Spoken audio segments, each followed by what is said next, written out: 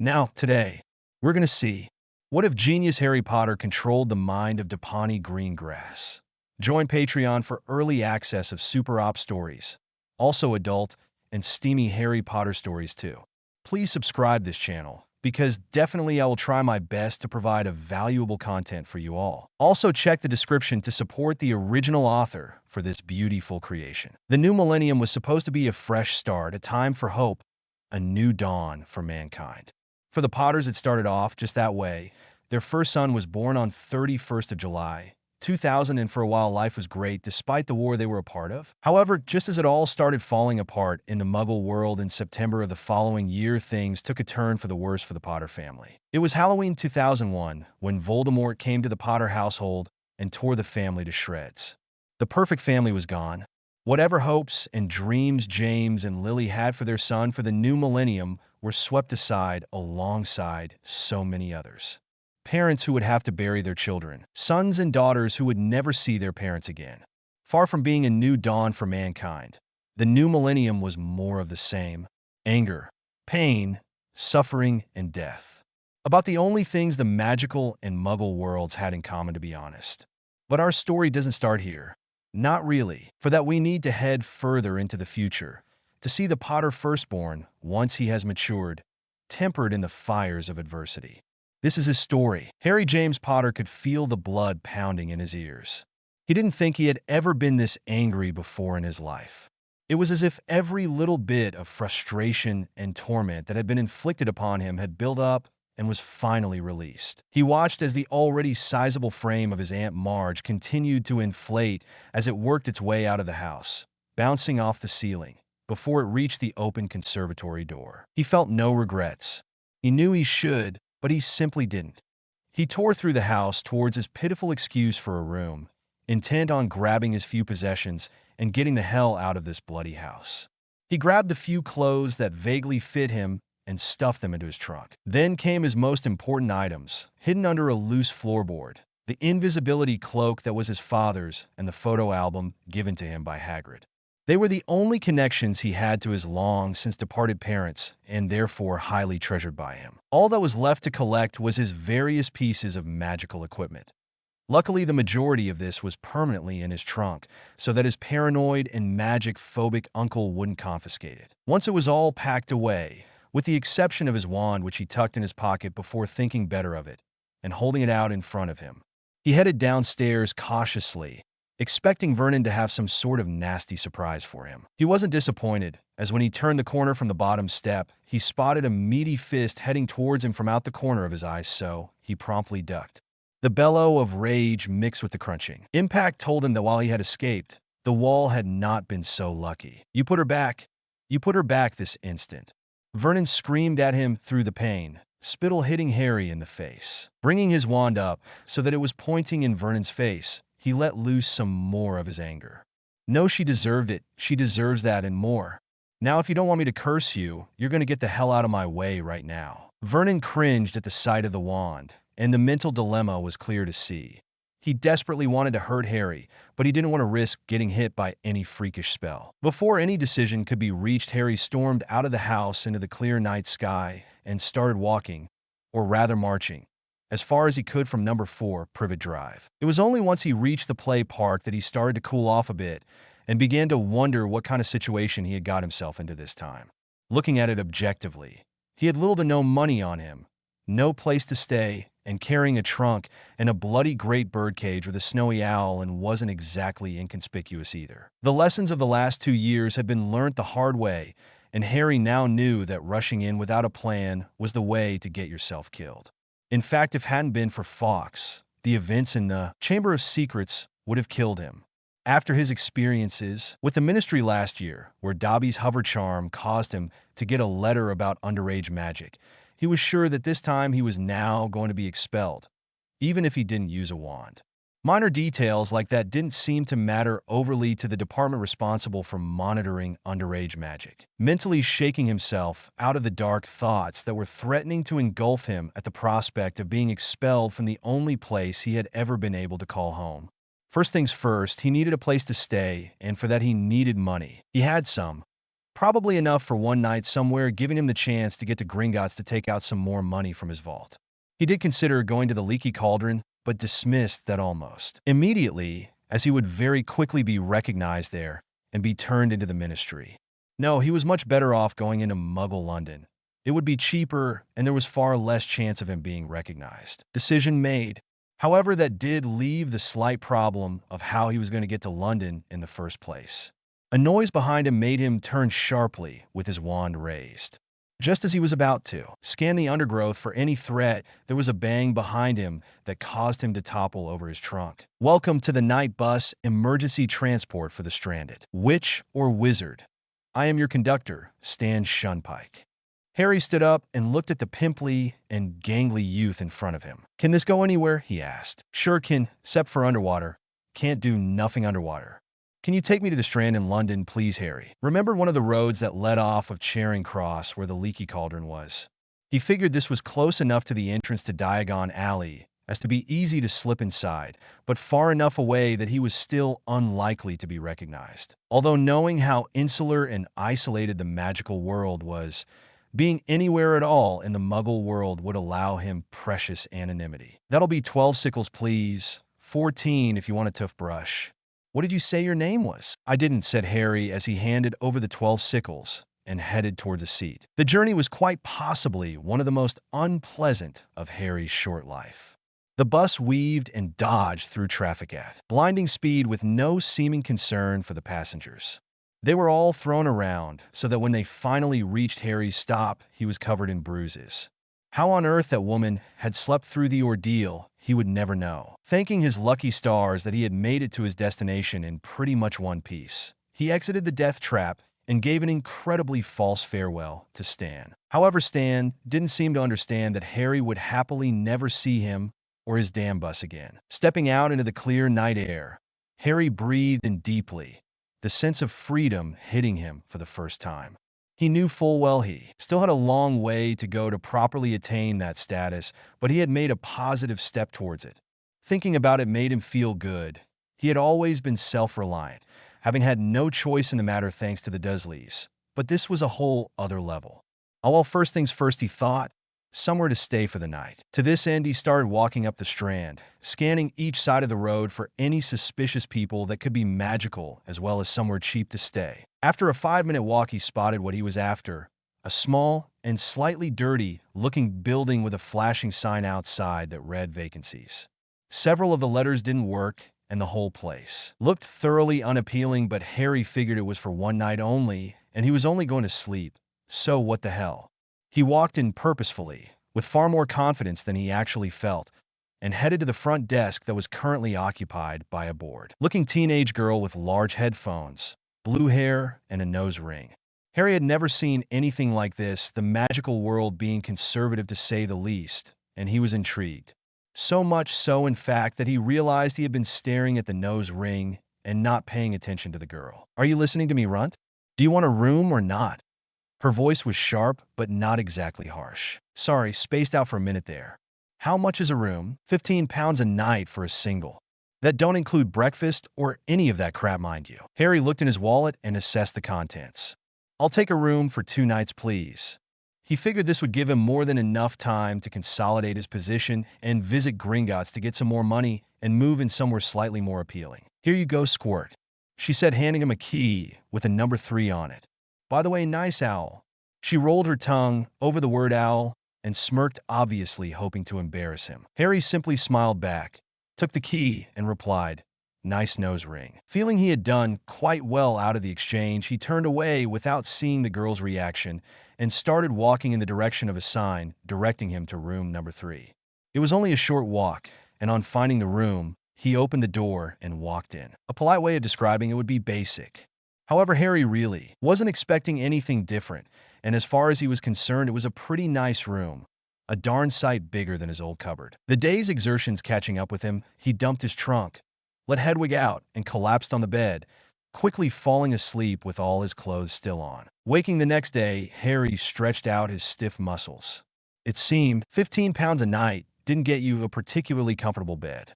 To be fair, though, sleeping with all his clothes, including his shoes, still on couldn't have helped matters. He looked at the old digital clock next to the bed, seeing it read 8:26 a.m. Or at least that's how he interpreted the number. It had several bars missing in some of the numbers. Harry walked over to the sink, a bathroom also outside the realms of a 15-pound room, and splashed water onto his face. He looked up into the mirror, and this is where a problem hit him. He had got away with Stan not recognizing him the night before, but it was clear for all to see that Stan wasn't exactly the pinnacle of intelligence. There was no way Harry could make it all the way through Diagon Alley to Gringotts without some interfering busybody recognizing him. He stared at his reflection, trying to find a way around this problem, before a brainwave hit him. He headed to the front desk hoping that this would work. He breathed a sigh of relief when he saw the same blue-haired girl, lounging at the desk with her headphones on. Walking up to her, he waited for her to remove her headphones and took a deep breath. "I have a slight problem, and I was wondering if you could help me. It's going to sound a little bit odd, but I hope you will be able to help." She simply quirked an eyebrow at him, waiting for him to continue. He swallowed the lump in his throat. "I'd like you to dye my hair, something bright that isn't black," and he paused, steeling himself. The idea had seemed such a good one in his room. "I'd like to borrow some of your clothes." Her mouth had dropped open fully now, and Harry could see exactly what she was thinking before she could unleash the verbal tirade that was building. He carried on quickly. "No, not like that. I mean just some clothes that could pass for boys' clothes. I'm not explaining myself very well, am I? Not even slightly, squirt. So you better get explaining, and quickly, before I get angry, and guest or not, you really don't want to see me angry. Well, you see, I've kind of run away from my aunt and uncle's house, and I need to go get more money. I have a bank account, you see, from when my parents died, but I don't want to be recognized by anyone. My aunt and uncle have a lot of friends around here, so if I get spotted, they will try and take me back, and that's not going to happen." Not bad. He thought he almost believed some of that himself.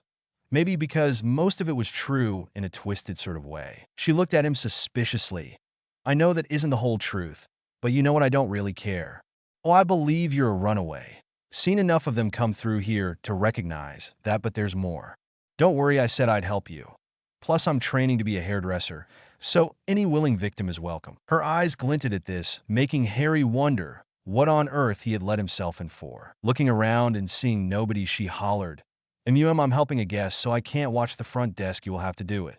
Hearing a faint response, she shrugged and grabbed his hand and dragged him out the back to the staff area, plunking him down in a chair. "I'm Rachel, your hairdresser for the day, and what can I do for you today, sir?"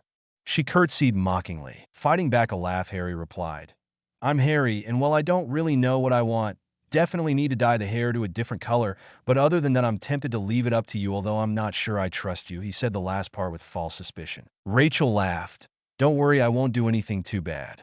Now how do you feel about Mohicans?" Seeing his face, she laughed again, a rich, throaty sound. "I'm kidding. Now if we want to hide you, we're going to need to cover up that scar. While it is pretty awesome, it's also very distinctive." "Don't I just know it?" Harry muttered. "Okay, I have the perfect idea, but we will deal with color first.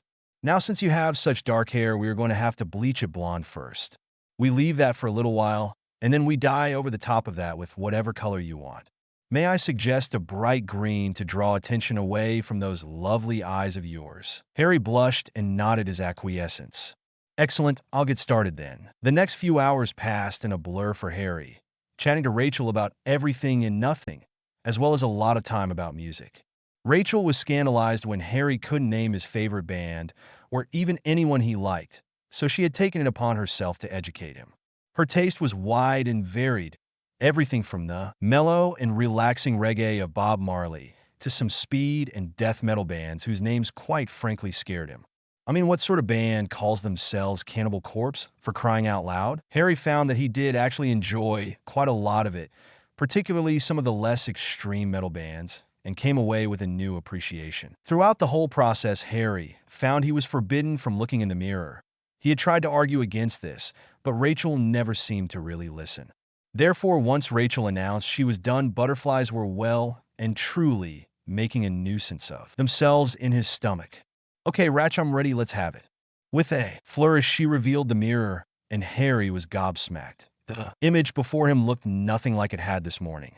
It was, for one thing, a toxic green color, and sort of spiked up all around apart from the front, where it was slicked down, sweeping over one eye and coincidentally, or maybe not, right over his scar. It's a bit of an emo style, but to be honest, with a slicked down bit over one eye, it's perfect to cover you up. All you need now are a few different clothes, and nobody would have a clue who you are. What do you think of it? I like it. I love the color. It's certainly different. Nobody would recognize me now. He turned to Rachel. Thank you so much. You're an excellent hairdresser.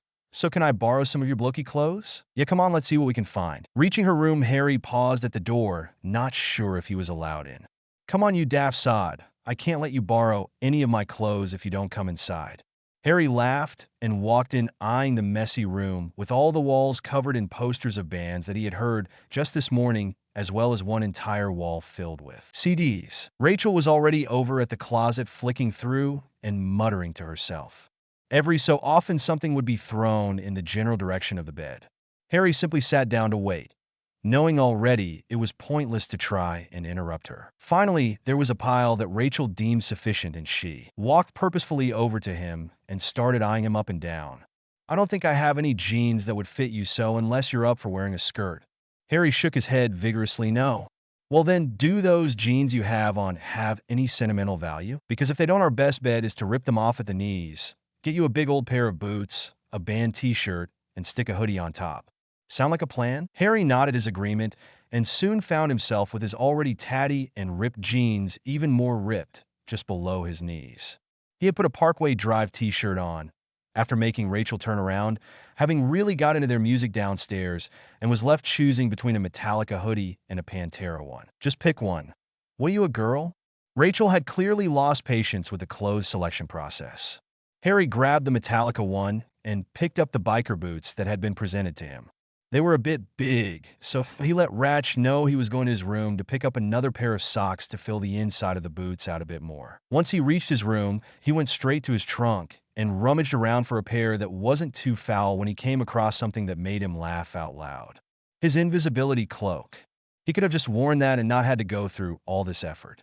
He silently cursed himself for being a daft sod again. But once he thought about it, he realized he had had more fun this morning than in a long time, so it was by no means wasted. Plus, he would have had to have taken it off in Gringotts in order to talk to a goblin. Knowing his luck, that would have been when all the Aurors on duty for the day just happened to be inside the bank. An acceptable pair of socks was found, and so the boots were on and the ensemble completed. Harry looked at himself in the mirror, assessing his new look. He liked it. He wasn't sure about the hairstyle, but he liked the clothes and the new color of his hair. He resolved to try, if possible, to stay in Muggle London so that he could get away with having a hairstyle that didn't have to cover half his face. He made his way downstairs after putting his wand in the baggy pocket at the front of the hoodie to say goodbye to Ratch for the day. She was at the front desk with an older woman Harry assumed was her mother. All right, Ratch, I'm off out now. I'll probably see you later on if you're still around. Turning abruptly, he exited the front door, hearing Rachel's mother ask her if Harry was her boyfriend. Shutting the door, just in time to hear her indignant squawk. Chuckling to himself, he ambled down the street in the direction of the leaky cauldron, ignoring with practiced ease the stares and looks he was getting from passers-by. He even laughed out loud when a middle-aged couple walking towards him took one look and crossed to the other side of the road. This was the life he thought, the easiest way to be left alone. Of course, he still got the stares, but this was far more entertaining than the hero worship he normally got. The leaky cauldron itself looked just the same as it had when Hagrid had brought him there in first year. Walking purposefully through the door, he ignored everyone in there, including Tom the barman. He didn't want to take any chance of anyone recognizing him, and made his way to the entrance to Diagon Alley. Tapping the bricks in the right order with his wand, he watched as the alley revealed itself with all its hustle and bustle. As it wasn't such a new experience, Harry wasn't staring around at everything like a gawking child, but there were still a few things that captured his interest, such as the large crowd of people around quality Quidditch supplies. Shaking off the urge to go and have a look himself, he snaked through the crowds towards Gringotts. The entrance was still one of the most impressive things Harry had seen in the wizarding world, including the warning poem on the doors. Striding to an open teller, Harry waited until the goblin looked up. "Greetings, I would like to make a withdrawal from my vault. Is there a way I can confirm my identity in private?" The goblin looked at him over the desk, suspicion etched onto his face. "And why would I want to do that?" Harry looked around him and saw nobody close or watching him, so he discreetly shifted his hair to reveal his scar. The goblin's eyes widened slightly. Interesting. Know this, young sir. If you are lying about your identity, the goblins will take great pleasure in punishing you. His eyes shone maliciously at this. Agreed, sir. Okay, then follow me. The goblin, Snagtooth, as he introduced himself, led Harry to an office. As Harry walked in, he spotted a goblin behind the desk he recognized. Griphook, it's good to see you again. Griphook looked confused at this. Do I know you? Before Harry could respond, Snagtooth cut in. That is what we are here to determine, account manager. This boy claims to be Harry Potter and asked me to verify his identity in private. He accepted that if he wasn't who he said he was, that the goblins could punish him. Where Griphook's face showed confusion before it now held disbelief. Mr. Potter, is that really you? Harry nodded. Well, you certainly have changed, haven't you? Well, to confirm your identity, all you need to do is to prick your finger with this knife and let a droplet of blood fall onto this parchment. Harry looked fascinated by this and did not hesitate to let a drop fall onto the parchment. After a few seconds, the blood started to writhe around like a snake and formed first into letters and finally into coherent words. Name, Harry James Potter. Parents, James Charles Potter and Lily Marie Evans. So it is indeed you. What can I do for you, Mr. Potter? That will be all, Snagtooth. I will call if you are required. Snagtooth bowed and retreated from the room. Well, firstly, please call me Harry. Mr. Potter makes me think I'm about to get in trouble. Griphook nodded for him to continue. Well, let me give you a bit of background. I trust this will all stay confidential. Griphook nodded again. Certainly, Harry, we at Gringotts are bound to keep our customers' dealings secret. Excellent. Yesterday, I left the care of my aunt and uncle after I somewhat inflated another aunt, so that she may have ever so slightly floated away. Griphook burst into laughter at this. It wasn't a pleasant sound, but Harry figured it was better than silence. Having already had dealings with the Department of Underage Magic for something that wasn't my fault, I decided it was better to get out of there before I did something worse and got expelled. I am assuming from the fact that I didn't receive a letter straight away that I haven't been expelled. Last time the letter arrived immediately. I believe that is correct, Harry. If you did not receive a letter, then we must assume you are not expelled. However, I sense there is more to the story. Yes, well, I don't really want to be found by anyone. If they do, they will just send me back to the Dursleys. He shuddered at this. I hate it there, and after Aunt Marge, well, I think I'll be lucky to reach Hogwarts alive. Surely you exaggerate a little bit. They can't be that bad, Harry? Harry didn't say anything. He simply looked at Griphook, weighing the options up.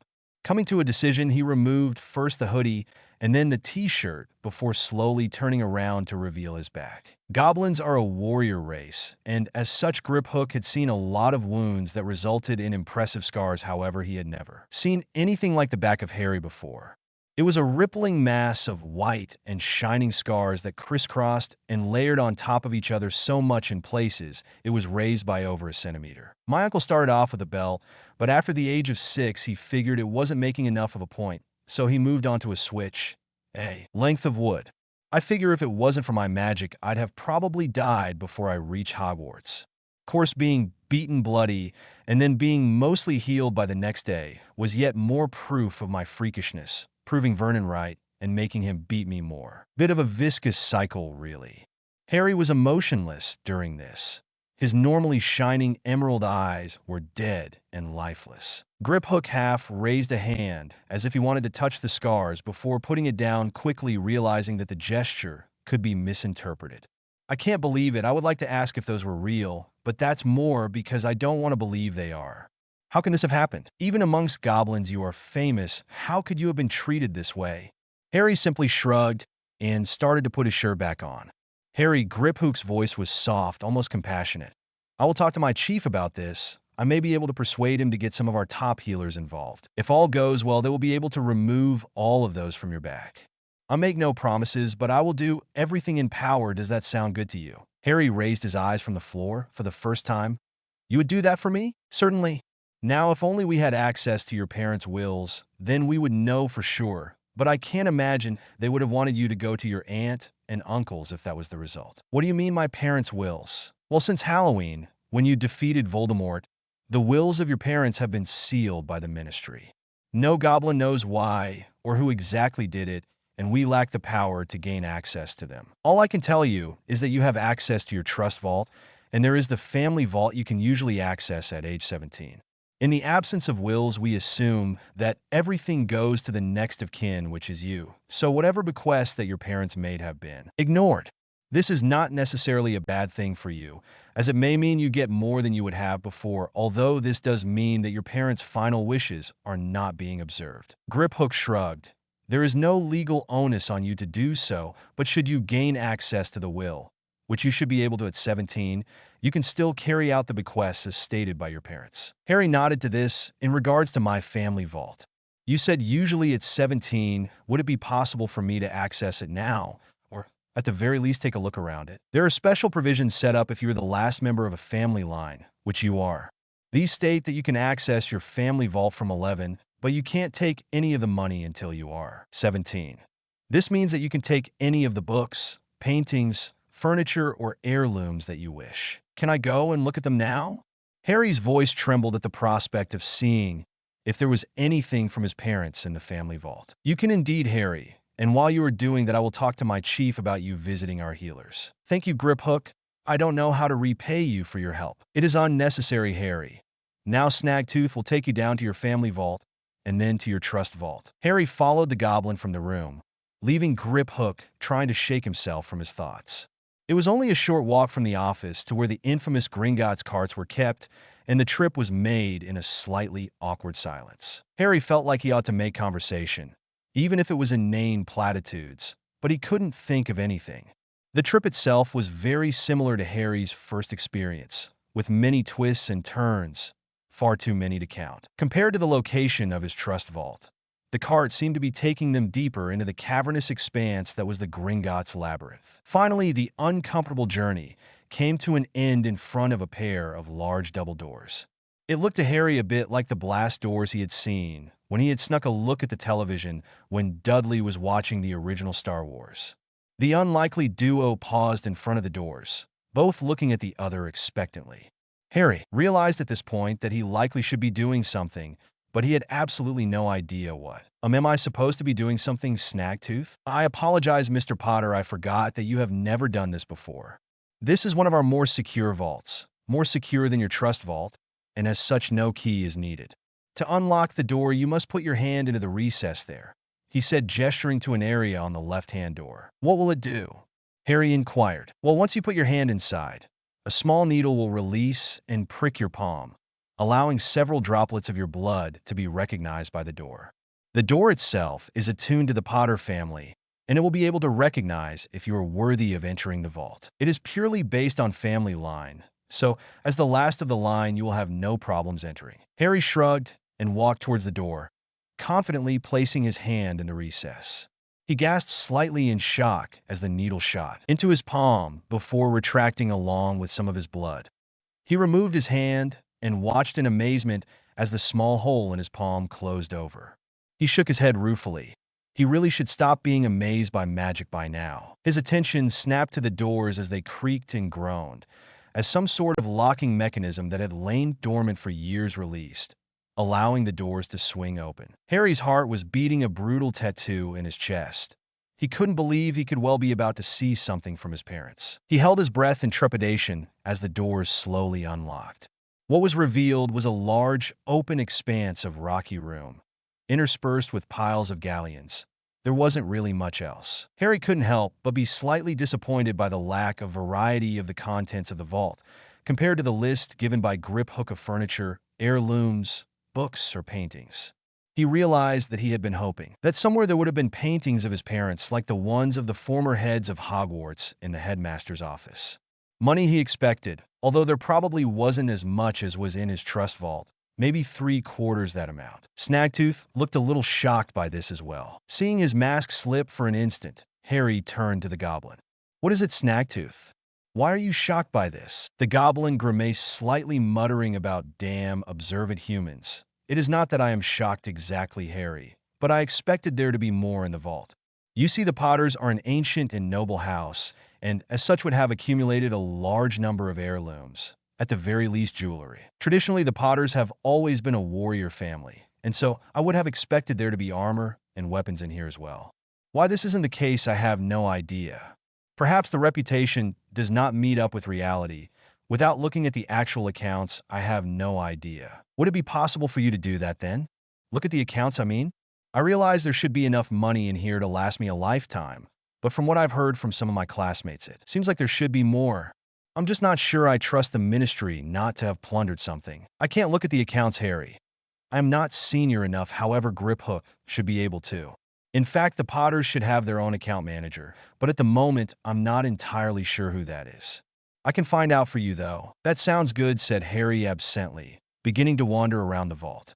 He stopped in front of a trunk that looked worn, but still expensive. It had some sort of crest on the lid, but Harry couldn't make out what it was. Can I look in here, Snagtooth? Of course you can, Harry. It's your vault after all. Harry nodded and knelt to open the lid. Inside was a collection of leather-bound books. Picking one at random, he looked at the cover to see if there was a title.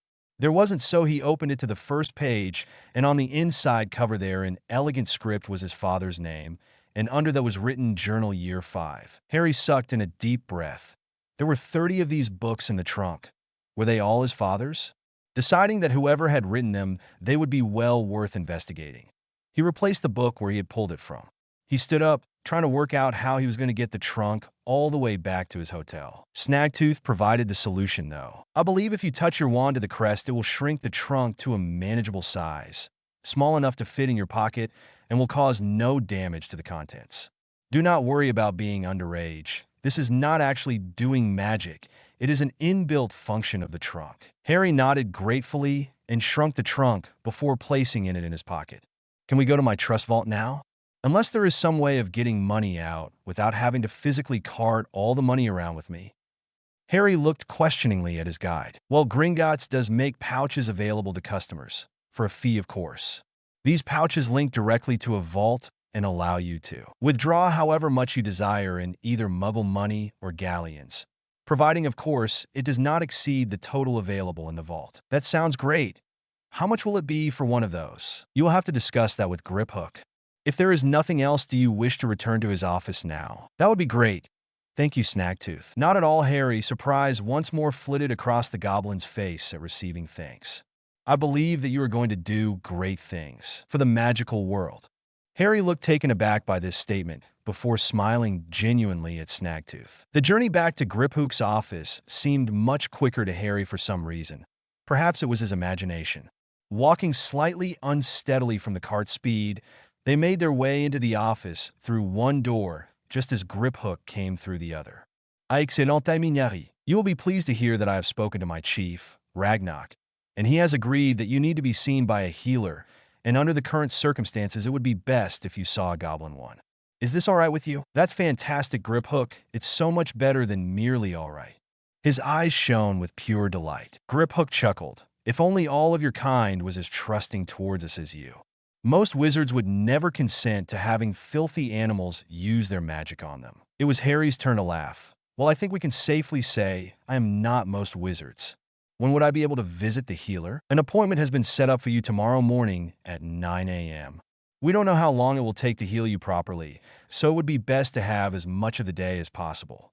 Simply come up to the desk and ask for me, and I will escort you inside. Was there anything else, Harry? Yes, actually, Snagtooth mentioned about pouches you provide that are linked to a vault.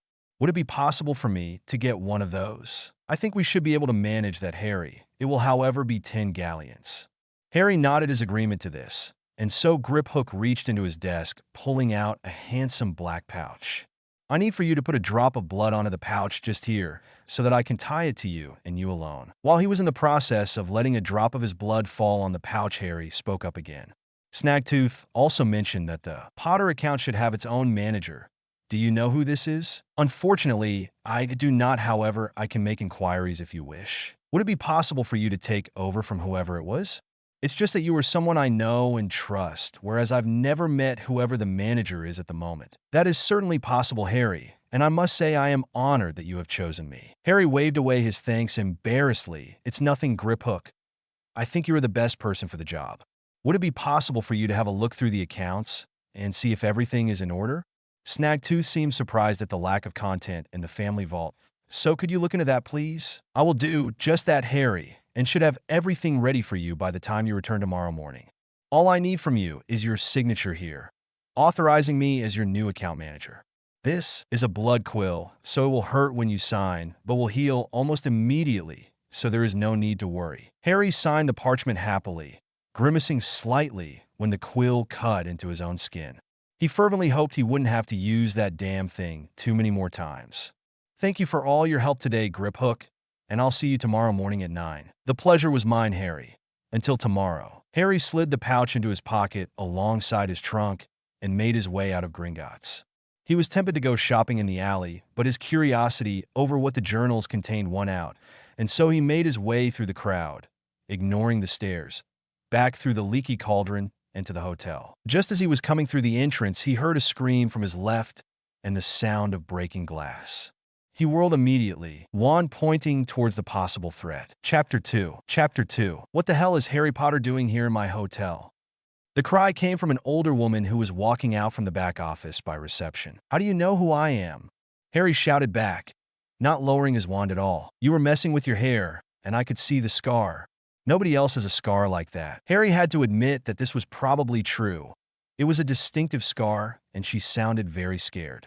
Far too much, so for her to be a Death Eater or anything similar. So he lowered his wand slightly. Are you a witch then? The woman shook her head and was about to speak when she was interrupted by the arrival of Rachel. What was that scream, Mum? What the bloody hell is that stick in your hand, Squirt? Harry looked at the woman, waiting for her to answer. To answer your question, Harry, no, I am not a witch. I am a squib. Could you please lower your wand? I promise I mean you no harm. Mum, what are you on about? What is a squib? The woman sighed at this. Why don't we all head out back? I can put on some tea and explain this in relative comfort, rather than stand around here. The two teenagers agreed and followed the woman, who introduced herself to Harry as Julie, into the kitchen. There followed a crash course for Rachel, all about the magical world and Harry's status within it. So, why did you run away then? Having absorbed all the information and eventually accepted it, Rachel had turned her attention to Harry again. I must say, I am curious about that as well, added Julie. Harry, therefore, launched into his own story, telling them about how he lived with his relatives, who disliked him, and about the incidents of the previous day. Why do you not just go back to them? Asked Julie. I'm sure they will have calmed down by now, and your aunt will have been put back by now. I'm afraid you don't understand, Julie. They will kill me for this. I don't think I can ever go back there. Both Julie and Rachel looked skeptical at this, and so with a sigh, Harry prepared to show them his back as well. It was amazing how the simple act of admitting it to one person, while Goblin, had freed him up to talk about it, or perhaps it was the prospect that he could be free of the scars by this time tomorrow. Either way, it was definitely easier to tell the story this time. The two women couldn't believe anything like this had happened, certainly not to the well-mannered young man in front of them. They both had tears in their eyes, and Julie was scurrying to a cupboard, grabbing a bottle of whiskey. She neglected the glass and took a pull straight from the bottle. How is this possible? She whispered, after she had finished coughing. Harry simply shrugged and said, I may have understated how much my relatives dislike me. He found himself enveloped in a hug from both sides, both women weeping slightly. Harry found himself in the unusual position of trying to comfort them.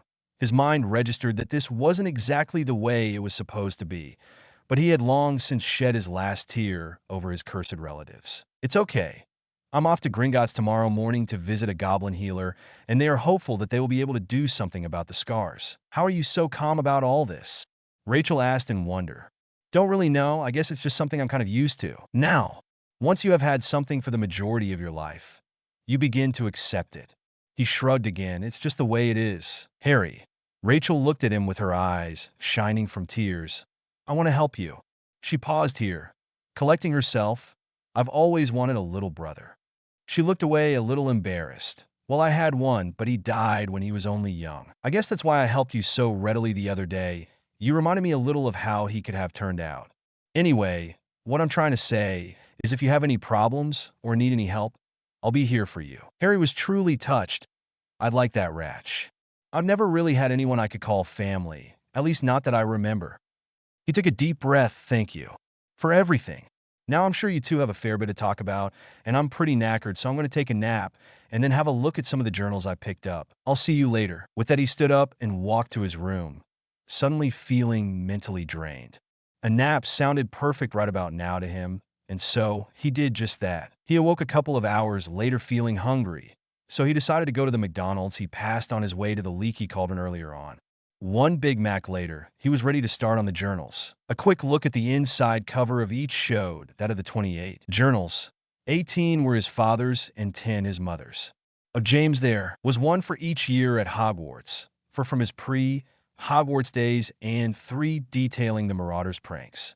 The remaining 4 were James' notes on the subjects that Harry assumed had interested him, namely Transfiguration, Dada, and warding, as well as an Animagus journal. His mother's collection also had 1 journal for each year, as well as another 3 subject-based tomes, for potions, charms, and an extensive one on ancient runes.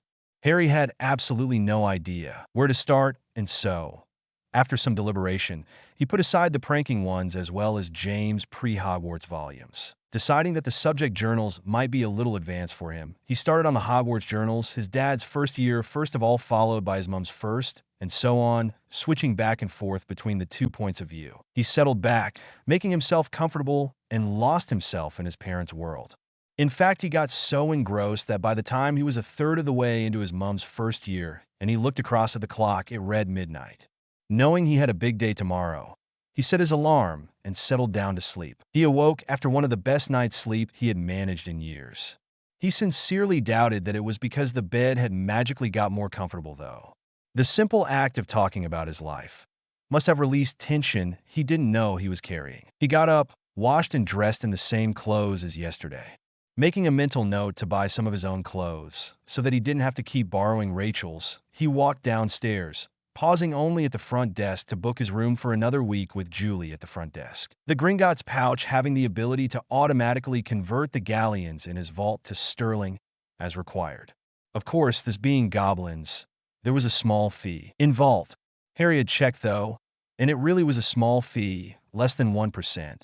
A small price for such convenience as far as he was concerned. Assuring her that he would be perfectly fine making his way to Gringotts on his own took a bit longer than he would have hoped, but at the same time it gave him a warm feeling inside to know that someone cared.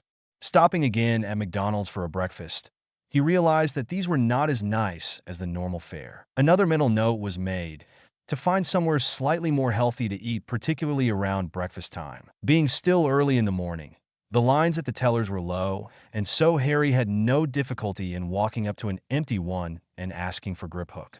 He was a touch early, so he mentioned to the teller that if Grip Hook wasn't ready for him, he would be sat over on one of the available waiting benches. The goblin looked at him strangely when he said this, but he dismissed it from his mind. He may not have looked it to a casual observer, but inside Harry was in turmoil with nervousness. All his doubts were surfacing in the form of questions running through his mind. What if they couldn't heal it? What if they refused to do it? What if they laughed at him? It took Grip Hook 3 attempts to break Harry from his dark thoughts.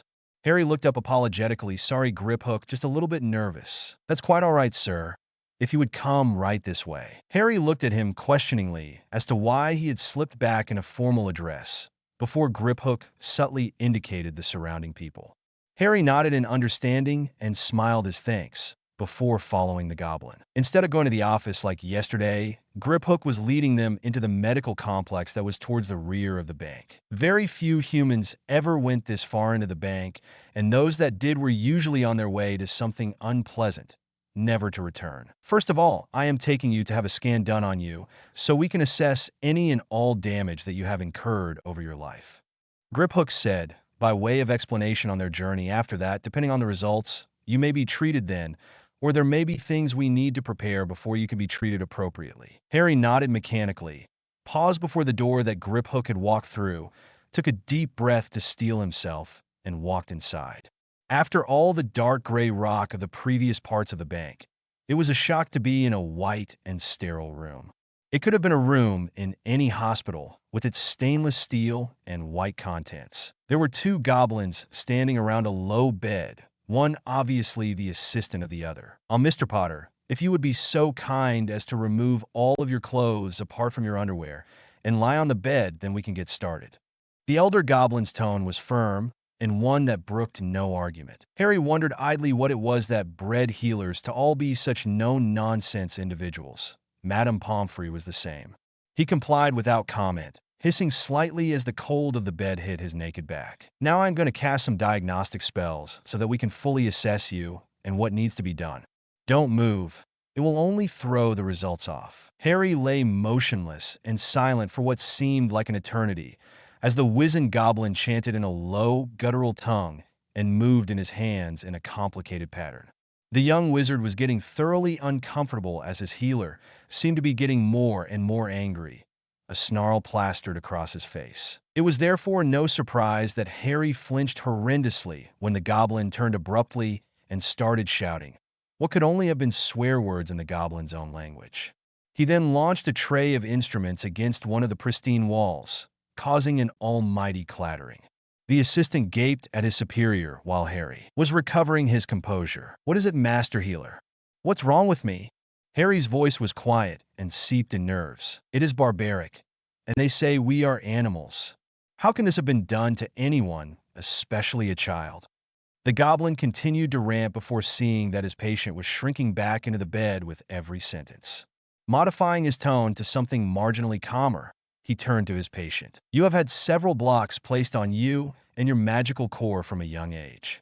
Alone, these would have limited you to around 15% of your total power, not to mention blocking some of your abilities entirely. However, this is not all. The scar you have on your forehead is much more than just a scar. It is a portion of Voldemort's soul and is acting as a leech on your powers. With you already down to a mere 15%, this leech has caused your core to compensate by growing exponentially in order to fuel both you and the leech. To put it mildly, it has supercharged you so that now, even with the blocks, you are one of the more powerful wizards. Perhaps more powerful than most adults, and with growing still to do. However, under current circumstances, you would never get close to either Voldemort or Dumbledore. It could well be that once the blocks are removed, you will be the most powerful wizard since Merlin, if not more powerful. It is very hard to know if this is the case, though. Frankly, it is not something that can be judged with any degree of accuracy. You may end up at less than Dumbledore's level of power, 10 times the size of it, or absolutely anywhere in between.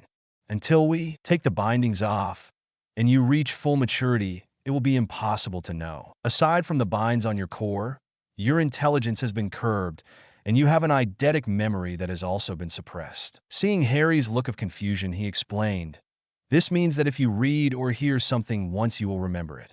Also, you have some metamorph talents that have been blocked. This is the ability to change your appearance at will.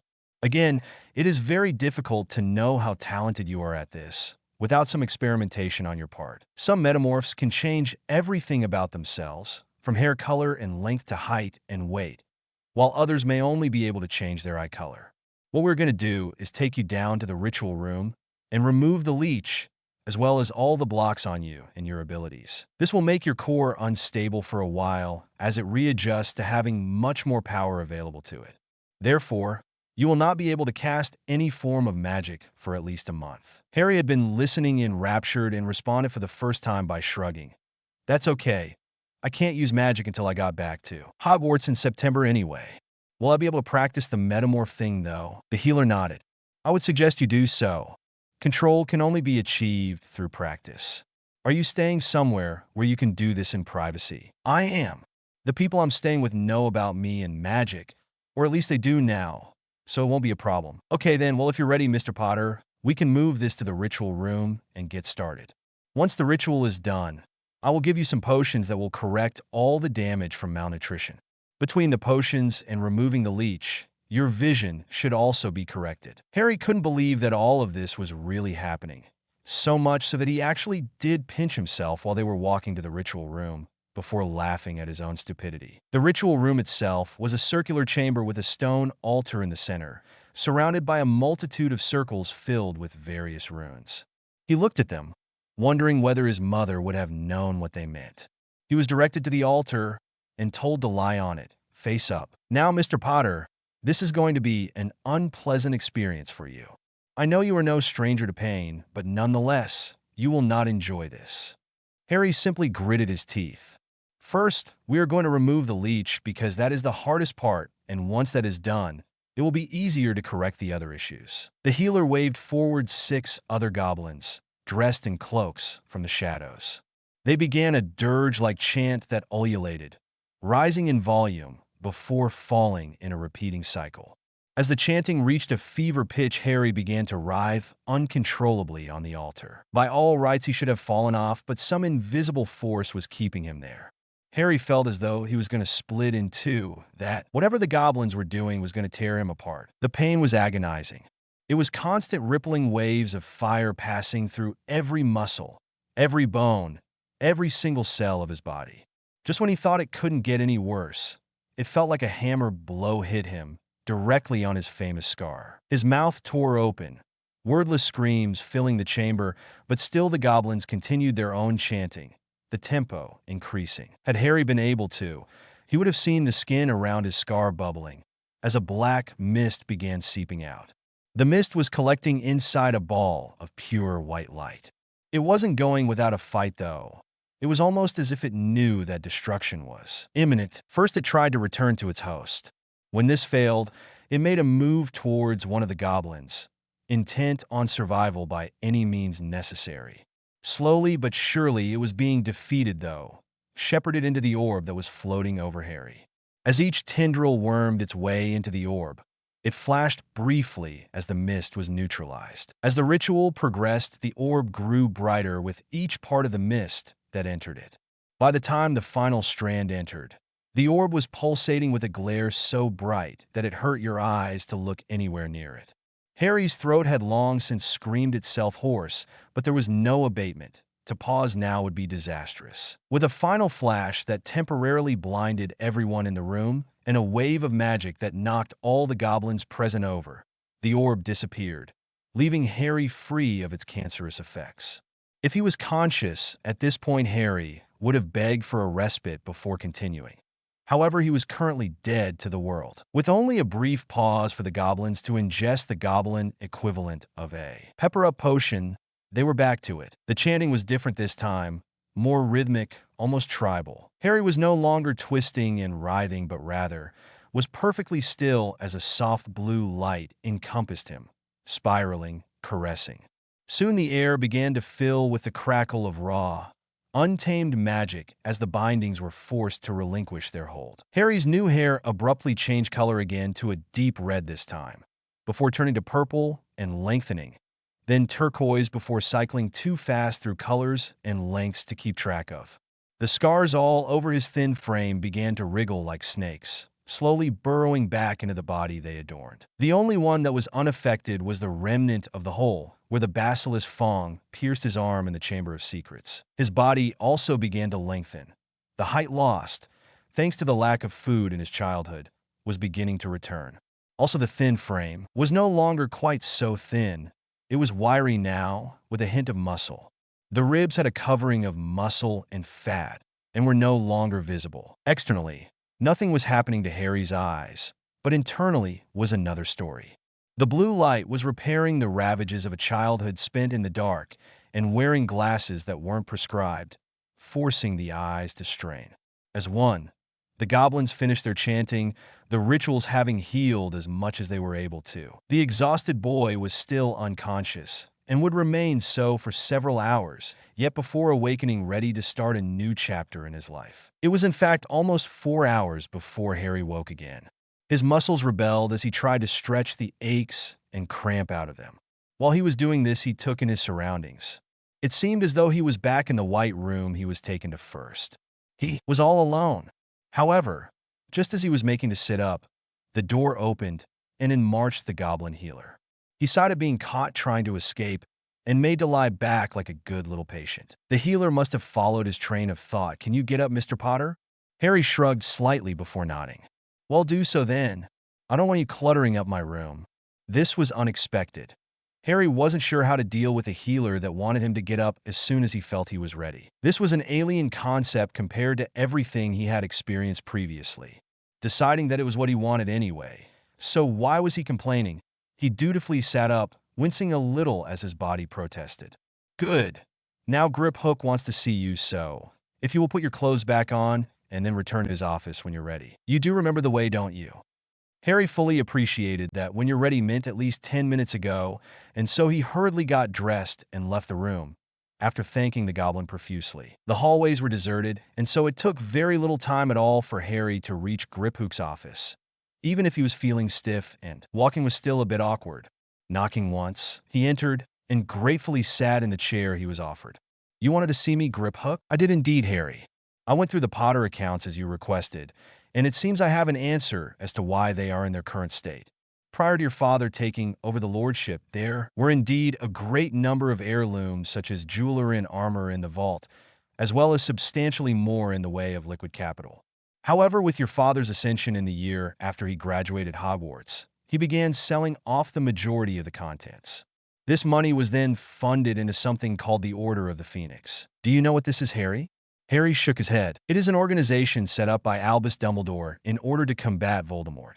In fact, it would appear that it was almost entirely bankrolled by your parents. From what I have seen of its account, there are very few, if any, other contributors. It is thanks to this that the Potter account is now at perhaps a 20th of its previous valuation. In itself, this is not a surprising thing. I personally know of at least 3 occasions where your parents were targeted by Voldemort during the fighting. It would be only natural that they would want to protect themselves. Merlin knows the Ministry were about as helpful as a Grushnut Klepfer." "And what?"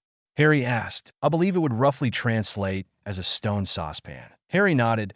Seemed like derogatory terms like chocolate teapot were translatable across every culture. "No, what concerns me is that payments have continued every year, large amounts, even though Voldemort has disappeared.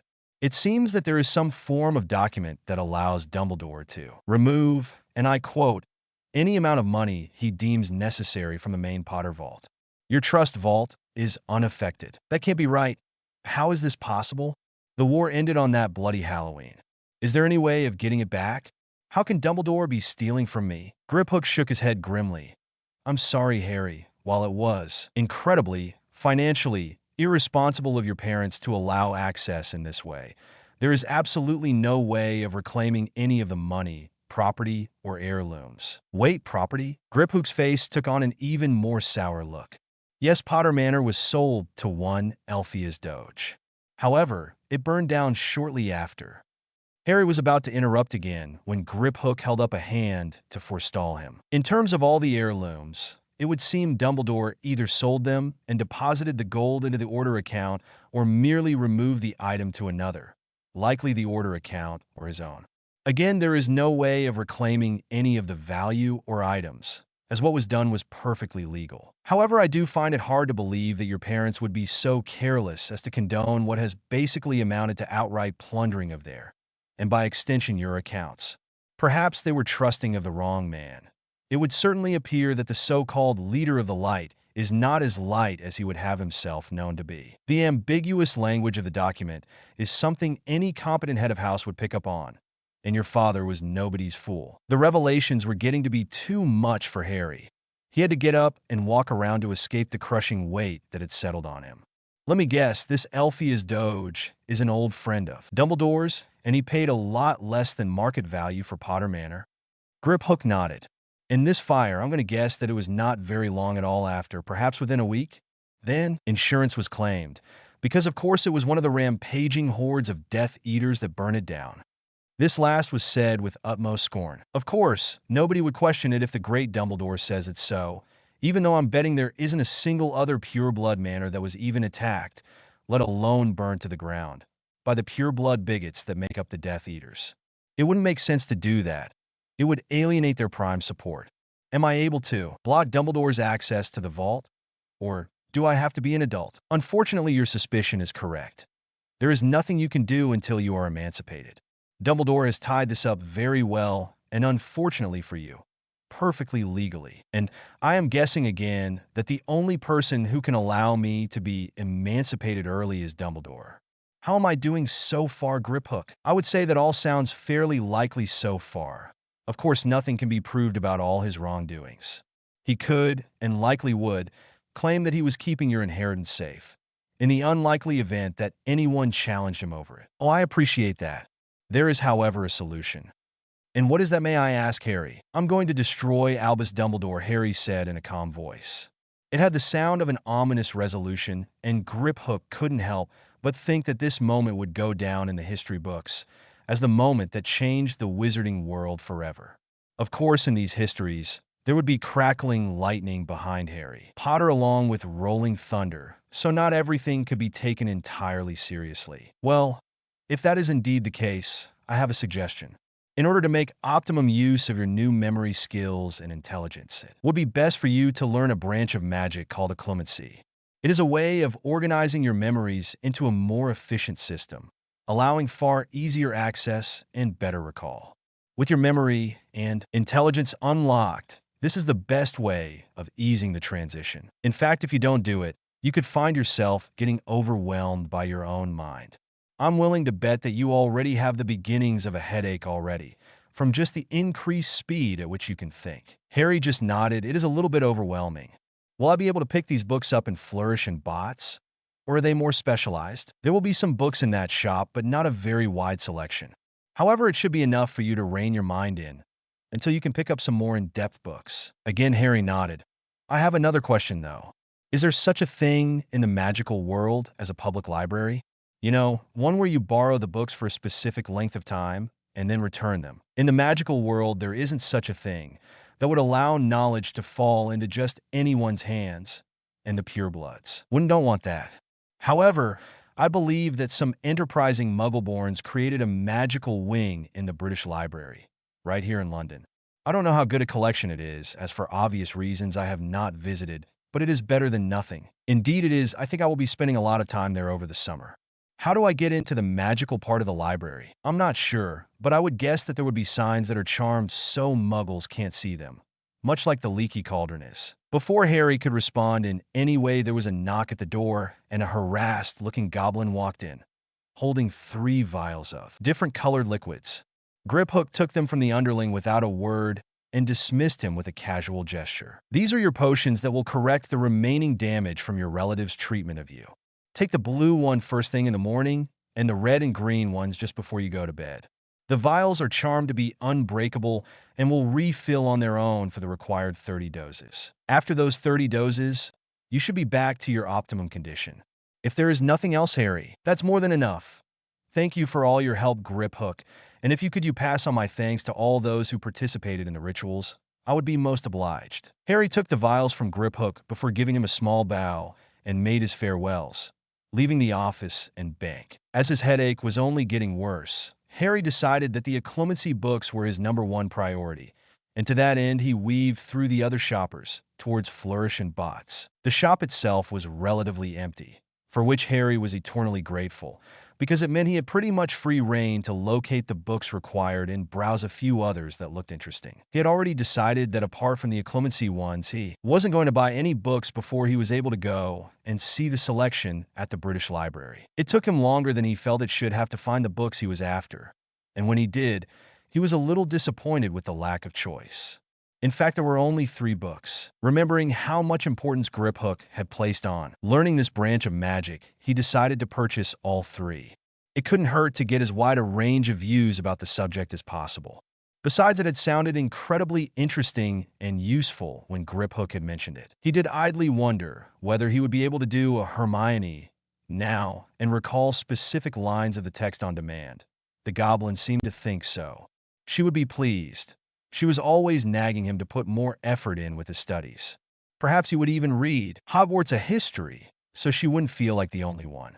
Definitely something to look into once he could get to the library. The teller at the desk was obviously bored with his job and didn't even look at Harry when he asked for the money for his purchases. Harry tucked the books under his arm and walked calmly from the shop, intent on making it back to the hotel and getting started on reading them in order to stop his infernal headache. By the time he reached the front desk, he was in no mood to deal with questions from Ratch and her mother, so he tore past them on the front desk, saying that he was fine and he would explain everything tomorrow. It was only once he reached his room that he realized this had been incredibly rude and unfair on 2 of the only people to actually care about his well-being. However, he felt it was too late to go back now. He would just have to apologize profusely tomorrow and explain. Priorities first, though, and that meant reading the books on occlumency. He examined all 3 titles and decided which one was going to be the best introduction. Not really knowing, he ended up with the tried and tested method of picking randomly and hoping for the best. His head was now almost splitting But despite this, he still found that he could read and understand the book far quicker than he had ever been able to before. Previously, it would not have been uncommon for him to have to read a paragraph 3 or even 4 times before it sunk in, and even then he could turn the page and completely forget whatever was on the prior page. Now, however, the words were seamlessly flowing into his mind and lodging there quite comfortably. After finishing the first chapter in record time, he had a basic grasp of how to begin to meditate in order to find his inner mindscape. This was the area inside his own mind in which his consciousness was stored, everything that made him him. This involved taking deep, calming breaths, withdrawing and blocking out all external influences, focusing internally. This was no easy task with his head throbbing perpetually, but with a little difficulty, he eventually managed it. He knew the next step was to create a mental construct in order to house all of his memories. It had to be somewhere familiar, somewhere he felt safe. In fact, he needed to be more than familiar with it.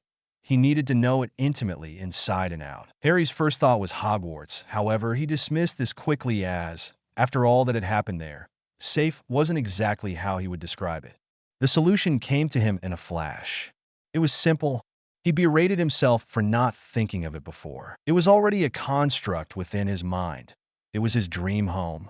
He had created it during the long and lonely nights in his cupboard, somewhere he could escape from the pain, the suffering, and the anguish. Unlike most dream homes, it was not a gigantic mansion with endless grounds. It was a simple 2-story cottage with a comfortable-sized garden. Rather than being large and ostentatious, it had a quiet elegance about it that immediately showed to any onlookers that it was the home of a wealthy person, but one who appreciated that understatement was better than trashy and flashy. Harry had, from a very young age, been exposed to his aunt and uncle's maneuverings towards being considered rich and powerful. Everything they both did was concentrated on status and the perception of others. Because of this, when the property market started to boom and there was an explosion of property programs on the television, Petunia, in particular, became obsessed with them. Not only did she religiously watch every program she could, she also subscribed to every magazine printed, leaving them conspicuously on the coffee table, so that any visitor would be sure to see them. Thanks to this, Harry had every opportunity to read them and absorb all their tips. And so he was actually very in tune with all of the latest trends in property fashion. At first, he did it merely as an escape from the reality of his life.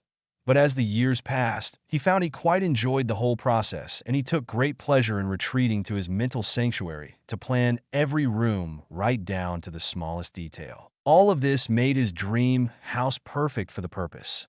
He knew it perfectly. Of course he did, having created every aspect of it.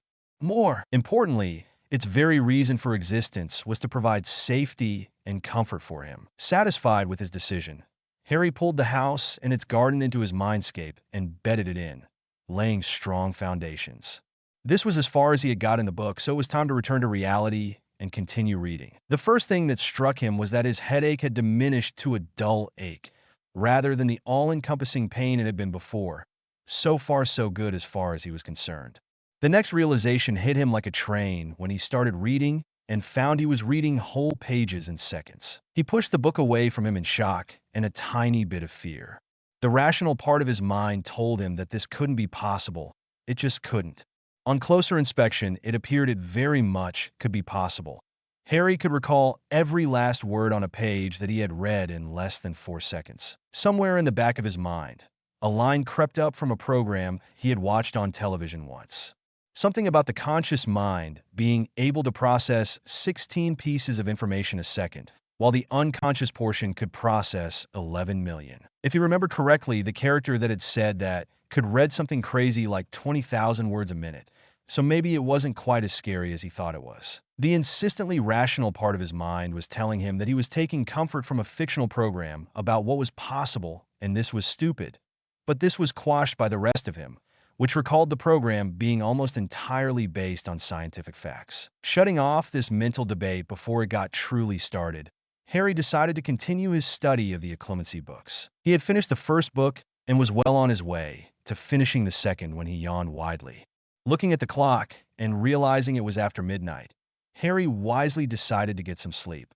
So he downed his 2 potions, stripped, and got into bed. Besides, according to what he had read so far, he could continue working on his mental construct and organizing all his memories within during his sleep. From what he understood, he needed to create a system within to store and categorize his memories.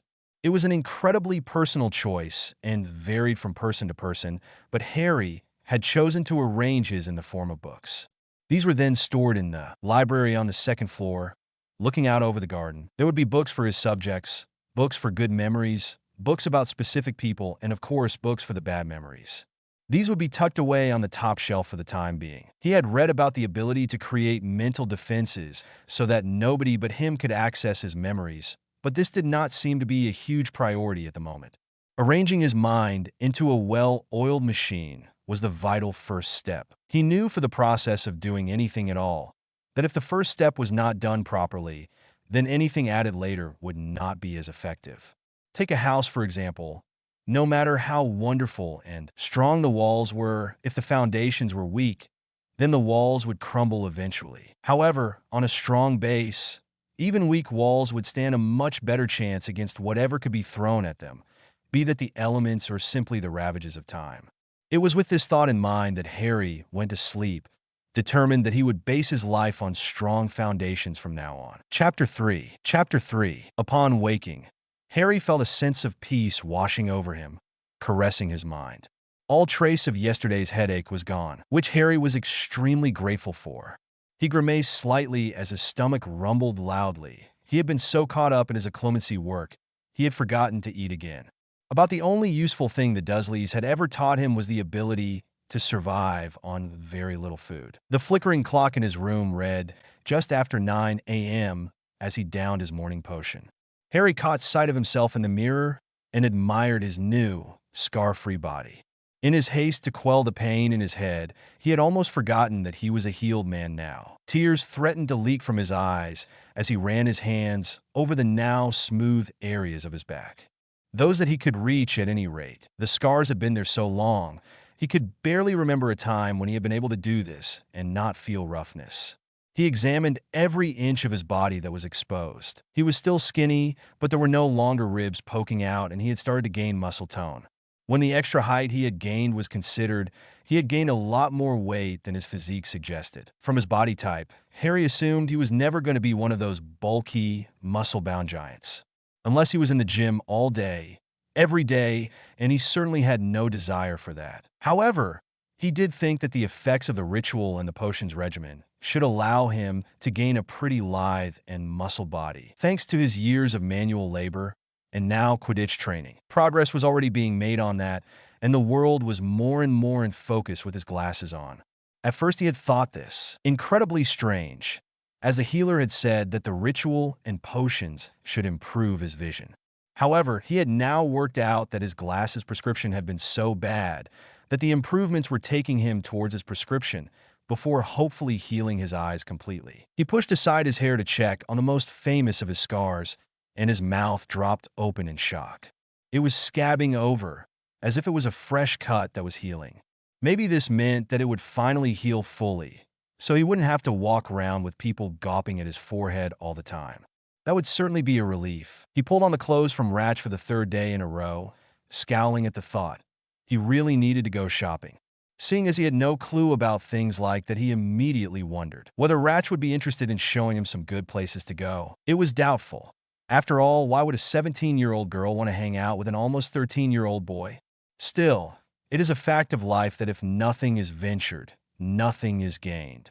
So he wandered along the, now familiar, corridor towards the main reception, hoping she would be there. It wasn't Rachel, but rather Julie at the front desk when he arrived. "Hi, Julie, sorry I was so abrupt with you both yesterday. Is Ratch around?" "She is, but don't think you're getting away that easily. You promised us answers today, and I'm going to hold you to it. Not least why you were suddenly taller than me, when only yesterday you were shorter."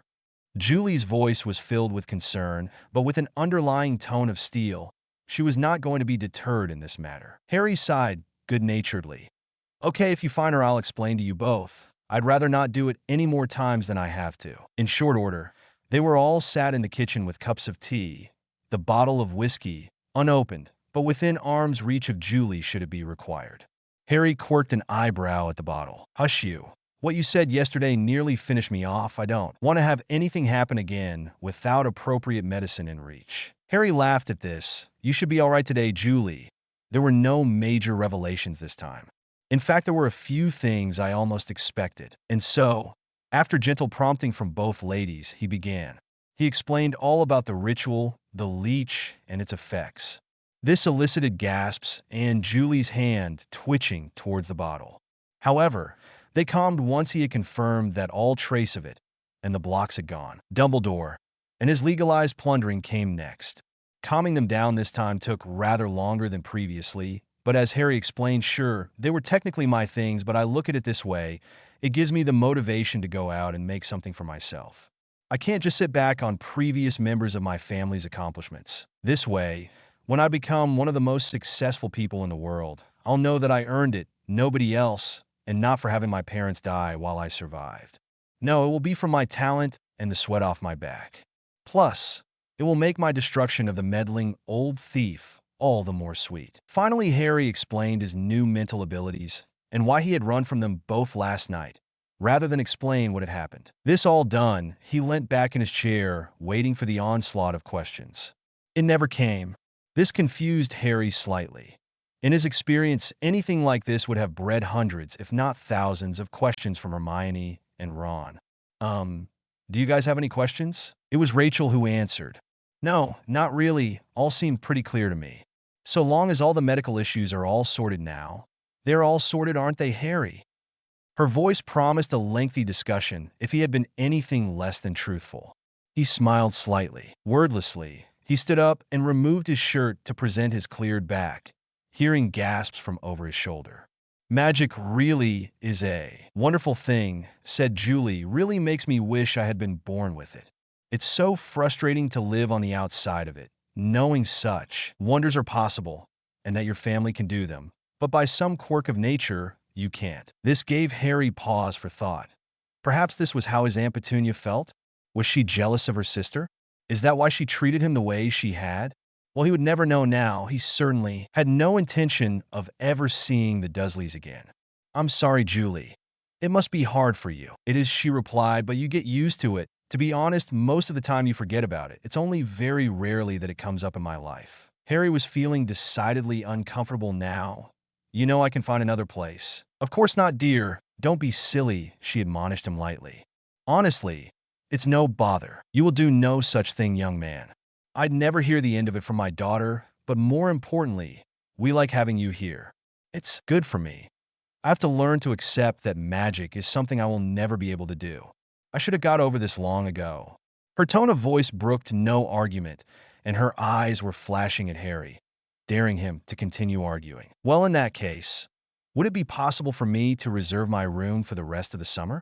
I'll need to leave on the morning of the 1st of September, so from now until then, is that okay? Julie's face broke into a rather large smile, only eclipsed by that on the face of her daughter. I think that would be great. We would love to have you. Excellent. That's me sorted for the rest of the summer. Definitely a weight off my mind. He abruptly changed tack as he remembered why he had come downstairs in the first place. Hey, Ratch, you know, I can't keep stealing your clothes, and all mine are about 3 times too big, even after my growth spurt.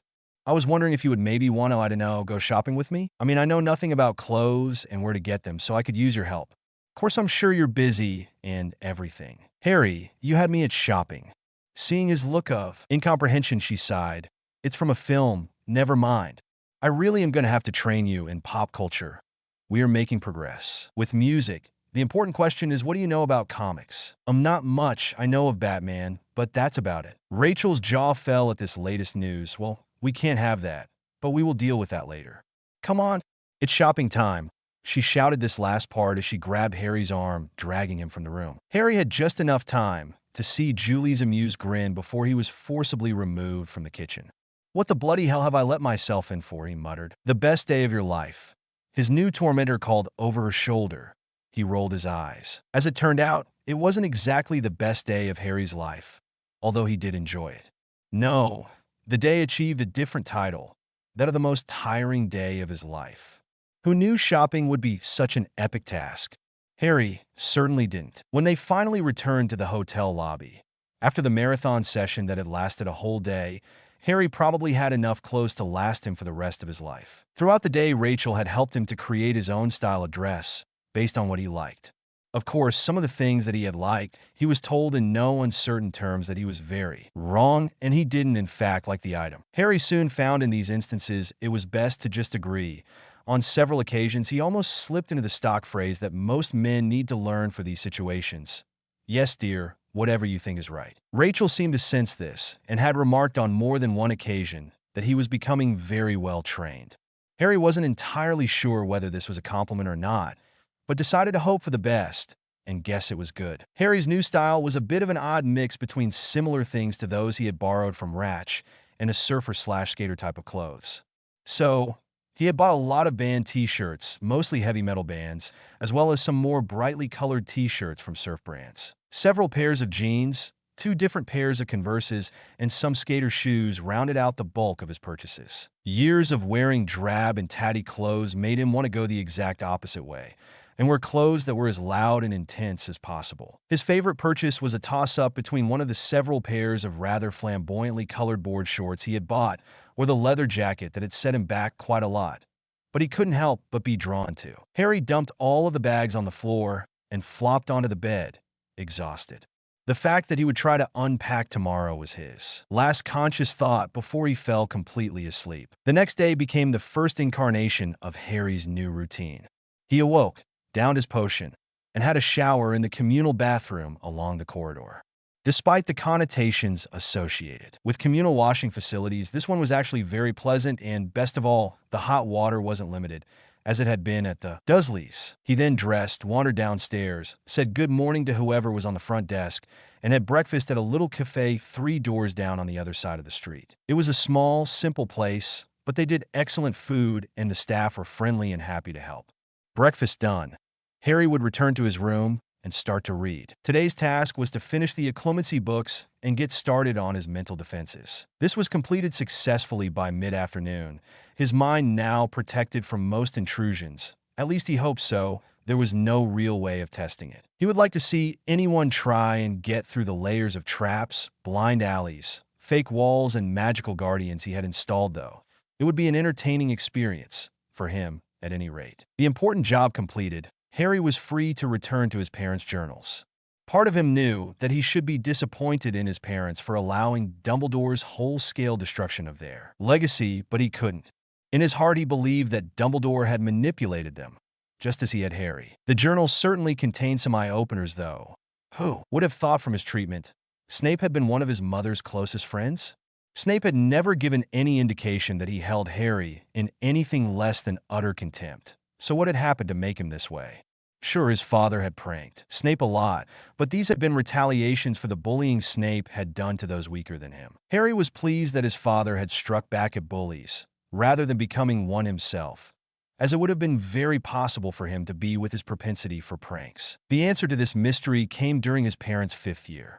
He read all about how his mother had tried to save Snape after his father had caught him in a prank and been thanked by being called a mudblood. His mother went into great detail about the incident in her journal, and Harry felt enraged at Snape as Lily's hurt and pain spilled out of the pages. It was after this that Lily started to become closer to James before they eventually started going out at the beginning of 7th year. He had a laugh at the love-struck ramblings about how great Lily would be as a girlfriend that James had written all the way from 1st year until he eventually got together with her. It then changed to how great it was to have as a girlfriend. It was abundantly clear that his parents loved each other very much, but what was also interesting is that both of his parents were incredibly good students. James was not the textbook definition of a great student, to be brutally honest. He put in hardly any effort, but he was blessed with a natural talent that allowed him to understand the work very quickly, particularly the practical work. James' written work was apparently not quite to as high of a standard, but this was more than made up for by Lily's written work. Just reading at the amount of effort she put in on background reading made Harry believe it was more than equal to Hermione's, his previous benchmark for all things studious. His father could do so as well when he was motivated, for example his work on becoming an animagus with his friends. This was obviously not a simple process judging from the amount of work mentioned in the journals. It was after finishing all the journals for the Hogwarts years that Harry decided one of the best ways of honoring his parents was to be the best student he could possibly be. He was sure that had his mother lived, she would not have been satisfied with the results he was currently achieving. He also realized that his option choices were not the best for any future career plans. Lily had spoken fondly about ancient runes classes and also arithmancy, while James had enjoyed runes and care of magical creatures. Harry was currently down to do care of magical creatures and divination, so he resolved to owl Professor McGonagall to see if she would change his divination pick to ancient runes and arithmancy. He had no interest in doing Muggle studies as, judging from prior experience of wizarding knowledge of Muggles, it was likely to be woefully out of date and a waste of time to someone raised in the Muggle world. It took hardly any time to write out the short note, but when Harry looked to Hedwig's cage, he found she wasn't there, having not yet returned from the night's hunting. However, at that very moment, a large white object appeared through the window, looking at Harry expectantly. "Well, aren't you a clever girl? You know, it's almost like you could sense that I needed you." Hedwig just cocked her head at him and held out her leg for him to attach the note. Harry laughed, gave her feathers a quick rub, and tied it on. The snowy owl hooted gratefully for the scratch, took a quick drink of water from her bowl, and flew out of the window into the early night sky. Remembering his promise from the other day, to build strong foundations first, Harry realized that if he was going to do the best that he could do, he needed to go over his books from the first 2 years. He needed to be sure he understood everything in them before getting started on the next year's work. It was this, therefore, that dominated his next day as he reread, or in some cases read for the first time, his textbooks from the previous years. He was only interrupted by a rather strange letter from Professor McGonagall. "Dear Mr. Potter, I have received your letter about your wish to change your electives and confirm that this will indeed be permitted. I'm glad to see that you're going to take your studies more seriously, and I look forward to seeing the results in my own class. Your parents would be most proud of you. On a more personal note, I wish to inquire as to your whereabouts, as the headmaster has been trying to contact you for almost a week now. All his attempts at sending letters and locating you have failed, as the owls simply fly around confused for brief period before returning to Hogwarts. I know he wishes you to return to Privet Drive. However, I feel that so long as you are prudent, it would be better for you to remain away from them. I know you do not enjoy your time with them, and as for safety, if the headmaster cannot find you, then it seems just as likely that he who must not be named, or his supporters, will be similarly rebuffed. However, I will again caution you to be sensible, wherever you are, and do not take any risks. I would very much like to know where you are, but should you choose not to let me know, I will trust in your judgment. I am putting a lot of faith in you, Mr. Potter, as I feel you have earned it over the last 2 years, but do not make me regret my decision. If you need any help, do not hesitate to send me an owl. Yours sincerely, Professor McGonagall, Deputy Headmistress, Hogwarts." Harry sat for a long time digesting this letter. What was it that made it so important for Harry to return to the Dursleys? According to Dumbledore, it was the blood wards. The things that protected him at Privet Drive, but surely they should have protected him from the Dursleys as well. Why didn't they? Protection for one person against anything that seeks to harm them is indiscriminate. If they were unable to protect him from his family, then who's to say they would protect him from Voldemort or any of his followers? There had to be some other reason for it, but for life of him, Harry could not see it. After the discoveries at Gringotts, Harry now appreciated that not everything Dumbledore did in relation to him was for Harry's benefit. He tried to look at it logically. What did Dumbledore stand to gain from having him at Privet Drive? Well, if he was there, he had no access to the wizarding world that is not allowed by Dumbledore himself. This meant no access to Gringotts and therefore no discovery of Dumbledore's case of sticky fingers. Was it as simple as that? Surely Harry would have found out about it all when he hit 17 anyway, so there would have needed to be another plan at that time. Unless, of course, Harry wasn't supposed to last that long. Harry laughed to himself at this. But then he thought about it for a moment, and the laughter died on his lips. Could that be the endgame for Dumbledore? A miserable childhood for 10 years, until the wise, old grandfather swoops in and rescued him, in order to introduce him to a whole new world. A world that he was famous in, a world where he was liked and treated well, for the most part. A completely opposite world to the Muggle world. The whole setup seemed to be working towards making him feel indebted to the headmaster. Even the supposedly anonymous return of his father's invisibility cloak But why? Harry took a deep breath, trying to work step by step. Being rescued makes him feel indebted to Dumbledore. So what does that lead to? Likely it leads to him doing whatever the headmaster wants. That feeling of obedience that came from the Dursleys, where anything and everything was punished, would help nudge matters along here. Harry felt that it could be summarized into two key points. First, making him do whatever Dumbledore says. This could then possibly lead to his premature death before the age of 17. Why so young, though, aside from that being the age of majority? Throughout history, the answer would have had something to do with the removal of a threat, either physical danger or, more likely, to prestige and power. Would Harry Potter be a threat to the great Albus Dumbledore? Well, yes, actually, Dumbledore's fame and power was based around his defeat of Grindelwald, as Voldemort was obviously after him. For some reason or other, it stands to reason that Harry was going to be the one expected to beat Voldemort. Harry briefly wondered why this would be, but dismissed the thought for the moment. Frankly, it was enough to know he was in danger, without the reasoning behind said danger. When a tree branch is falling on your head is not the time to question the intricacies of the force of gravity. Assuming he did defeat Voldemort, which he sincerely hoped would be the case, he would have the same level of fame as Dumbledore, as the vanquisher of a dark wizard. The difference would be that Harry's victory would be the more recent, within the majority of the population's living memory. The public are a fickle bunch at the best of times, and so Dumbledore's popularity would be transferred, for the most part, to his replacement. The younger model, so to speak. Could it really be as simple as that? A popularity contest? Harry doubted it. There had to be more. Popularity equals power. Combine that with his apparent status as a lord of an ancient and noble house, and he would be a major threat to Dumbledore retaining his own power. But there was another dimension to consider. He was also blocked magically. Could that have been Dumbledore as well? Harry snorted.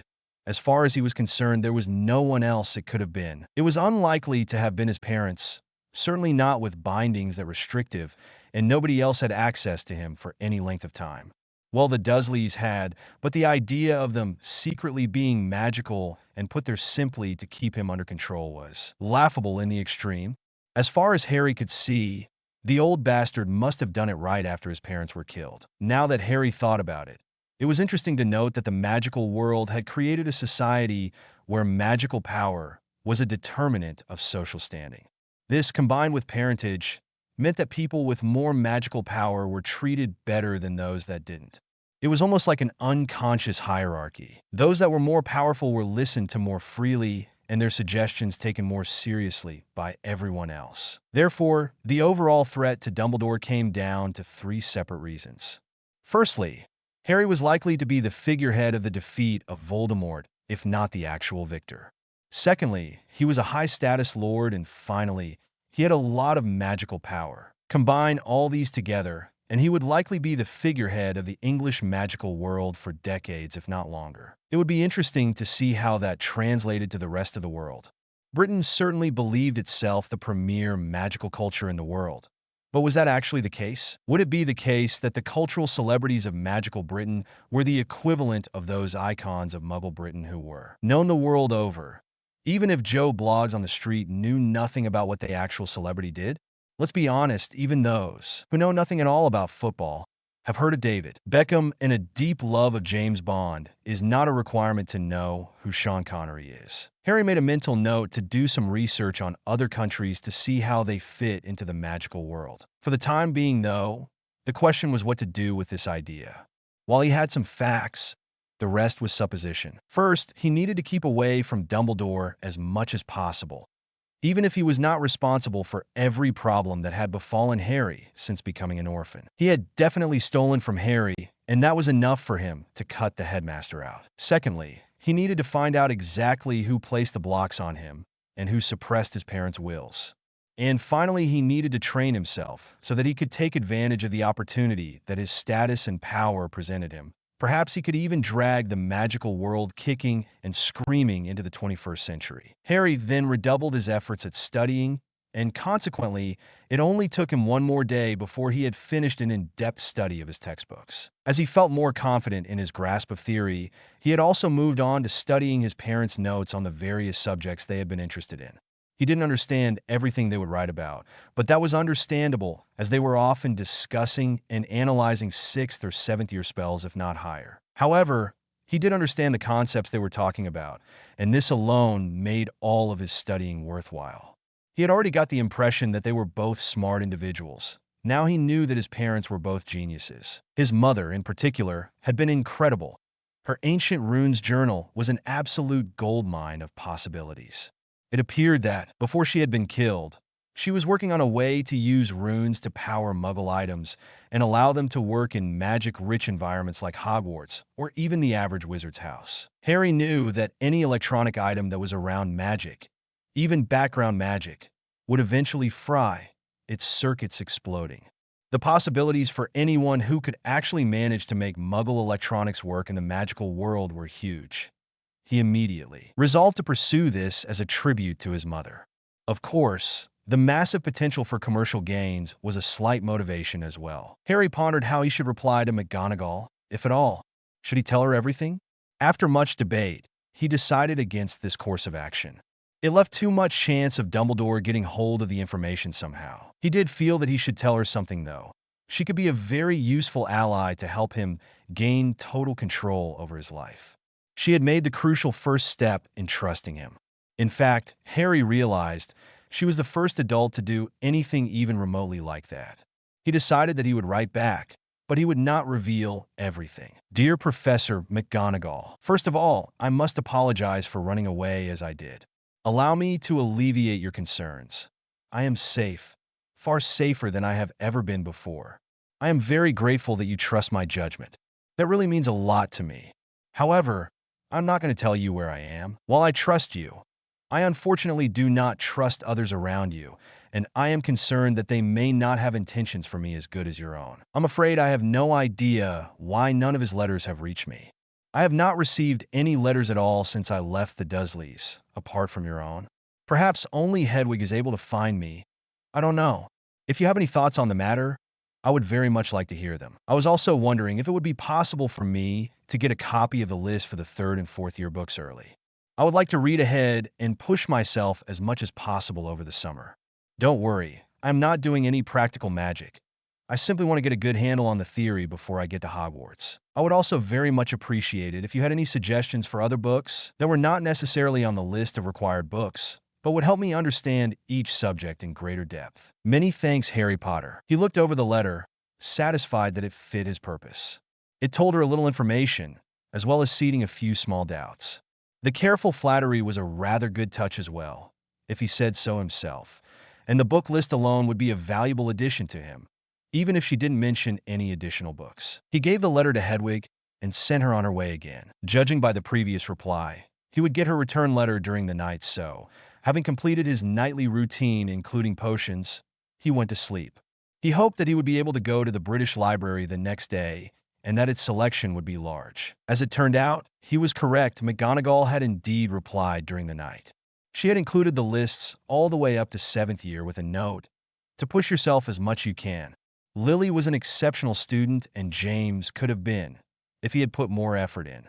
He was merely an excellent student. The rest of the letter contained a few basic ideas as to why the owls were being diverted, but none of them seemed to be very likely to Harry. Harry was delighted to see a long list of books for each subject, including his electives, which were not on the book lists. Harry smirked as he saw that Transfiguration had almost double the number of books as the others. Before unlocking his mind, he would have struggled to read all of those books in 10 years. Now he felt confident that he could read these and many more before he returned to Hogwarts. There was, however, one more part of the letter that contained important information. I do not know if you are aware, but the wizarding world is currently in turmoil over the escape of one Sirius Black from Azkaban prison. Again, you may not be aware of this, and I am sorry to be the bearer of bad news, but I feel it is right that you know. He was a close friend of your parents throughout school, so much so that he was named your godfather, and when they went into hiding, it was Sirius that was given the key to keeping them safe. You see, Dumbledore cast a charm called the Fidelius, which makes one person the keeper of a secret. They, and only they, may reveal the secret to others. The secret in this case was the location that your parents were hiding at. As is obvious, Sirius revealed the secret to his master, and so he who must not be named came to Godric's Hollow to kill you. Sirius was later confronted by another of your parents' friends, Peter Pettigrew. However, Sirius killed him and 12 muggles, landing him in Azkaban. Nobody knows how he escaped, but I tell you this, not so that you will go out looking for him, but so that you are aware of the dangers. Stay safe, Harry. Harry couldn't believe it. He felt numb all over. How could Padfoot have done that? After all they went through as the Marauders, there must have been some mistake. Harry rushed to his father's post-Hogwarts journal and flicked towards the end, scanning faster than he had ever done before. Somewhere it must say what the hell happened because it couldn't have been Padfoot.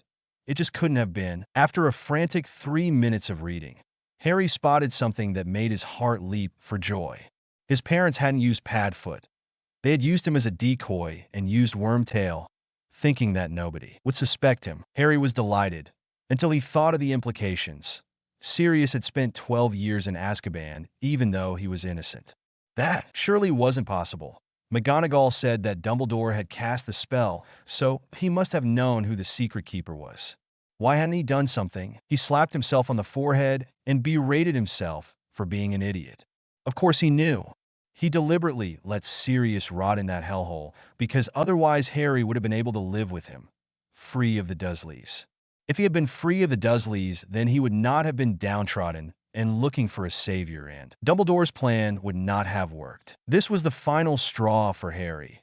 He had disliked Dumbledore before for his theft and maneuverings, but now he hated him. He snatched a quill and parchment and tore through a letter, explaining what he had found in his parents' journals, covering how Sirius had to be innocent, and it was Pettigrew who was secret keeper, not Sirius. On a spur of inspiration, he asked if McGonagall had been at the trial. He had a sneaky suspicion that Dumbledore, under his guise as leader of the Light, would have rushed through a vague trial or not given Sirius one at all in order to ensure an innocent man's imprisonment. Perhaps this would make her dig a little deeper in the whole affair and get over the innate trust in Dumbledore that the whole country seemed to be cursed with. He wouldn't hold his breath for that, though, and sent the letter off with Hedwig once more. With the letter sent to McGonagall, there was nothing he could do to help Sirius, other than to wait for a reply. Well, actually there was. He could see what he could find out about the magical legal system, if there was one that didn't boil down to whoever bribes the most wins. To do this, he needed the British Library. He just had to hope that it had, at the very least, passable selection of books to pick from. More from hope than expectation, he took the now empty trunk that had contained the journals and shrunk it. This would give him somewhere to put any books he borrowed. Sighing contentedly, he began to walk the short distance through central London. His clothes and hair ensured that he was given a wide berth, even by the decidedly more liberal Muggles. To be fair, though, there were hardcore, right-wing dictatorships in the Muggle world which were more progressive than magical Britain. It was not the case that his clothes were particularly shocking today, either: a Pantera t-shirt and a pair of jeans with his skater shoes. Admittedly, his hair was bright green, but still. He was going to wear his leather jacket, but it was too lovely a day for that, and he really couldn't find it within himself to justify looking cool over being at a comfortable temperature. Besides, in his opinion, he looked pretty cool anyway. It was not only physical scars that the goblins had healed. His new appearance gave him a confidence he had never felt before. Whether it was the new clothes or the confidence he exuded, he wasn't sure, but he was certainly viewed differently by the casual observer. This was proved to him when a couple girls who looked about 15 smiled at him and giggled. From out of nowhere, he flashed a smile back and was pleasantly surprised when the giggling renewed. That was a nice stroke to the ego for anyone, let alone a teenage boy several years younger than the pair of attractive girls. It took less than 30 minutes to reach the front of the library. Thankfully, it was hard to miss the massive red building, so Harry had no difficulty finding it. The interior was even more impressive than the exterior, filled with masses of computers and rack after rack of books on floor-to-ceiling shelves. Harry looked around, mouth open wide at what he could see. It was a hive of activity. How on earth was he going to find his way around here? This was actually less challenging than he had first believed. The library was well signposted, and just as Griphook had suggested, there was a section marked for magical books. The signpost led to a rather ramshackle door, set into a wall that was being ignored by everyone else. Harry walked up to it confidently and opened it to reveal an absolute treasure trove.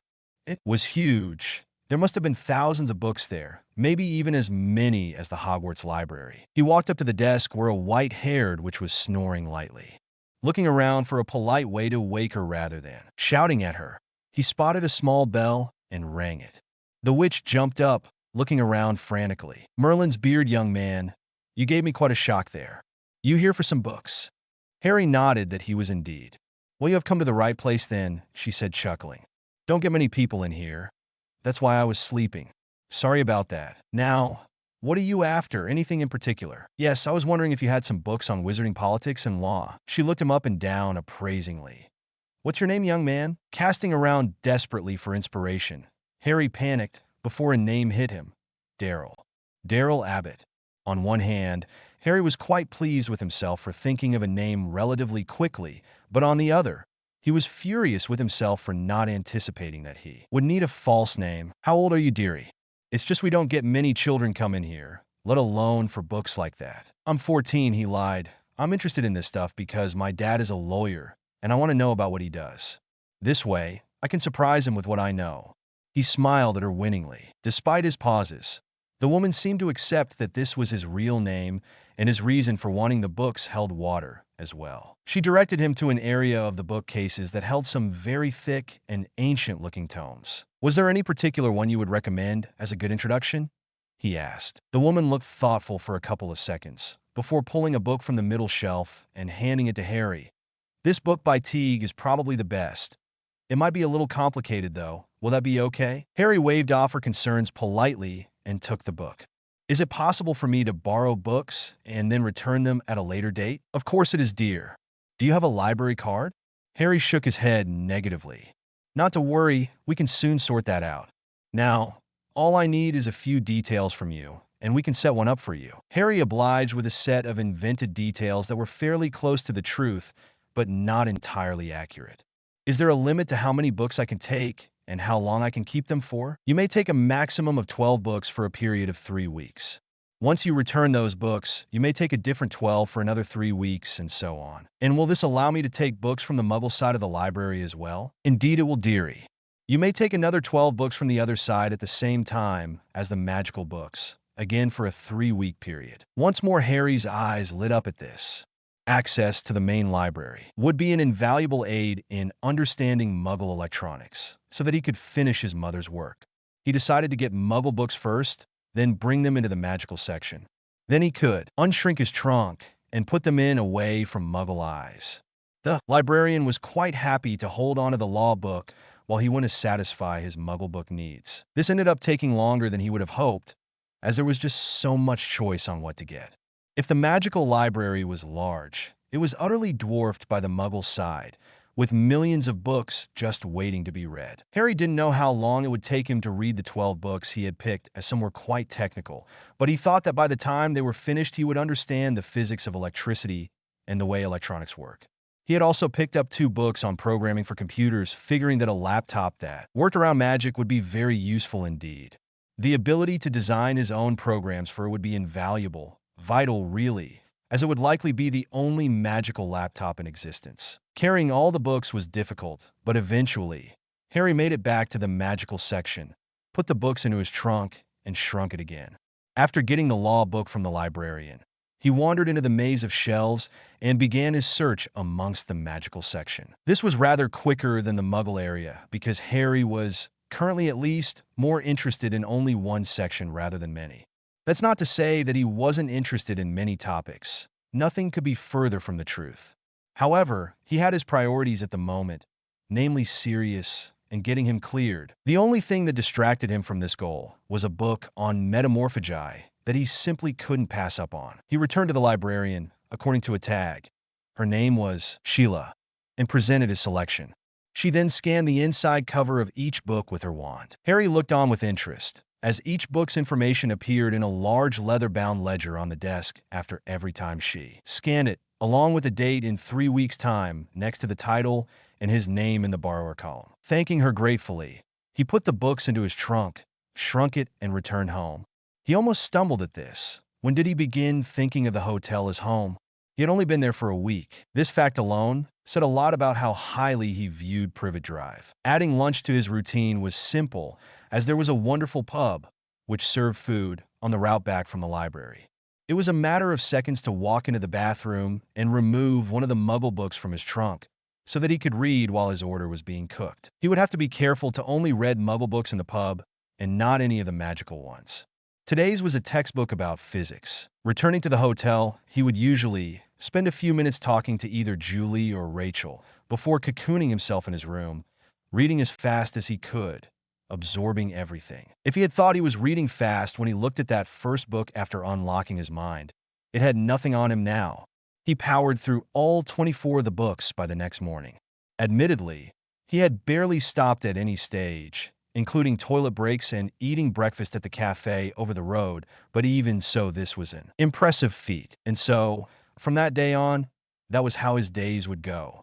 Wake up, breakfast at the cafe, read some more, walk to the library, drop off books, pick up new ones, large lunch at the pub, yet more reading, until he would eventually go to sleep and then repeat. Harry had found that eating a good-sized breakfast and then a large lunch at around 2 to 2:30 p.m.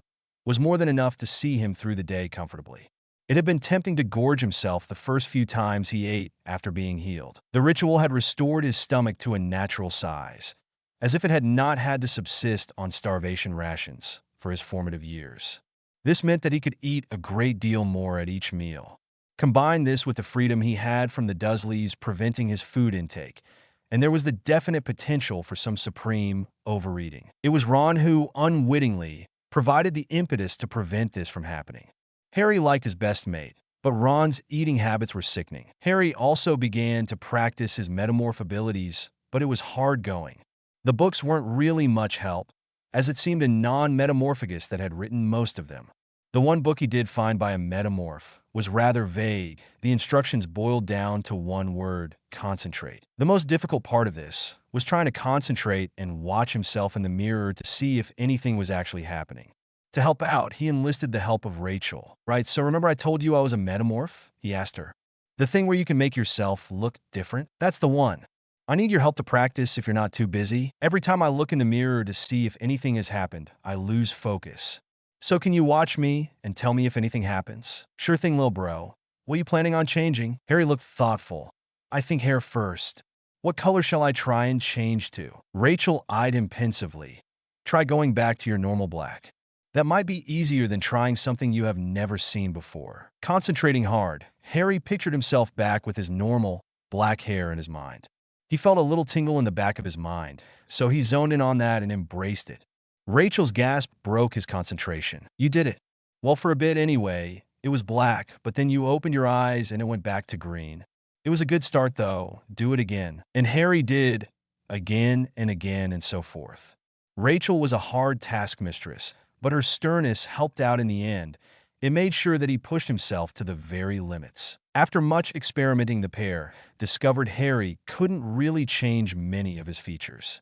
He was limited to tweaking his hair color, length and style, and messing with his eye color. They had a good laugh when Harry changed his eyes to slitted cat's eyes. Well, Rachel did, while Harry frantically tried to get them back to normal after they got temporarily stuck. Overall, he was slightly disappointed he couldn't change as much as some of the books suggested was possible.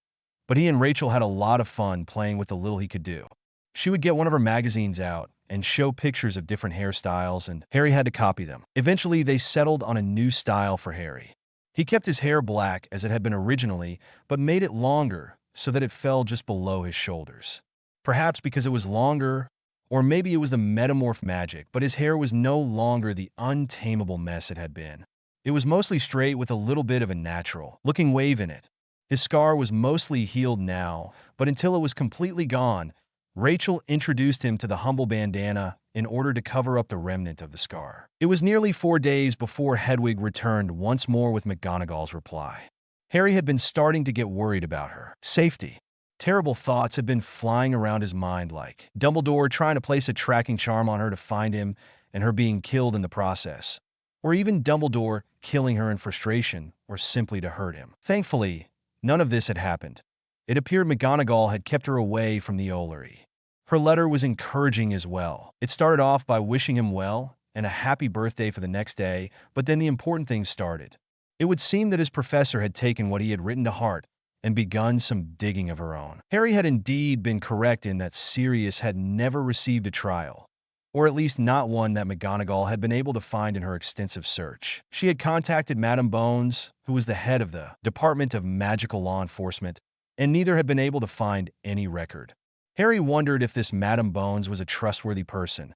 He guessed she would have to be if McGonagall trusted her. If she was, then she could end up being incredibly helpful to Harry. Therefore, he decided to take a bit of a gamble and write to her, explaining what he knew from his parents' journals. He knew from his extensive law reading that if she wanted as head of the DMLE, she could call anyone to a retrial, or in this case, first trial, providing there was enough evidence to make reasonable doubt on any previous decisions. This could be Sirius' ticket to freedom, and most importantly, there would be little Dumbledore could do to stop it. The only slight assumption on Harry's part was that Veritaserum would be provided and used to ensure truthfulness. This should be the case, as any defendant had the right to demand use of the potion, not that many took advantage of this generous offer. This was also within her right, as head of the DMLE, to demand. He would mention that in his letter, even though she probably already knew, but better safe than sorry. So long as it was done politely. No sense in annoying the women by implying she was incompetent. McGonagall's letter continued, wishing him the best and hoping that the list of books she had provided had been useful. They certainly had. Harry had gone into Diagon Alley and purchased this year's and next year's books, and had already finished them. One of the Ancient Runes books had been a dictionary of Norse runes, and Harry had been pleasantly surprised to discover that, just by reading the dictionary and the pronunciation guide, he was fluent in the language. Curious, he had tried this with French to see if the skill translated to Muggle languages. It did, and Harry's next trip to the library was definitely going to include some dictionaries and language guides from all the major Muggle languages. Harry thought that the ability to speak all of these languages would be a massive help if his rather ambitious business plans came to fruition. Even if they didn't, after spending his entire life limited to a cupboard in school, he desperately wanted to travel and experience all the world had to offer. Since beginning his studies, he had worked his way through the first year of undergraduate-level physics, as well as a huge amount of electronics. His computer programming knowledge was also high, but he really needed a computer to actually be able to practice and try out some ideas. This was going to be his birthday present to himself tomorrow. He went to sleep reading a book on Egyptian hieroglyphs, his mind working through the many possibilities his 13th year would hold. Harry's plans for his birthday were based on his experience of the day, namely that nobody within a 5-mile radius knew it existed, and so nothing would happen. However, Julie and Rachel had other ideas. They were lying in wait when he walked down the stairs and jumped out on him shouting, "Happy birthday," nearly giving him a heart attack. They then took him over to the cafe over the road, insisting that they bought him breakfast.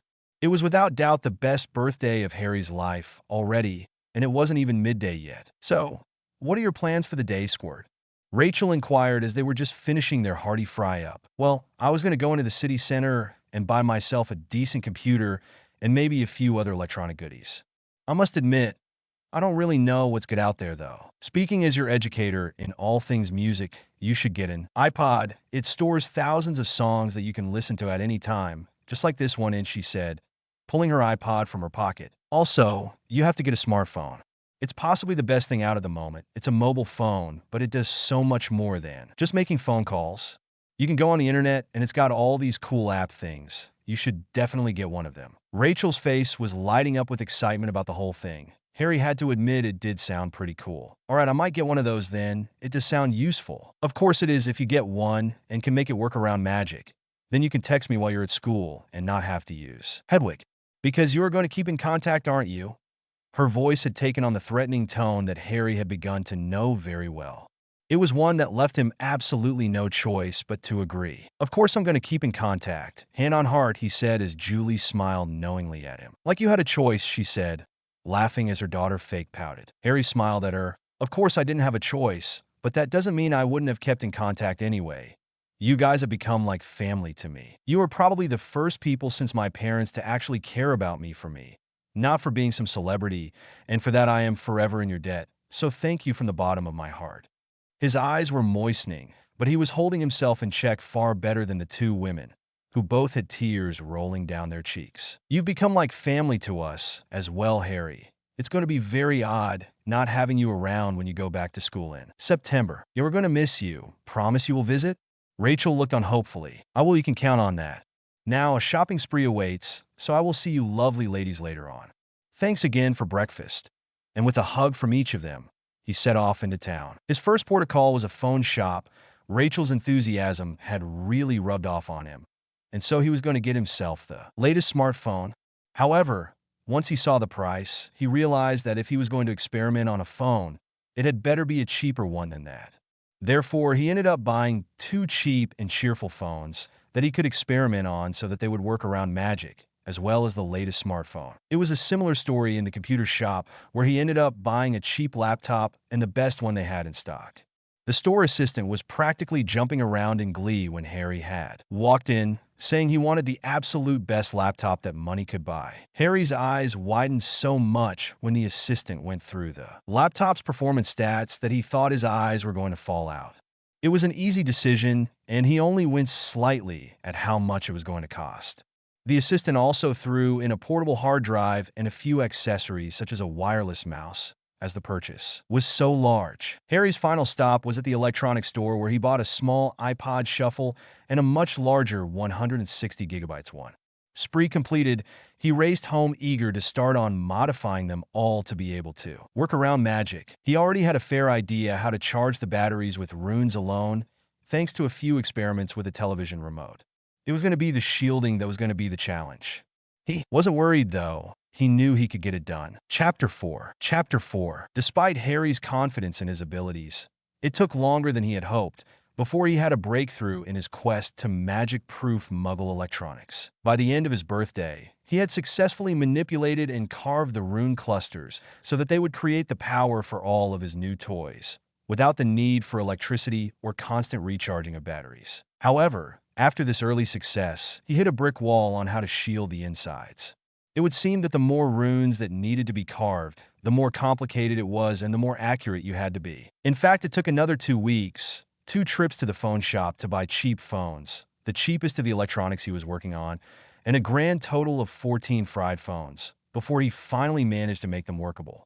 The big test was whether he could take his latest prototype into Diagon Alley and still have it work in there. It was this he was doing now. He had Ratch's number inputted, ready to text her to check everything was in working order as he walked through the leaky cauldron. Anyone who had been watching him would have been suspicious of this school child in brightly colored surf shorts and a band t-shirt staring intently at a small object in his hand. They would have been even more suspicious, if not outright shocked, when the object made a buzzing noise and the child let out a huge whoop of triumph before rushing out the exit of the alley, back into Muggle London. Throughout his engineering of the phones, Harry had kept up his reading, dividing his day between reading in the morning and working on his project in the afternoon and evening. He now considered himself to be well versed in the theory all of his subjects for the year, having read all of the suggested books on McGonagall's list as well as his textbooks up to 5th year. The thing was that, while a good grasp of theory was important, it was not the be-all and end-all. Practical ability, particularly in something like magic, was much more important. After all, what did it matter if you knew the arithmetic breakdown of every spell ever created, yet couldn't even light a candle with this knowledge? He was tempted to read further on into the Newt-level books, but his priority at the moment was his projects. Magic could wait another fortnight until he was back at Hogwarts. He had also finished a fair amount of the politics and law books in the library. Most of what he was reading now just repeated themselves. He had paid particular attention to business-related law and how things were copyrighted in the magical world. It was a difficult process, and by no means a perfect one, as he didn't have much faith that these laws would be enforced if enough money changed hands. He had taken it upon himself to build a runic cluster that would destroy all traces of his work on the inside of his electronics if it was tampered with. This should prevent anyone being able to copy them the old-fashioned way, and there was also an anti-duplication cluster that prevented a spell doing it. Harry hoped that this would ensure that no competitor would be able to copy his work and nobody would be able to buy one and then duplicate it to sell it themselves. The market should be entirely cornered and ripe for plucking. He had also continued to read from the Muggle side of the library extensively. He was now proficient, if not quite fluent, in French, Spanish, Russian, Mandarin, Cantonese, Japanese, Portuguese, and Italian. Of course, he had nobody to practice with, so this was a slight assumption on his part. He thought that, between those and English, he would be able to communicate with the vast majority of the world's population. Perhaps the most useful language he had learned was in fact one that nobody speaks anymore: Latin. It was the basis for several of the modern languages he had studied, but more than that, it was the root of the majority of the incantations for spells. Harry fully expected knowing Latin to benefit him hugely once he returned to Hogwarts. Many engineering books had also been absorbed, everything from computing to mechanical. These had given him even more spectacular ideas that he wished he had the capital to pursue. The idea of improving magical transportation was quietly sitting in a corner of his mind, but he lacked both the funds and the space to experiment with this. He had not received a reply from Madame Bones of the DMLE, and so, as he assumed no owls were able to find him, he decided to send a quick note to her to check if there was any progress. If there was, Hedwig would be able to bring the reply back to him. Hedwig had been getting rather bored with just waiting around in the center of London, so she was glad for the chance to send a message, nipping his fingers affectionately. Task completed, he returned to improving his test laptop. At the moment it worked, but it could only be kept on for an hour at a time before it needed to be shut down to stop it exploding. So Harry was checking and rechecking the runes to see if he had made a mistake. He didn't think that he had, but there must be something wrong. Perhaps the chemical makeup of the battery was different from the phone batteries he had been modifying, and this would have an effect on the runes. He lost himself in the work until he was interrupted by Hedwig's return. He reached over and took the letter from her, giving her an owl treat. "Dear Mr. Potter, thank you for your letter. I've been trying to contact you for the previous week.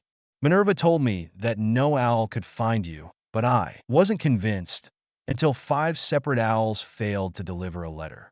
In relation to Sirius Black and his escape, he has not been cited. However, I am confident that he will eventually be captured so that he can be brought to trial.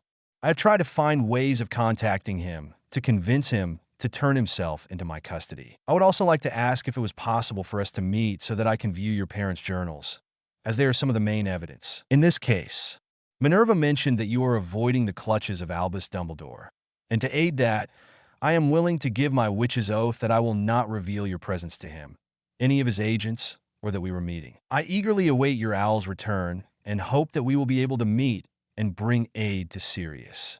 Any suggestions you may have will be most welcome. Regards, Amelia Bones, head of the DMLE." This was a big decision for Harry to make. Did he trust Madame Bones to keep her word?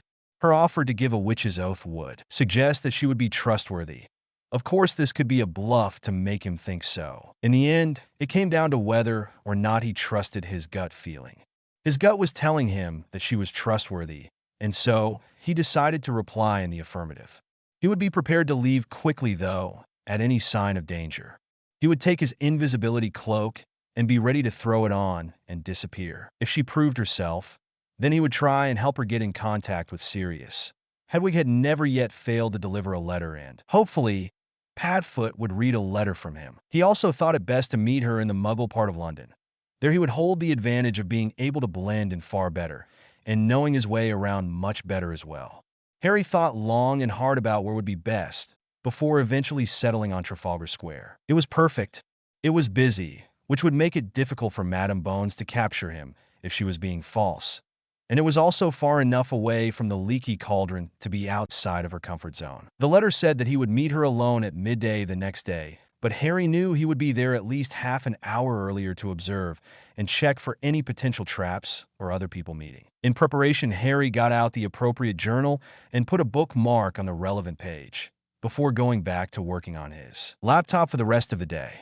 He eventually slumped in a bed, mentally exhausted as throughout his work. He was running through scenarios in his mind of what could go wrong and how he would counter them. It was a highly prepared Harry that emerged the next morning. His subconscious had worked overdrive through the night, analyzing potential problems and solutions. This was another benefit of his occlumency work. He could now physically sleep, yet leave his mental faculties working on problems. One would think that this would stop the body getting proper rest. However, it seemed to Harry that he was channeling his mind, so that instead of dreaming, it was working. He did appreciate that he couldn't do this all the time, as his mind would need to rest as well to keep in top condition. However, if there was a problem that was really bugging him, or, like today, a situation that required deep thought, then he would leave his mind on, so to speak. Harry's potion regimen was almost finished, and he was now at an above-average height of 5'4". It was amazing what years of neglect had done to his body. Before it, he had been one of the shortest and overall smallest in his year, but now Harry thought he would probably be the tallest. Another major change, thanks to the potions, was that all of his hard manual work in the garden at Privet Drive had paid off in spades. He was now quite muscled. Not a bodybuilder by any stretch of the imagination, but he certainly had a well-toned and live body, like a spring coiled for action. However, the biggest improvement of all was that of his vision. It was now nearly perfect. He was sure that the final 4 days of potions would correct what little blurriness there was. He was already doing without his glasses all the time now and couldn't wait for the entire world to be completely in focus for the first time in his memory. Despite all his planning and running through scenarios, Harry was still nervous as he set out for Trafalgar Square. There were so many things that could go wrong that he couldn't have anticipated. He just hoped that he had done enough. He took up position on the steps above the actual square, because this would give him a good view of the whole area, with very few blind spots. The letter had said to meet Madame Bones by the fountain to the left of Nelson's Column, the huge structure that dominated the square. As far as Harry could see, there was nobody else staking out the area, nobody that didn't blend into the hustle and bustle of tourists. There was also no distinct shimmering effect that came from anyone using a disillusionment charm or a poor version of his own invisibility cloak. Madame Bones arrived at 10 minutes to midday and walked purposefully to the fountain and sat on the edge. To a casual observer, she seemed a normal tourist, having a rest from the day's exertions. However, Harry could see that she was aware of all her surroundings, constantly searching for threats. He watched her carefully for any sign that she was in contact with anyone else around the square. If she was, then they weren't making any form of direct contact.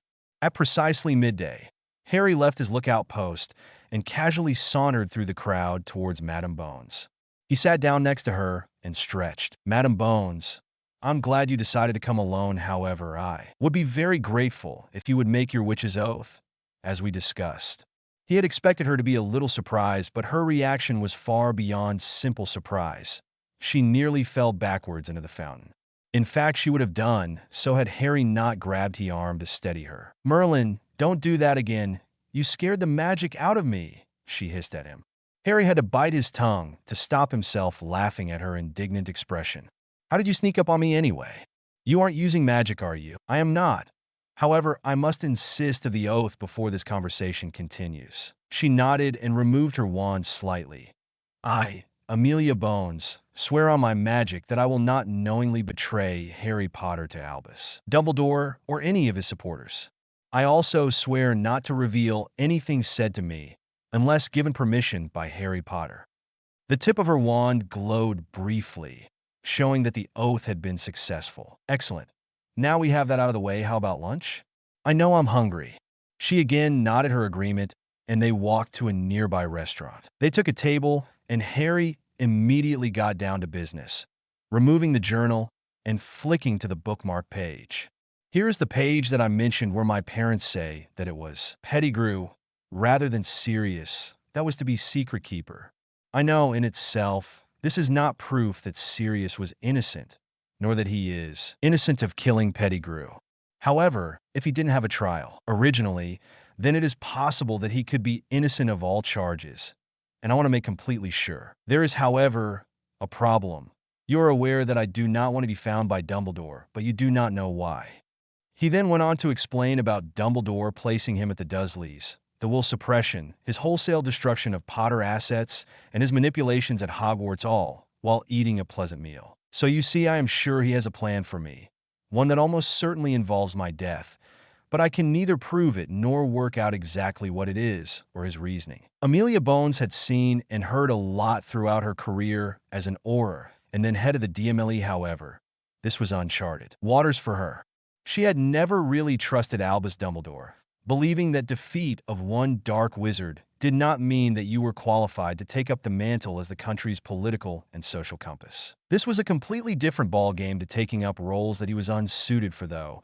This was active manipulation of an entire country to fit his own ends, all centered around the boy, no young man, that sat in front of her. She made the distinction because her own niece Susan was the same age and rather mature for it, but she was made to seem childish by the level of maturity displayed by Harry Potter. She had been skeptical about meeting him, thinking him too young to be able to have a real or worthwhile opinion, but Minerva had convinced her to do so, and she was glad that she had. The first shock to her preconception of the boy who lived was him sneaking up on her.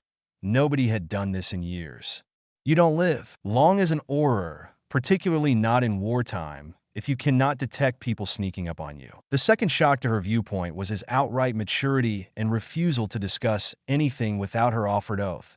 She thought that he would have left had she refused. Then there was his story. It all made sense in a twisted way, and he had no reason to lie to her.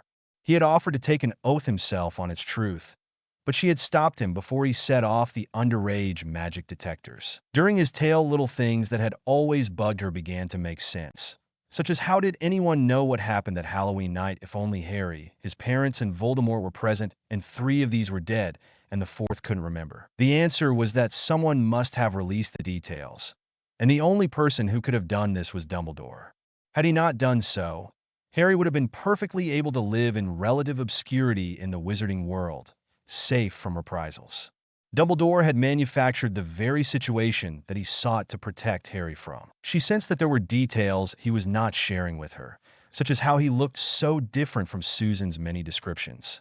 She had always commented on his small and skinny frame, tatty clothes, and unfashionable glasses. The Harry in front of her was tall for his age, and she could see muscle definition when he moved his arms.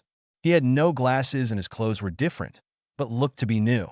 The 2 images did not match up, and so, obviously, something had happened to him over these summer months. Harry, have you thought of any way of convincing Sirius to come in peacefully? That is, at the moment, the main problem we are having. Harry considered briefly. I can send him a letter. My owl has never failed to deliver a letter. She doesn't need an address. From what my parents' journals say, his natural curiosity will not allow him to leave the letter unopened. I will not trick him, however, by putting a portkey in there or anything similar. I will tell him to present himself at your home, if that is agreeable. I know you are trustworthy, and it is better if he is in contact with as few happy Aurors who could be loyal to Dumbledore as possible. Is this agreeable? Amelia gave her consent and her address for Harry to pass on. I will contact you when I have a reply from Sirius. It may take a while, though. I do not know where he is or what sort of state he will be in after 11 years in Azkaban. Amelia privately agreed with this as a problem. She had seen what, even a month, in that prison could do to a person's mind. Merlin only knew how sane Sirius would be. From what she remembered, he had never been the most balanced of individuals to start with. Harry was impressed with Madame Bones, or Amelia as she had insisted he call her. She was an intelligent woman who thought through all the possibilities and what was most in her favor. She had treated him as an adult, listened to him, and gave his opinions equal weight to her own. Yes, she was definitely going to be a valuable addition to his cause. After paying for the meal, he made his polite farewell, saying that he wanted to send the letter as soon as possible to his godfather. Dear Padfoot, I, son of Prongs, do solemnly swear that I am up to no good, and that all I am about to write comes under the Marauder's oath of truth amongst brothers. I have read my parents' journals, and so I believe that you were not my parents' secret keeper. Of course, I don't know if you killed Wormtail or not, even if you did deserve it. I am also sure that you never had a trial, and so I have spoken to Amelia Bones, who is now the head of the DMLE. She has given her oath that if you turn yourself over to her at her home at Bones Manor in Norfolk, she will guarantee you a fair trial away from Dumbledore's influence and with Veritasrum. If you do not reply to this letter, then I will be forced to assume that you are guilty of all offenses, and, as much as it pains me to do so, I will cut contact with you. There is so much I want to say to you, but I do not want to get too involved, only to be disappointed. I hope that you will present yourself to Madame Bones so that we can get to know each other and be the family we were supposed to be. Yours, Harry Potter, son of prongs. Sirius Black could not believe it as he looked at the snowy owl that was perched just inside the cave he was currently hiding in. It was a letter from Harry. This was enough to send him into raptures, an actual letter from his godson. But even more than that, it was a letter that said he believed Sirius to be innocent. Harry must have been being cautious because, for all he knew, Sirius could still have killed the rat and all those muggles. Sirius accepted this. He would have been cautious in Harry's position too. Under all the formality, there was a palpable sense of hope in the letter. The line about being a family tore at Sirius' heart. It was something he too desperately wanted. His godson was obviously a smart kid because he had thoughtfully included a piece of parchment and a muggle biro for Sirius to reply with. The owl was still regarding him with slightly distrustful eyes as Sirius grabbed the pen hungrily to reply, feeling for the first time in many years a sense of hope filling his emaciated frame as he wrote his brief reply. It was a shouting and cursing Harry that Hedwig returned to with her precious cargo. He just couldn't get the laptop to work properly. Everything he tried seemed to fail for some unfathomable reason. He looked up at Hedwig's announcing hoot and blanched slightly at her accusatory stare. "Sorry, girl. I'll keep my language under control." She gave a satisfied hoot and stuck her leg out for him to remove the letter. Harry did just that and scanned it quickly. It was short and to the point. Sirius claimed innocence and was on his way now to Amelia's to present himself for a trial. He obviously didn't want to let himself get too attached either, in case he was sent back to Azkaban. Harry's cynicism fully appreciated that actual innocence or guilt was not necessarily a factor in the findings of the Wisengamot. Its worryingly high levels of corruption and nepotism made sure of this, and it would seem that Sirius knew this as well. Quite sensibly, Sirius had not given any indication as to where he was, and so Harry had no idea how long it would take him to get to Amelia's house in Norfolk. The final 2 weeks before Harry was due to return to Hogwarts passed remarkably quickly. He still had no news on Sirius. However, he dismissed most of his worry about this.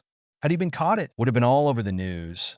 He must just have been further away from Norfolk than Harry had anticipated. He had continued his reading and had, finally, got the laptop to work after much swearing and many false starts. He had begun the design process for a few programs that he believed would help with his study of magic. The main problem that would require his immediate attention at Hogwarts was to find a way to build some sort of magical Wi-Fi receiver, as he was sure that Hogwarts would be outside the range of every Wi-Fi, and without this he wouldn't be able to connect to the internet. Again, he had some ideas on how to get this done, but he needed to be able to use magic to be able to transfigure some materials so that they could form the receiver. The night before the first, Julie and Rachel insisted that they all go out for a meal together to celebrate the new and improved Harry's re-entry into the magical world.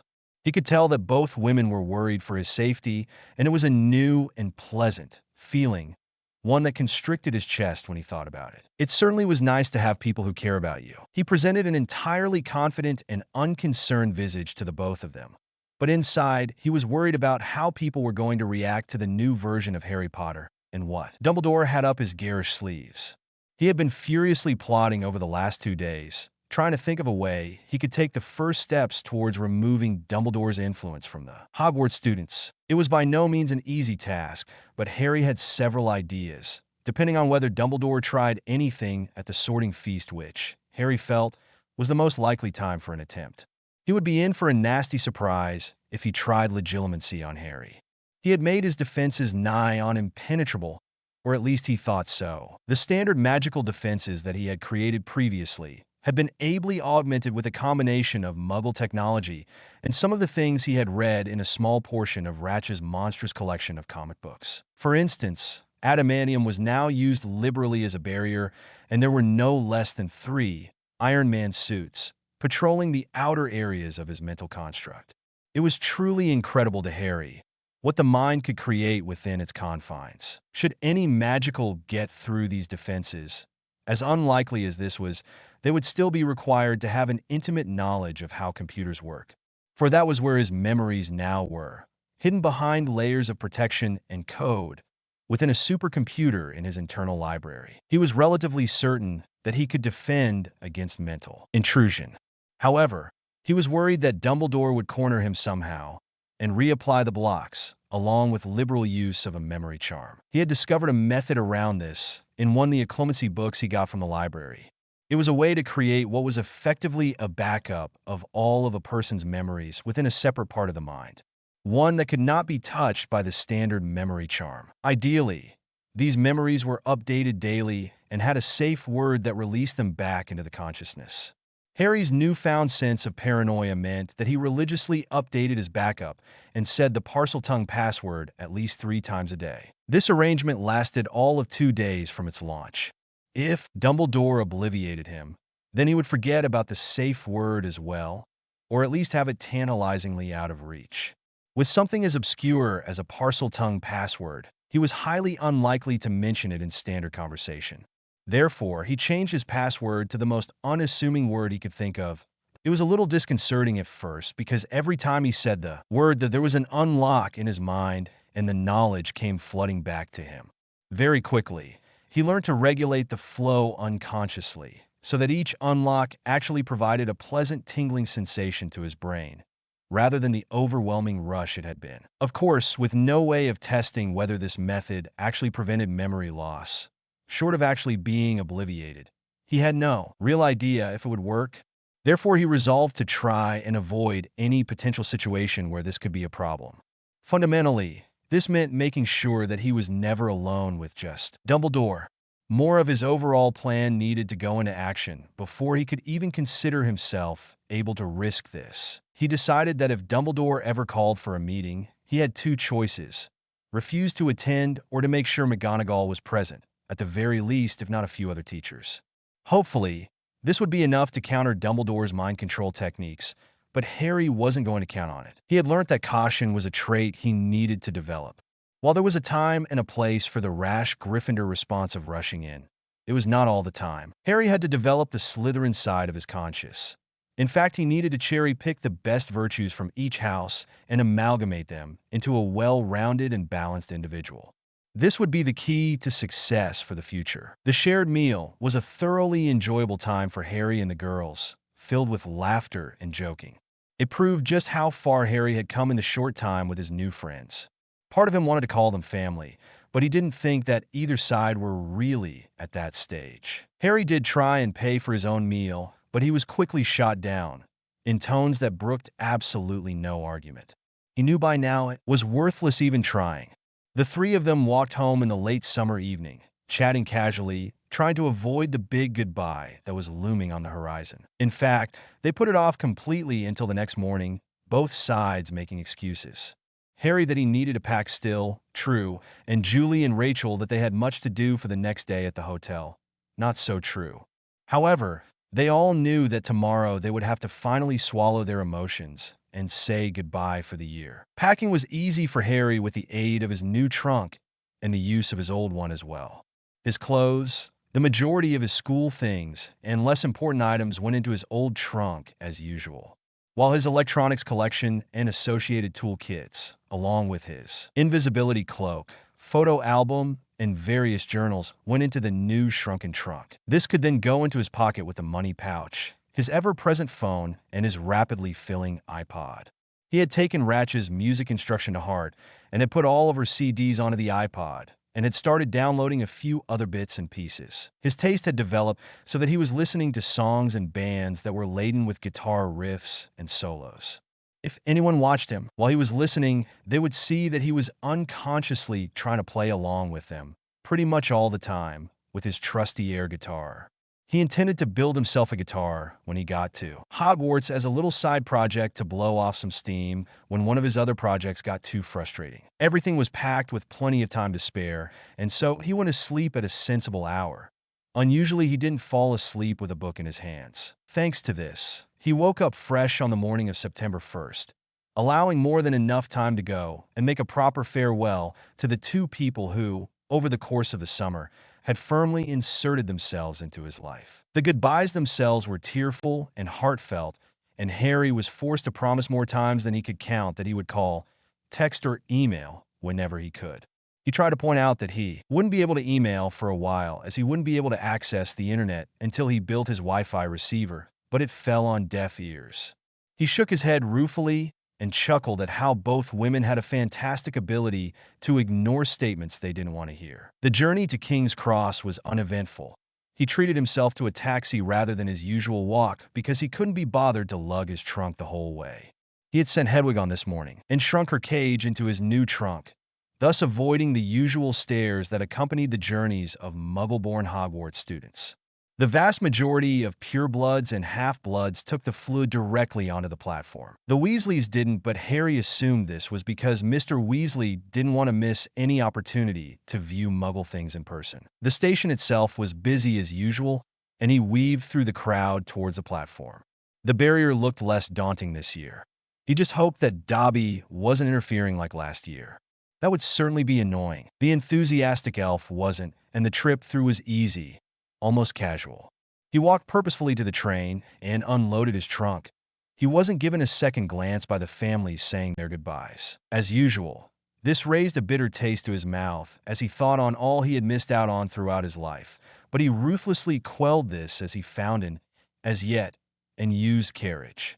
He stored his trunk, removed a book, put his iPod in, and began to read. The peace and tranquility was briefly interrupted by a few people poking their heads into the carriage, but none of them stayed for any length of time. That is until the familiar bushy hair of Hermione appeared.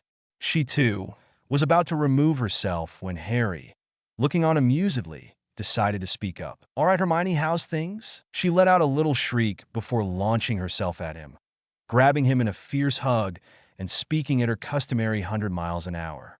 "Harry, where have you been? We have been so worried. Why haven't you replied to any of our letters? Or sent any to us? It was very foolish of you to go running away like that without telling anyone where you were. You could have been hurt or killed or had to sleep in a ditch. Dumbledore has been out of his mind with worry. We all have. You look so different. What have you done to your hair? Why are you so much taller? And why are you wearing those ridiculous clothes?" Harry was taken aback by the onslaught, although one part he did manage to digest. He hadn't sent any letters to his best friends. He had taken for granted that none of their letters would be able to reach him, but he could still have sent a note or two to them with Hedwig. He hadn't even considered doing so. Even more interestingly, now that he thought about it, he hadn't really missed them like he usually did. The detached part of his mind guessed that this was because he was for the first time enjoying a sense of independence on his own, but another wondered if there might be more to it than that. He was saved from having to reply by the entry of Ron to the carriage. "There you are, mate. Where have you been? Mum's been going spare. What in Merlin's name are you wearing, mate?" "Well, I went shopping over the summer, found some clothes that I actually like for once." Ron looked skeptical at this, as if nobody could want to wear things like Harry was wearing. "What's a pantera when it's at home, then?" "It's the Spanish word for a panther," retorted Hermione automatically. Ron still looked confused. "It's a big black cat, but what that has to do with cowboys from hell, I have no idea." This last part was almost painful to her, if her voice was any guide. Harry snorted. "It does mean that literally means that in Italian as well, in case you were interested, but more importantly, it's also a Muggle band. An awesome one, actually, and Cowboys from Hell is the title of one of their albums. Here, have a listen." He handed over an earphone after flicking to the title track on his iPod. Hermione looked flabbergasted for some reason, and Ron still looked confused, eyeing the headphone with no clue what it was. "You can't listen to music here. Any electronic won't work around magic," she finished in a superior tone. With a shrug, Harry simply pushed the headphone closer. "Mine do. I've got loads of stuff that works around magic.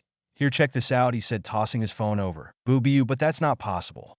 Electricity doesn't work around magic." "Oh, but it does, my dear Hermione, if you know how to fix it so that it will. I've got a laptop in my trunk that will work perfectly, even connect to the internet if I can work out how to fix it up." He smiled at her. "Harry James Potter, you will tell me this instant how you are doing this and who you stole these from." Hermione threw the earphone, whose music was so offensive to her, back at Harry. "Why do you assume I stole them?" Harry was starting to get annoyed here. While he liked Hermione, he wasn't going to tell her how he had managed to do it after weeks of hard work just because she demanded it. "Well, these are expensive things, and the Dursleys would never have got them for you. Plus, there's no way you could have done this on your own. You must have had help and then taken them from whoever did the work. I should report you. And why would I not be able to do this on my own?" Harry's voice had taken on a dangerous edge now. "Well, you just couldn't. Everyone knows that without me, You and Ron would have struggled to get all of your work done last year. How many times did I have to do your homework for you or tell you an answer in class? Merlin, Harry, I may as well have taught you the lessons. It's not just the lessons either, like first year. Without me, you couldn't have known it was a devil's snare. You'd still be stood there trying to work Snape's logic puzzle that I did so easily in a couple minutes. Until I found out it was a basilisk, you had no idea, even though you're the only one that can speak to snakes. Harry took a deep breath, eyes blazing in direct contrast to his icy tone. Did it ever occur to you that I didn't need you telling me the answers? I just let you do that because it makes you happy. Just because I don't get up and wave my hand around doesn't mean that I don't know the answer. And anyway, you have never done my homework for me. Sure, I get you to look over it and proofread it, but that's only for grammar and spelling. So what about all the changes I make? Don't try and pretend you don't use them. Actually, I don't. I always give you a duplicate parchment and ignore whatever changes you make. Hermione, just regurgitating a textbook verbatim, doesn't actually help in essays. So how come I always get top marks then? She asked smugly. Do you get marks as good as mine? No, I thought not. Harry seriously considered telling her that he deliberately set his work at an acceptable level, a hangover from his primary school days where he wasn't allowed to outscore Dudley.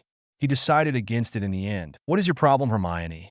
You're always complaining that I don't study enough, and now I've had a summer where I've worked hard and learned loads of stuff, and you think I'm cheating? I'm not the one with the problem. You are.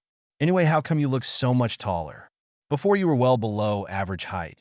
Now you're in the 97th percentile, by the looks of it. That's a statistical improbability to grow that much in one summer. Have you been using dark magic? Is that why you're acting so strangely? I should tell Professor Dumbledore. He would put a stop to this foolishness. I just bet he would, muttered Harry. Suddenly it hit him. Tell Dumbledore a lot, do you? Professor Dumbledore, don't be rude. Oh, so I'm not allowed to be rude, but it's perfectly okay for you to call me a cheater, with absolutely no evidence. Answer the question. Of course there is evidence. Studies have shown that the amount you have grown is impossible. Therefore, the only explanation is that you have perverted nature and used dark magic to get yourself to grow. How could you? She finished accusingly. I struggle to comprehend how you can sit there so confidently and make the leap that I must be using dark magic, just because I've grown.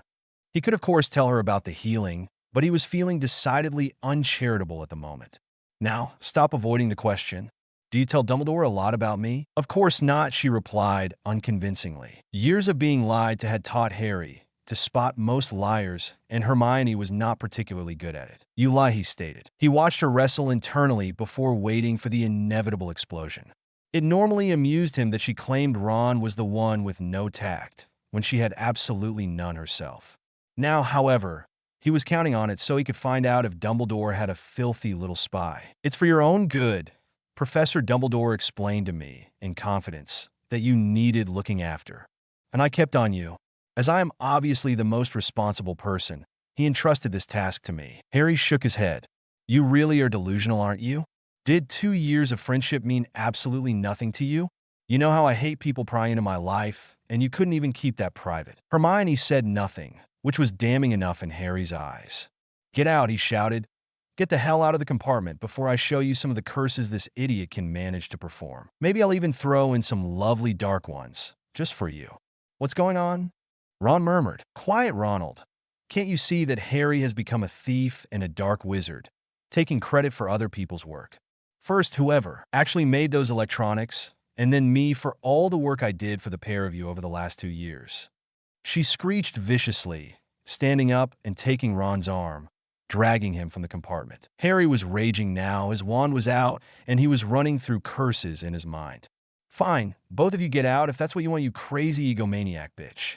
I'll show you this year just how smart I actually am, and then you'll be sorry, miss, supposed smartest witch of her generation. And when you come crawling back, you better have a bloody good apology. Are you going, Ron? You have to make a choice. It's me or her. Stay or leave. I don't care which, but do it now. Come on, Ron, let's leave this idiot and see how well he does without us to drag him out of every mess he gets himself into. Ron looked back and forth between his best friend and the girl he was starting to become a bit interested in, silently debating. In the end, as is usual with teenage boys, one organ comfortably outvoted the other, and he shrugged and followed Hermione from the compartment. It took some time for Harry's rage to dissipate. His hands were shaking in anger, knuckles clenched, ready for a fight. It wasn't the insults to his intelligence that pained him, though they had certainly hurt. It was the betrayal that hurt the most. How could she have spied on him for Dumbledore? Informed on his every move? At this point, he had two choices. He could listen to some relaxing music to calm himself, or he could play the heaviest stuff he had on, his iPod, and embrace the anger. It is perhaps highly fortunate for Malfoy that Harry chose the first option. It was inevitable that Malfoy would make his customary visit to bait Harry and his friends. Malfoy's first clue that all was not normal came when Harry was sat alone. He knew that the Weasel and the Mudblood would have had time to find Potty by now, and so he was taken aback. However, he wasn't one to fail to take advantage of a situation where he outnumbered his target 3-1. He was a true Slytherin after all. At least that's what he maintained, no matter what that stupid hat had tooted about the fall of the House of Slytherin. All right, Potty, sat here all alone are we? Where are the Weasel and the Mudblood? Draco drawled. Harry said nothing. He didn't even react. He just sat there swaying slightly in a lazy rhythm with his eyes closed. Draco was highly perturbed by this turn of events. He was used to everyone paying him the attention he commanded and deserved. Even more disconcerting was the fact that he could see some strange string things coming from Potter's ears. What the hell is going on? Potty, I'm talking to you, he tried again, but still absolutely no reaction. Draco simply didn't understand.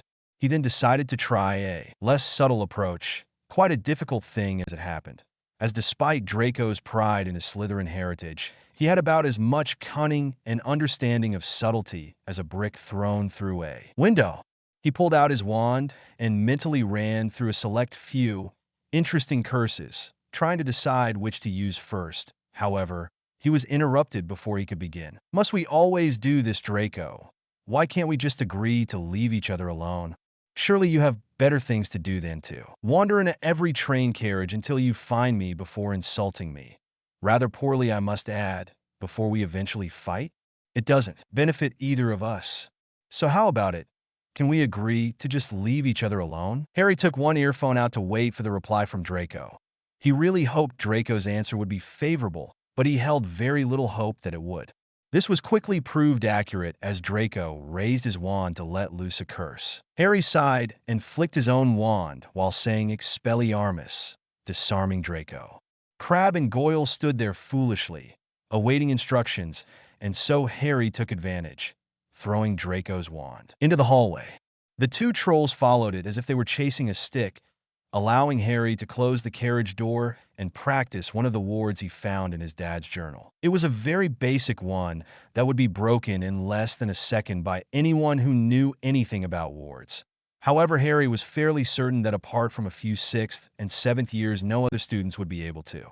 Perhaps now he would be left in peace for the rest of the journey. Chapter 5. Harry was staring blankly out the window of his compartment as the train began to slow, running through some more ideas for his projects. They could only be about 5 minutes from Hogsmeade Station. He quickly put his robes on and waited patiently for the train to come to a halt. He left his old trunk in the compartment where it would be collected as usual, but he kept his new trunk in his pocket. He wasn't about to let that leave his sight. He walked with the crowd towards the horseless carriages, stopping briefly to wave to Hagrid, who cheerfully waved back. Harry wasn't entirely sure Hagrid had recognized him, but was pleased nonetheless. Normally at this point, he would share with Ron and Hermione. However, this wasn't an option. He was too mad at them. He caught sight of the two of them. Hermione was obviously in full flow at Ron, who was nodding along dumbly. There was a carriage near him that only had 2 occupants, and so he decided that was probably his best option. He had to meet some new people soon. This was not a pleasant realization for Harry, all things considered. Was he really that isolated that without those two, he had nobody he could call a friend in the whole school? Unfortunately, it probably was. Harry definitely needed to do something about that. He decided very arbitrarily that he would make his first attempt with these two, the lucky devils. He climbed into the carriage and saw the twin, indistinct shapes meld into 2 girls in front of him, one blonde and one brunette. "What the hell are you doing in here, Potter?" The blonde sneered at him. Well, I thought I would take a carriage up to the school. I saw there was only the 2 of you in here, and hey presto, here I am." He attempted a winning smile, but this was coldly ignored. He noticed now that both girls had Slytherin robes on. This would make his task more difficult, thanks to the ingrained house rivalry, but Harry was never one to shirk a task once he set his mind to it, so he plowed on gamely. I am aware that there are two of us here. Why are you not with your little Gryffindor friends? The blonde was staring at him intently now. Harry grimaced at the mention of his friends. Let's just say we are having some problems, ones that I don't really want to get into, but I think they could well be permanent. I have recently come to the conclusion that I have been severely isolated with those two, and so I'm trying to branch out and meet some new people. Lucky for you, you both get to be my first attempt. The brunette giggled before a glare from the blonde silenced her. Let's start at the beginning. My name is Harry Potter. Pleased to meet you, he said, extending his hand towards the blonde. She looked at it disdainfully. But you are a Gryffindor and we are Slytherins. We can't be friends. Why are you talking to us? Can I let you both into a little secret, he said, motioning them forward before glancing around furtively. Despite themselves, the Slytherins leaned forward. The house system is bullshit, he smiled at their outraged expressions. How can you say that about centuries of tradition? Blondie said, quite easily. It is fair to say that the house system makes everyone have certain preconceptions about anyone from a house as soon as they hear which one. For example, the stereotype is that all Slytherins are evil. Now, this cannot be true. You aren't evil, are you, miss? She ignored his question about her name. Of course, I'm not evil. Yet you are in Slytherin, so, by rights, you should be if we believe the house traits and stereotypes, that is. Also, have you heard of a self-fulfilling prophecy? It applies here, because if you tell a bunch of 11-year-olds that if you are in Ravenclaw you will be a bookworm, then guess what? They're going to read loads because that is what is expected of them. Same principle with the Hufflepuffs and loyalty. I'm willing to bet that they aren't all loyal to each other, but because they are in Hufflepuff, they feel like they should be, so they begin to be so.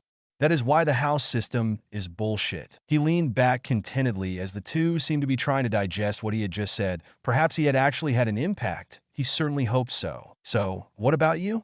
You are the Gryffindor golden boy. You fit the stereotype of your house perfectly. You are reckless and foolish. You don't think anything through. You just go charging in. Blondie was certainly going straight for the jugular. Harry considered how best to answer this. That's completely true, and it has taken me 2 years to work that out. I think it's probably because I knew so very little about my parents, apart from how I looked like them and that they were both in Gryffindor. I guess I clung to this and tried to be the absolute perfect Gryffindor I could be, as a way of getting a bit closer to them. He stared into space, lost in his own thoughts for a moment, and therefore missed the hastily whispered conversation between the other occupants of the carriage. He was jerked from his deliberations by a hesitant voice. My name is Tracy Davis, and this scowling girl is Daphne Greengrass. It was the brunette who spoke, and Daphne was indeed scowling, although not at Harry, but at Tracy. Pleasure to meet you both. You shouldn't scowl like that, Miss Greengrass. It will create lines that would spoil your pretty face. Harry cringed mentally at this. What the hell was he saying? Where did it come from? This surely wasn't going to end well for him. He tensed, ready to dodge a swipe at him. However, the expected explosion didn't materialize. Daphne stopped scowling immediately and turned an expressionless mask towards him. Tracy, on the other hand, giggled behind her hand and gave Daphne a not-so-subtle elbow to the ribs, which earned her a brief glare. I've been telling her that for years, but she never seems to listen to me. Maybe you have some sort of special gift, Potter. Please, call me Harry. Surnames seem so formal, and I hope we can be friends, or at the very least acquaintances that are happy to stop and have a chat every now and then. Does that sound agreeable to you too? The girls exchanged a look that seemed to contain a whole conversation. Harry idly wondered how girls did that, before they both nodded at him, with only slight reluctance from Daphne. The carriage chose this moment to pull up at the large wooden doors that marked the threshold of Hogwarts. Excellent. I look forward to getting to know you both better sometime soon.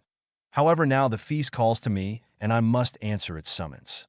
He swiftly exited the carriage with an impressive swirl of his robe. He thought it was impressive anyway, although he would swear blind he had seen Daphne roll her eyes.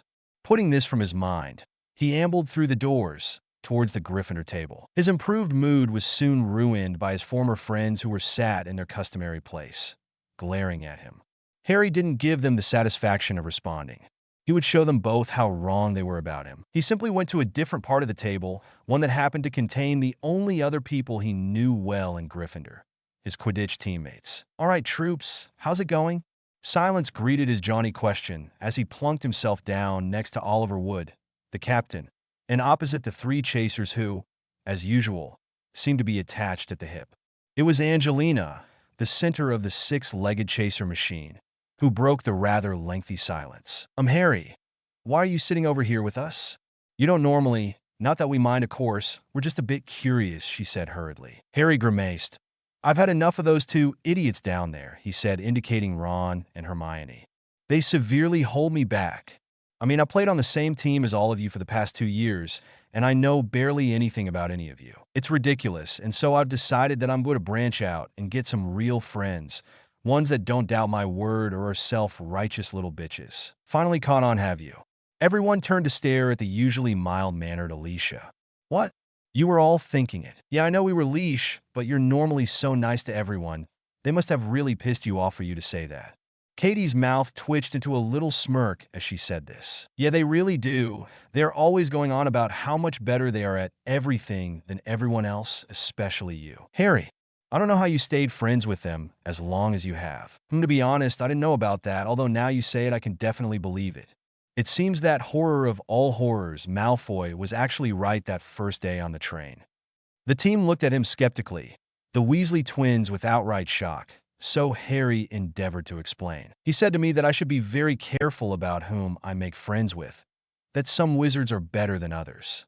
Now, admittedly, he was talking about purity of blood and that crap, but in terms of character, Ron and Hermione were probably the worst people I could associate with. He grimaced here and looked to the twins. "I'm sorry, guys, I know he's your brother, but..." Harry didn't get a chance to finish his sentence as Fred cut him off. "It's okay. We're pretty sure he was adopted anyway, or maybe dropped on his head a few too many times. Yeah, he needs to do a lot of growing up before he's worthy of the noble Weasley name," George continued, striking what he must have considered a thoroughly noble pose.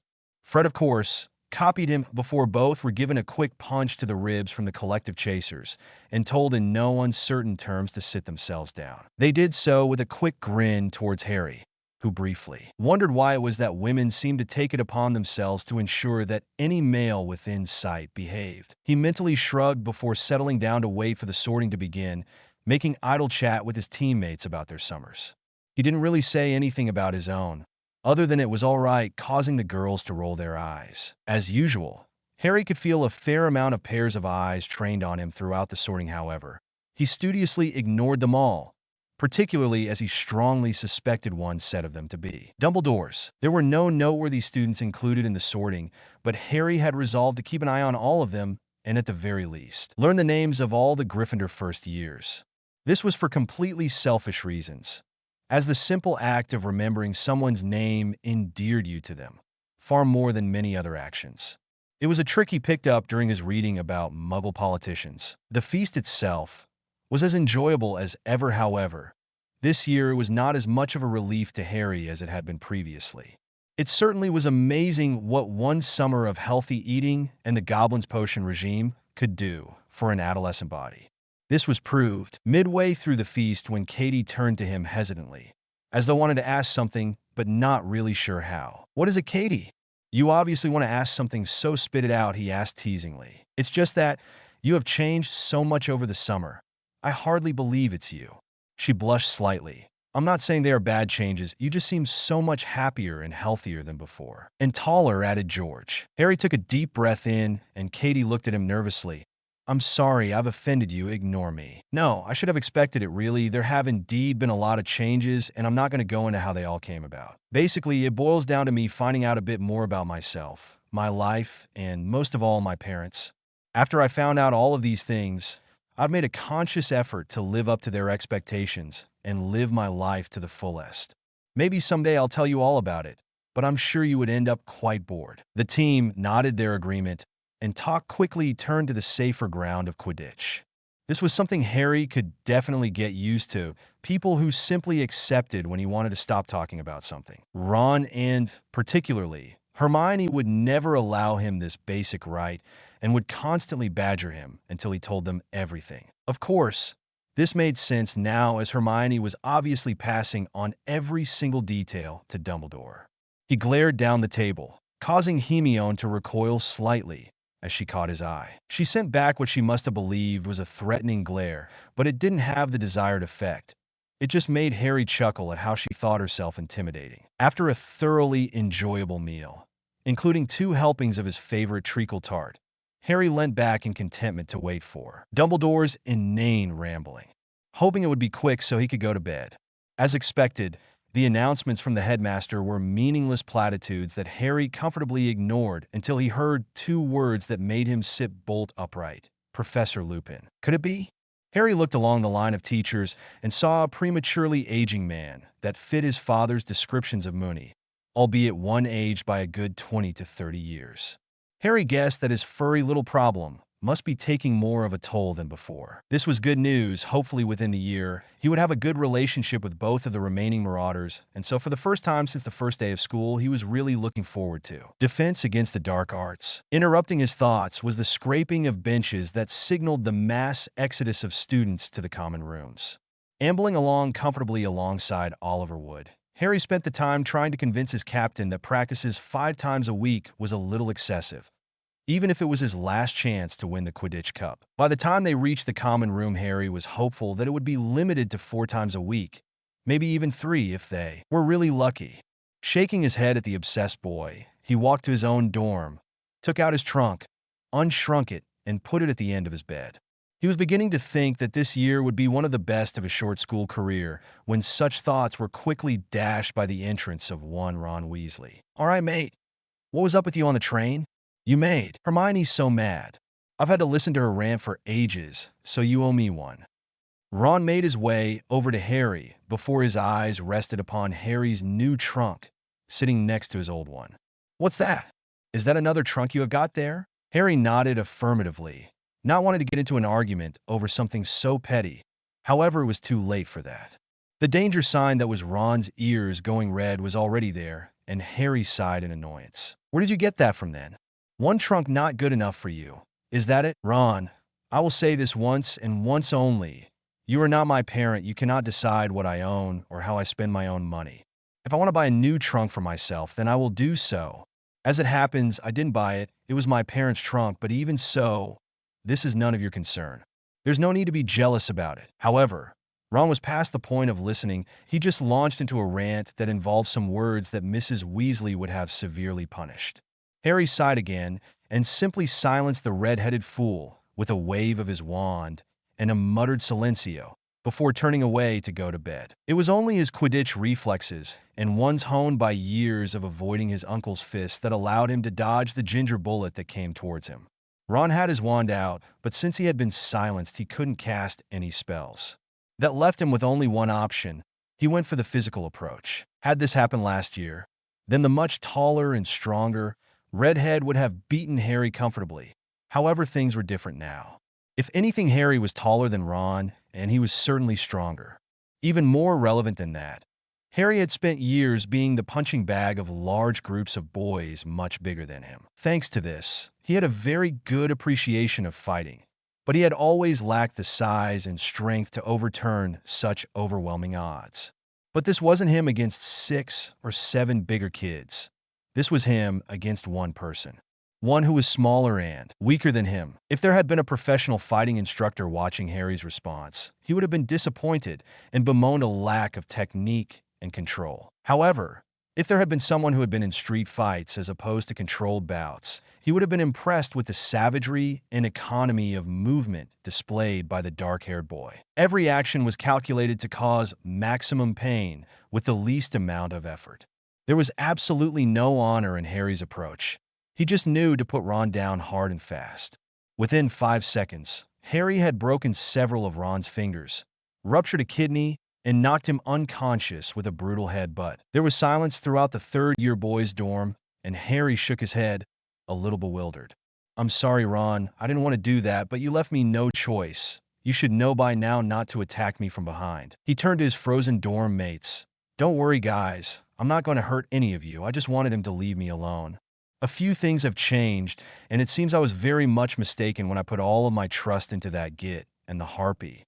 I know I've pretty much ignored you all since I got here, and I'm really sorry for that. I would definitely like to get to know you all a bit and make up for lost time. I hate to ask this, but could one of you take him to the hospital wing?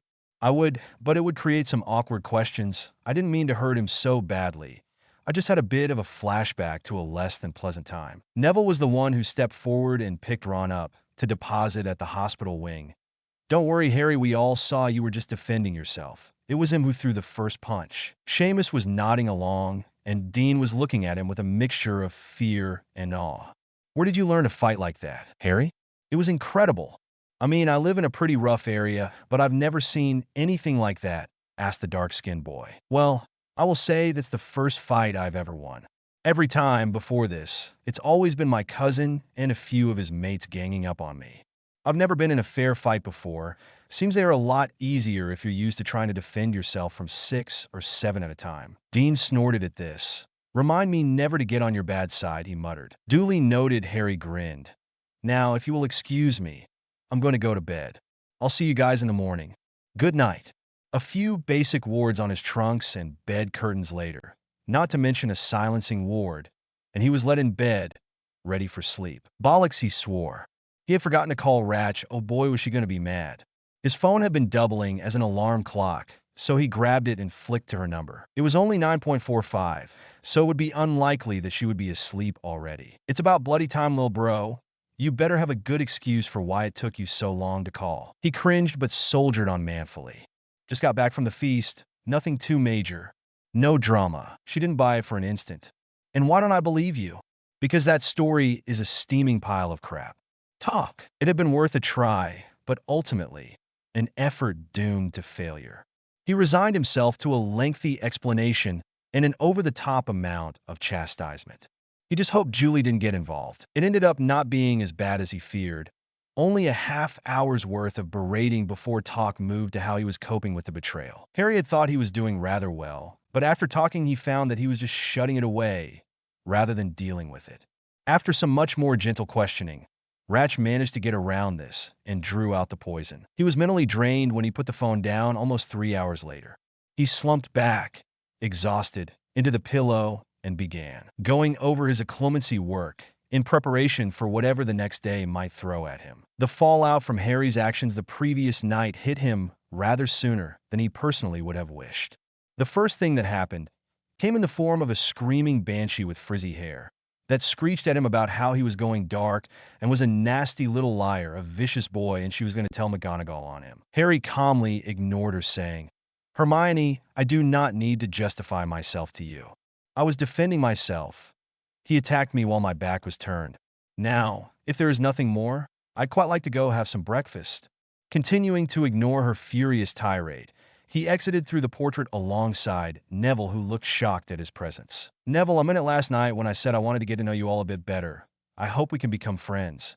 It's something that should have happened at least 2 years ago, but hopefully we can make up for lost time.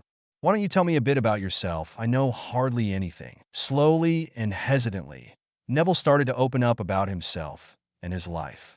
It took a lot of coaxing from Harry, but by the time McGonagall started handing out the year's schedules after breakfast, Neville seemed to be growing in confidence a little. "Mr. Potter, I want a word with you. What's this I hear about you putting Weasley in the hospital wing?" Harry rubbed his temples. "Would it be possible for me to talk to you in private, Professor McGonagall? I promise I will explain, but the explanation will involve a few things I would rather remain private." McGonagall looked at him skeptically. "All right, Potter, meet me in my office directly." Harry nodded, looked at his schedule, and groaned upon seeing that it read history of magic, first up followed by potions with the Slytherins. He told Neville to save him a seat in both and that he would meet him as soon as he could. Neville nodded as he watched the enigma that was Harry Potter make his way out of the Great Hall. After a brief pause to pick up his potions things, Harry stood outside McGonagall's office.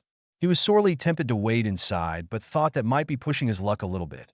So he leaned against the wall to await his head of house. He didn't have to wait long as he spotted her marching towards him, and she beckoned him inside with a crook of her finger. He followed her inside and sat down in the offered chair. "Explain." That's all she said, but it held a threat of so much more. It wasn't even a question, more of a demand. He took a deep breath and began explaining a little of his home life, skipping the worst of it, just giving her enough detail to make her understand. He explained all about the delightful Dudley and his gang's torments, ending rather lamely with, "And I felt like I was just kind of back with all of them when Ron attacked me, and I sort of lost it. I only hit him twice, but I guess it was a bit harder than I should have done." Technically, he had him Ron 4 times, but Harry was being a little economical with the truth. After all, a headbutt or knee strike didn't really count as a punch, did it? Professor McGonagall was just sat there, lips held in a tight white line, hands quivering in fury. Harry, sensing danger, started edging away, looking for an escape before she exploded. However, he wasn't quick enough. "That bastard. I told him they were the worst kind of muggles, but did he listen? Of course not, he never bloody does." She visibly took a large breath to calm herself before continuing in a more normal tone. "I'm sure that's only half the story as well. Don't worry, I don't want to know. To be honest, I'd rather live in ignorance of how badly you were treated so that I don't go down there myself and curse them all into oblivion," followed swiftly by Albus Bloody Dumbledore. Harry panicked at this. "No, don't do that. I am fully aware of all things he has done to me, and is still doing, but he is far too crafty and too powerful to attack in a front-on manner." "There's more?" McGonagall roared. Harry winced and nodded. "Before I tell you, I'm going to need your witch's oath to never reveal anything I tell you, unless I give permission, and that you will do nothing about it, unless I say so. That means no charging off to curse Dumbledore.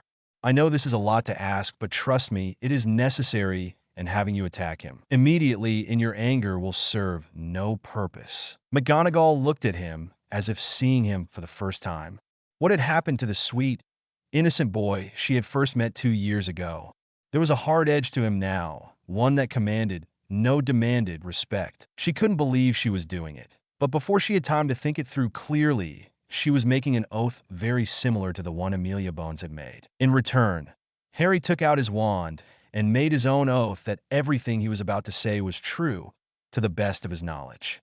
Ignoring her shocked look, he then explained his summer so far, particularly everything he had found out at Gringotts, about the state of his health and Dumbledore's manipulations of his accounts. He showed his limited metamorphic abilities and explained his new mental faculties. He told her about the healing process and the correction of his chronic malnutrition, scoffing at Hermione's ridiculous jump to the conclusion that he was using dark magic. He admitted that, in terms of theory, he was easily up to 5th year, much to McGonagall's satisfaction. Finally, he showed her his new electronics, the ones that he had modified.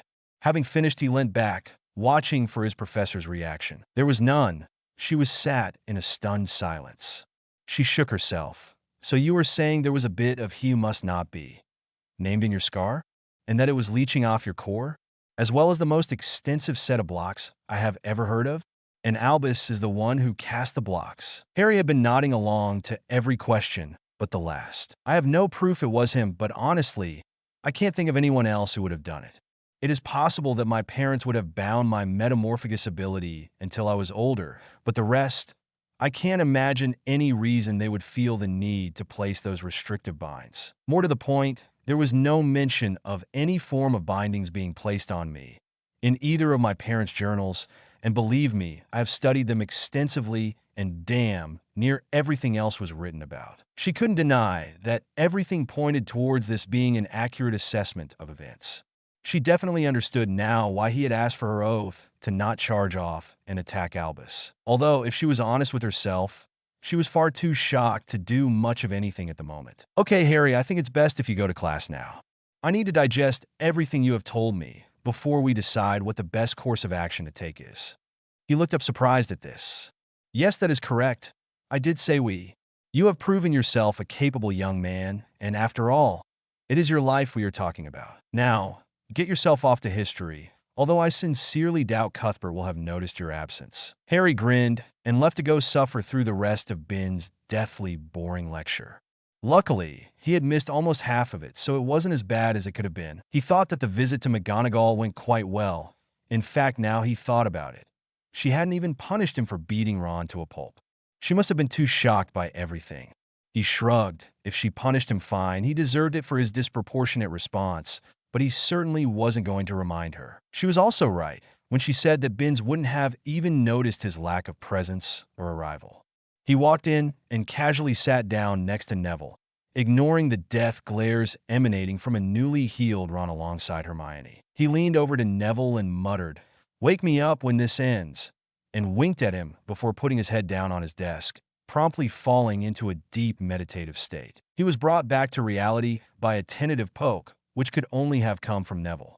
Deciding to have a bit of fun, he moaned, "5 more minutes," and was rewarded with some chuckling. "All right, fine, I'm up, honest." He couldn't help but be intrigued with how this next class would go. Of course, Snape would still hate him. Hell had not frozen over, but he was now far more prepared and knew the next 3 years' worth of the potion's syllabus inside out. Not to mention, he had studied his mother's journal extensively, picking up a great many little hints and tips. Hopefully, this would give Snape far less ammunition to punish him. Only time would tell. The lesson began in customary fashion, with Snape sweeping in before flicking his wand at the board, where instructions for the potion appeared, and Snape barked out, "Begin." However, after this, it all started to take a trip to the surreal, at least for Harry anyway. Snape was gliding around the dungeon on his normal route, taking points from Gryffindors and giving them to Slytherins when he reached Harry's cauldron. Due to the odd number of students in the class, Harry had ended up working alone, and so, when Snape swept past, he was expecting the worst, but it never came. Snape merely nodded and continued. Harry was nonplussed. This had never happened before. He was so shaken, he nearly forgot to take his cauldron off the fire at the appropriate time, but luckily, he had just enough wits about him to manage it. The lesson progressed, and Harry felt he was doing well. His potion was just the correct shade of pale blue. Obviously, his mother's tips were going to be very helpful in this class, and were currently working out well. It came to the end of the class, and time for them to hand in their completed work in vials. Snape came round to collect them, and uttered one word when he collected Harry's effort. One word that shattered Harry's current grip on reality. One simple word. Good. Harry nearly dropped the vial in his shock. He packed up his things on autopilot and walked mechanically to the Great Hall for lunch. It was midway through his second sandwich that he finally absorbed what had happened. Clearly, everybody else in the class had been too busy concentrating on their own work to notice the terrifying events that had taken place at Harry's workstation. Something needed to be done to correct this, and so, Harry went to the only place he could think of, McGonagall's office, to see his head of house for the second time in the day. He knocked and heard a gruff enter. Professor McGonagall, I think something is terribly wrong." "What? What are you talking about, Potter?" Harry noted the return of address to Potter, changing from Harry this morning. "Well, it's going to sound a bit odd, but it's Snape. Professor Snape." "Yes, well, I'm not sure it is. I just had potions, and he didn't shout at me. He didn't take points, and worst of all, he actually complimented me. Now, this may not sound like much to you, but I would have happily laid all of my worldly possessions in a bet that the apocalypse would happen before Snape complimented me. And no, before you say anything, I am not exaggerating in the slightest. Ever since I first met him, he has belittled me, abused me, tormented and mocked me, all because I look like my father. Today, nothing. Either it is not him, and it's an imposter, or, more worryingly, he has had a complete personality transplant." Harry paused here, his mind in overdrive. Or perhaps this is actually his personality, and he has reverted. I don't know, but something is definitely wrong. "Please, just come with me. You will see what I mean. I know I'm going to regret this, but all right. Lead on, Potter." "Thank you, Professor. You will see what I mean, I promise." The journey to the dungeons was stilted and held in complete silence, neither party really knowing what to say. "Here we are, watch this," Harry said, as he walked into the office next to the dungeon that was Snape's. "Professor Snape, sir? I have a question." "Yes, Potter." "What is it?" Snape's tone was mildly irritated, but that was just his normal tone.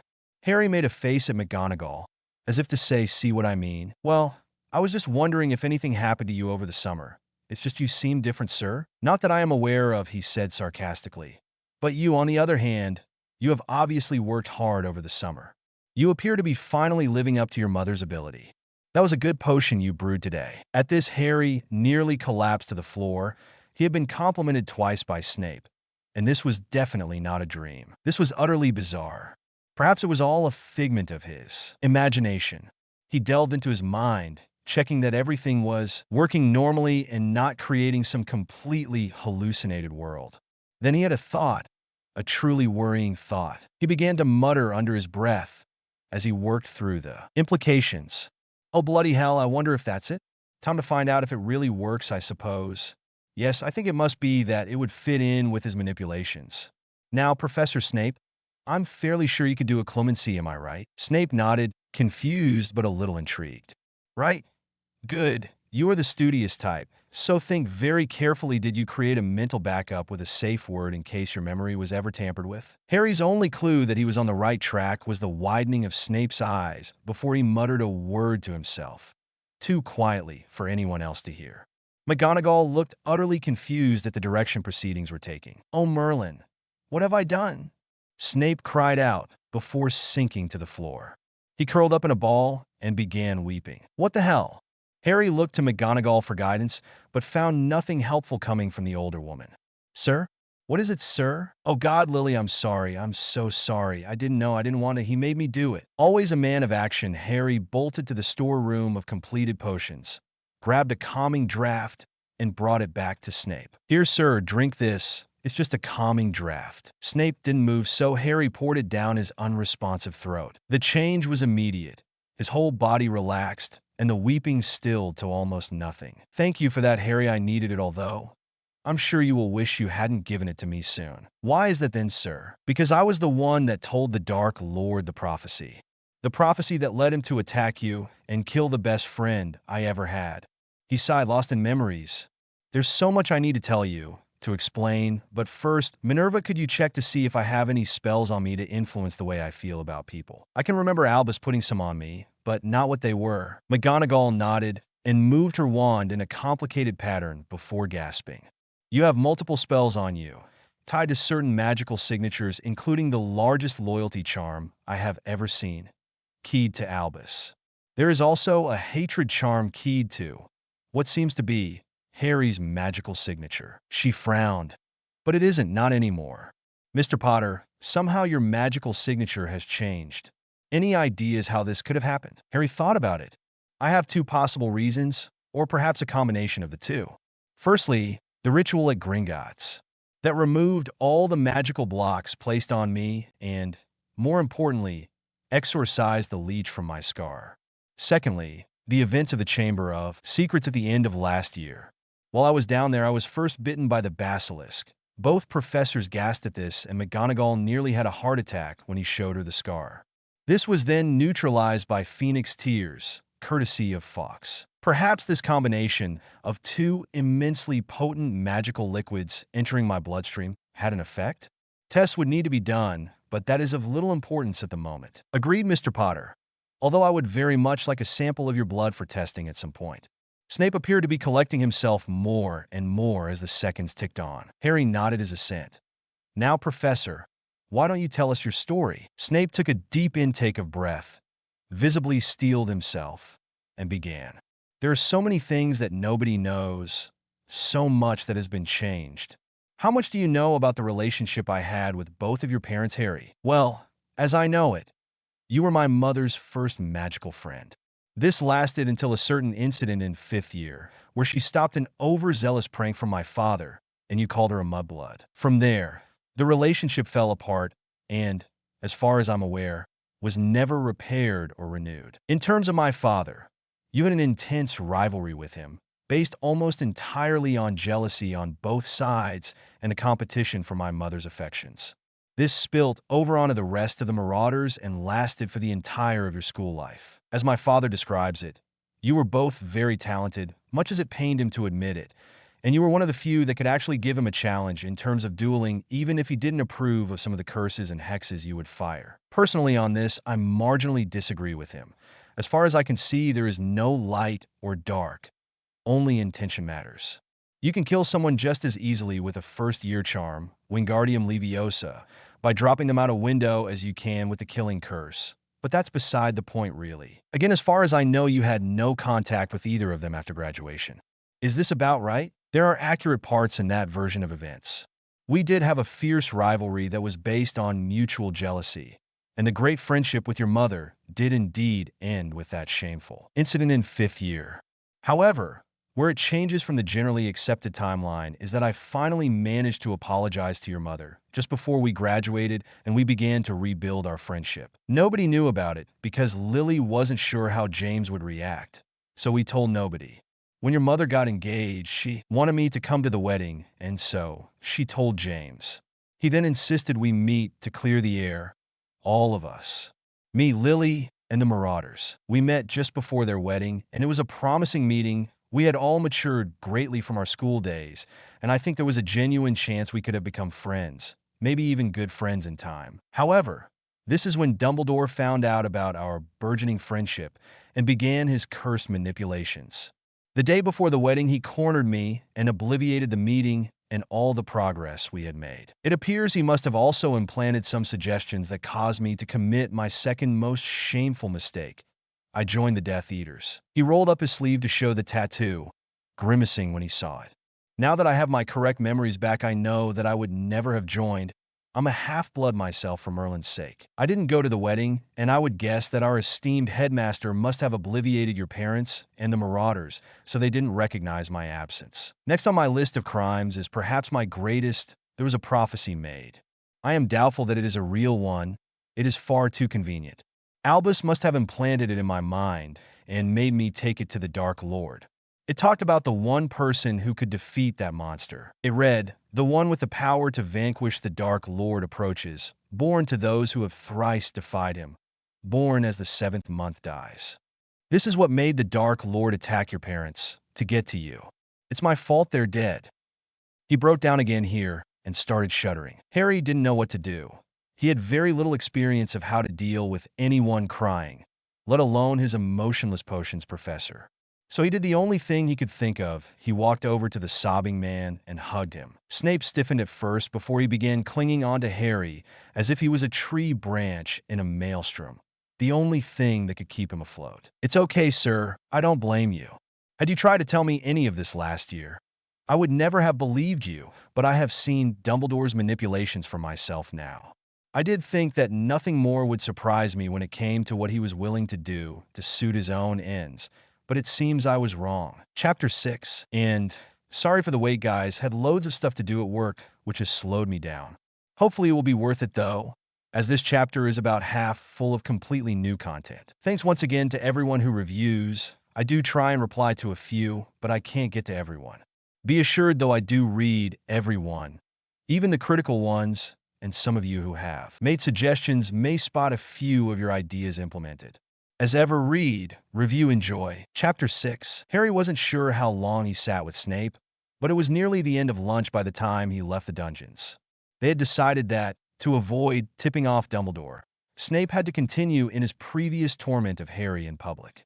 McGonagall didn't like this one bit, especially now she had heard from both sides the level of antagonism. Eventually she agreed, but under protest. Just before leaving for his afternoon class of runes, he had one request for the two professors. Could you visit Lupin this evening in private so that he can get his memories back and then fill him in on what has happened? I'd tell him myself, but I've no idea how he would react without being able to check him for Dumbledore's spells. Plus, I don't really want to go through it all again. You can fill in Professor Snape at the same time, if that's okay. McGonagall nodded her assent and watched the remarkable young man depart the classroom, having once more shattered her perceptions about the world. That made twice in one day, this was becoming a bit too much of a habit for her liking. The young man in question was digesting the turn of events for himself as he walked to the Ancient Runes classroom on the 4th floor. He wondered how many people were going to be in the class. It didn't really look like it was a particularly popular subject, judging from the lack of books and flourish and blots. That wasn't a problem, though. He had more than enough access to many more books in the magical part of the British Library, not to mention his practical experience already. As it turned out, he was correct in his assumption that it wasn't going to be a well-attended class. There were only 7 others present. Unsurprisingly, Hermione was one of these, which was unfortunate really, but aside from her, there were 3 Ravenclaws, Padma Patil, Terry Boot, and a little Asian girl he wasn't entirely sure he had ever seen before.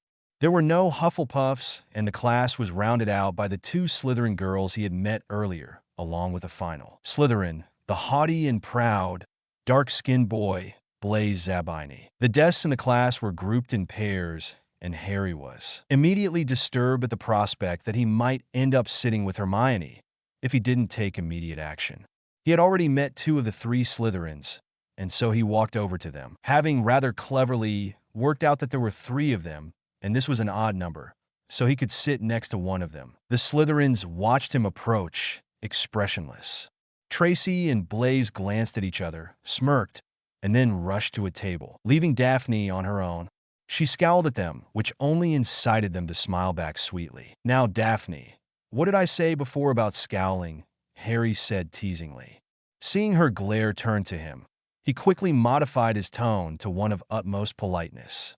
"Would you do me the honor of sitting at a table with me, Miss Greengrass?" She glanced around helplessly, looking for any other option, but none was forthcoming, so she sighed and reluctantly sat. "There, that wasn't so bad, was it?"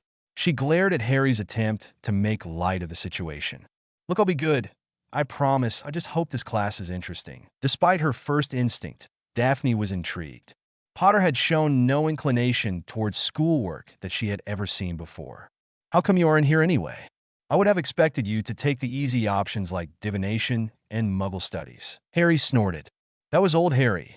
"This is new and improved Harry 2.0, he answered. 2.0? What in Merlin's name does that mean? Harry's attempt to explain naming conventions for computer programming was interrupted by the entry of the ancient runes. Professor Bathsheba Babbling. Babbling was a middle-aged woman with a kindly face and an abundance of laughter lines. "Welcome, class, to ancient runes. This is one of the most demanding subjects that you will study at Hogwarts and one of the most underappreciated.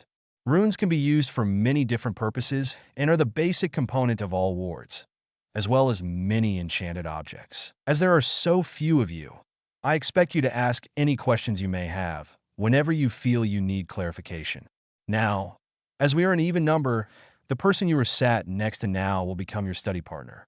I expect you to work together throughout this year and help each other as needed." Daphne groaned at this new information, while Harry chuckled to himself. "This year we will be primarily focused on understanding the most common runic language, Nordic, and we'll be working on translations. Next year we will expand our theoretical studies to include ancient Greek and Egyptian hieroglyphics, as well as beginning your practical work. In fifth year, we will be doing a project in pairs where I will expect you to draw your own runic cluster that, all being well, will achieve the effect you are aiming for." It was now Harry's turn to groan. Daphne turned to him. "What's the matter, Potter? All of it sounding too difficult for you?" "Wishing you had taken an easier class, I bet," she said scornfully. "Quite the contrast, Daphne. This is going to be so easy. It's going to be incredibly boring." Babbling obviously caught the end of his statement as she whirled to fix Harry with a stare. "Oh, boring you say?" "Unfortunately, Professor. Yes, it will. You see, I worked quite a lot on runes over the summer, and I feel I might be a bit in advance of your plan." "Harry James Potter, sit down and stop interrupting the teacher. You little liar." The spite in Hermione's tone made everyone in the classroom stare at her in shock. The friendship between the two and Ron was legendary, even if some didn't understand it. "Ooh, all three names. Consider me suitably chastised now," Harry retorted sarcastically, garnering a laugh from his classmates. "The fact remains, Professor, if that's all we're doing, I can probably do fifth year now." Babbling looked skeptical to this fact. "Okay, Professor, you don't believe me. That's fair enough. Draw a rune, any rune, and I'll translate it for you." Had it not been for Hermione's outburst, he probably would have backed down and spoken to Babbling after class, but he was damned if he was going to let the girl with a god complex think she had beaten him. Babbling did just what was suggested to her, and Harry confidently asserted that it was the rune for strength. The process was repeated several times, with Harry answering every question correctly, until Babbling drew a final rune. "Now, Professor, that wasn't very nice. That isn't even a Nordic rune. That is Sumerian, and it means hope, with the accent on the upper flick, meaning that it translates to a hope for future knowledge." By this point, the entire class was looking at him in awe, and Babbling seemed shell-shocked. "Yes, well, that is absolutely correct. Take 30 points for Gryffindor, Mr. Potter," she replied absently, before handing out a worksheet for everyone. "Use your dictionary to translate as many of these runes as you can until the end of the lesson. I need to think for a bit," she finished lamely. As soon as Babbling turned away to sit at her desk, Harry was fixed with a steely-eyed glare causing him to gulp slightly. Yes, Daphne, something I can help you with? Don't you give me that. How did you know all of that stuff? Well, I worked hard over the summer, once I decided which subjects I was going to be taking. I may have read a few extra books here and there. She snorted disbelievingly. Fine, but you are going to help me with this worksheet. We are partners, remember? Harry burst into laughter. Oh, so now we're partners, before you couldn't wait to get away from me. I don't know what you're talking about, Potter. Now, what does this one mean? There was the tiniest hint of amusement dancing behind her violet eyes. It turned out to be an enjoyable lesson for Harry. Surprisingly, he found he enjoyed Daphne's company when she wasn't insulting him at any rate. Even then, he took it with a pinch of salt. Now he had begun to notice the signs. He could tell that she was simply one of those people who didn't really mean everything insulting she said. She just found it amusing and took it upon herself to make sure he didn't get a big head. In fact, by the end, Harry was fairly certain that he was going to enjoy the class for the year. After all, Daphne was very intelligent and picked things up quickly, but unlike certain others in his acquaintance, didn't feel the need to crow about it. She pushed herself throughout the class, and they were easily the first pair to finish the exercise. Professor Babbling hadn't returned to the world of the living and was still hunched blankly over her desk, so the class took it upon themselves to leave once time was up. So that was it for day one of classes for Harry 2.0, as he had christened himself. He felt that it had gone well, but then again, it had been interrupted. This meant that it had really only been runes, where he had the opportunity to fully flex his wings. He reflected at dinner that it had been a good day, as he sat back, observing the banter between the Weasley twins and the Chasers. He took advantage of the homework-free evening to text Ratch to update her on the happenings. They started by hearing about each other's days, and Ratch got her complaints about her sort of boyfriend off her chest. Harry didn't even pretend to understand the crazy relationship Ratch had with the guy from her year at school. He just agreed in the appropriate places and allowed her to vent. They eventually settled back for a good-natured argument about whether or not Metallica had sold out or not since their original albums. Harry maintained that they had evolved over the years, and this was perfectly acceptable in a band, but Ratch would have none of it. She asserted that they needed to be shot for inflicting the travesty that was the Saint Anger album on the public. It was quite amazing that such a simple difference of opinion could descend into such a debate, and so it was that Harry didn't actually get to sleep until past midnight, after he had learned a very important skill in arguing with women. Sometimes it is much easier to just agree, even if you knew you were in the right. Harry was yawning at the breakfast table when a note suddenly appeared on his plate. He recognized the ornate, looping script. Immediately, Dumbledore. This was what he had feared. With some trepidation, he took the note and began to read. It was only a short note saying that Dumbledore wished to see him that evening at 7:30 in his office. Harry's mind immediately went into overdrive thinking about how he was going to play this. His first thought was to refuse to go, but that would almost certainly tip Dumbledore off that Harry was aware of his manipulations. The balance needed to be struck between being safe from Dumbledore modifying his mind, but not tipping the old man off. McGonagall was probably his best option here, as she was his head of house as well as deputy head, so had a legitimate reason to be there and the power to back it up. Not to mention, she was staunchly on his side. Mentally scanning his timetable, he found, to his delight, that he had Transfiguration after lunch, giving him the perfect opportunity to enlist her aid. Before that, though, he had herbology. Knowing how good Neville was at the subject, he resolved to work with him in the greenhouse. This proved to be a wise move, as Neville was full of useful little hints and tips that could only have come from an instinctive grasp of the subject matter and a love of plants. Harry wondered why Neville wasn't better in potions, because a large amount of the ingredients used were plant-based, and so Neville should know what they would do. Was he really so lacking in confidence that Snape's berating caused him to forget all of this instinctive knowledge? Perhaps Snape would tone that down. Now he was free of the mind manipulations of Dumbledore. However, similar to his treatment of Harry, he had to keep up some of the act with Neville. It would be too suspicious otherwise. Transfiguration was easy as expected. A firm grasp of all the theory allowed Harry to turn his pebble into a snail on the very first attempt, earning 10 points and a rare smile from McGonagall. It had been incredibly amusing to watch the look of absolute hatred on Hermione's face as he was awarded the points, and to watch her increasing frustration as she couldn't do the spell herself. Harry knew that she validated her schooling experience by the awarding of points and the praise she received from teachers. This was why she made such an effort to be the one to answer every question.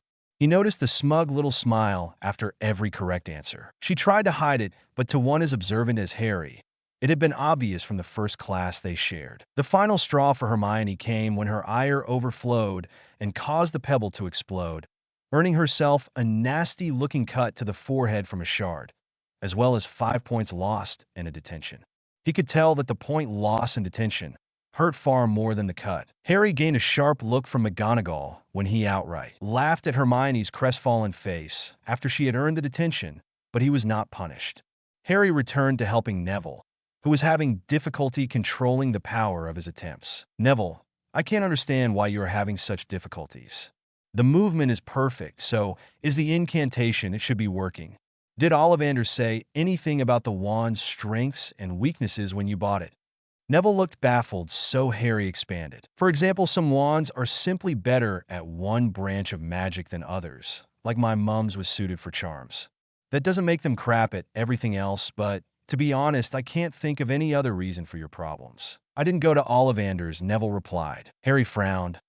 "Where did you get your wand from then? Is there another shop hidden in Diagon?" Neville shook his head. "I didn't buy it. The wand is my dad's. Gran says it honors him that I continue its use, while he can't." Harry's frown deepened. "Nev, that isn't the way it works. You can't just use a wand that hasn't chosen you. It won't fit your magic properly. I really think you should ignore your Gran. That wand is holding you back. Speak to McGonagall. She will help you out." Neville began to turn away to speak to their professor when Harry pulled him back gently. "I know how annoying it is when people try and force you to talk about something you don't want to, but if you ever want to unload about your parents, then I will be here to listen. Well, I don't know what happened to them. I've picked up enough to know they aren't around anymore. Just think about it. I'm ready when you are." Shock plastered the chubby face of Neville before a hesitant smile crept into place. He left Harry and explained the situation to McGonagall. When he returned, he informed Harry that he was being taken wand shopping on the weekend. He just had to cope with the poor match until then. Neville confided that McGonagall was furious and was going to give his Gran a piece of her mind. From Neville's description of the woman, that was shaping up to be an epic battle, one that Harry was delighted to be as far away as possible from. At the end of the lesson, Harry hung back to talk to McGonagall and to strategize for the meeting. "Well done, Mr. Potter, for picking up on Neville's lack of compatible wand. Take 5 points.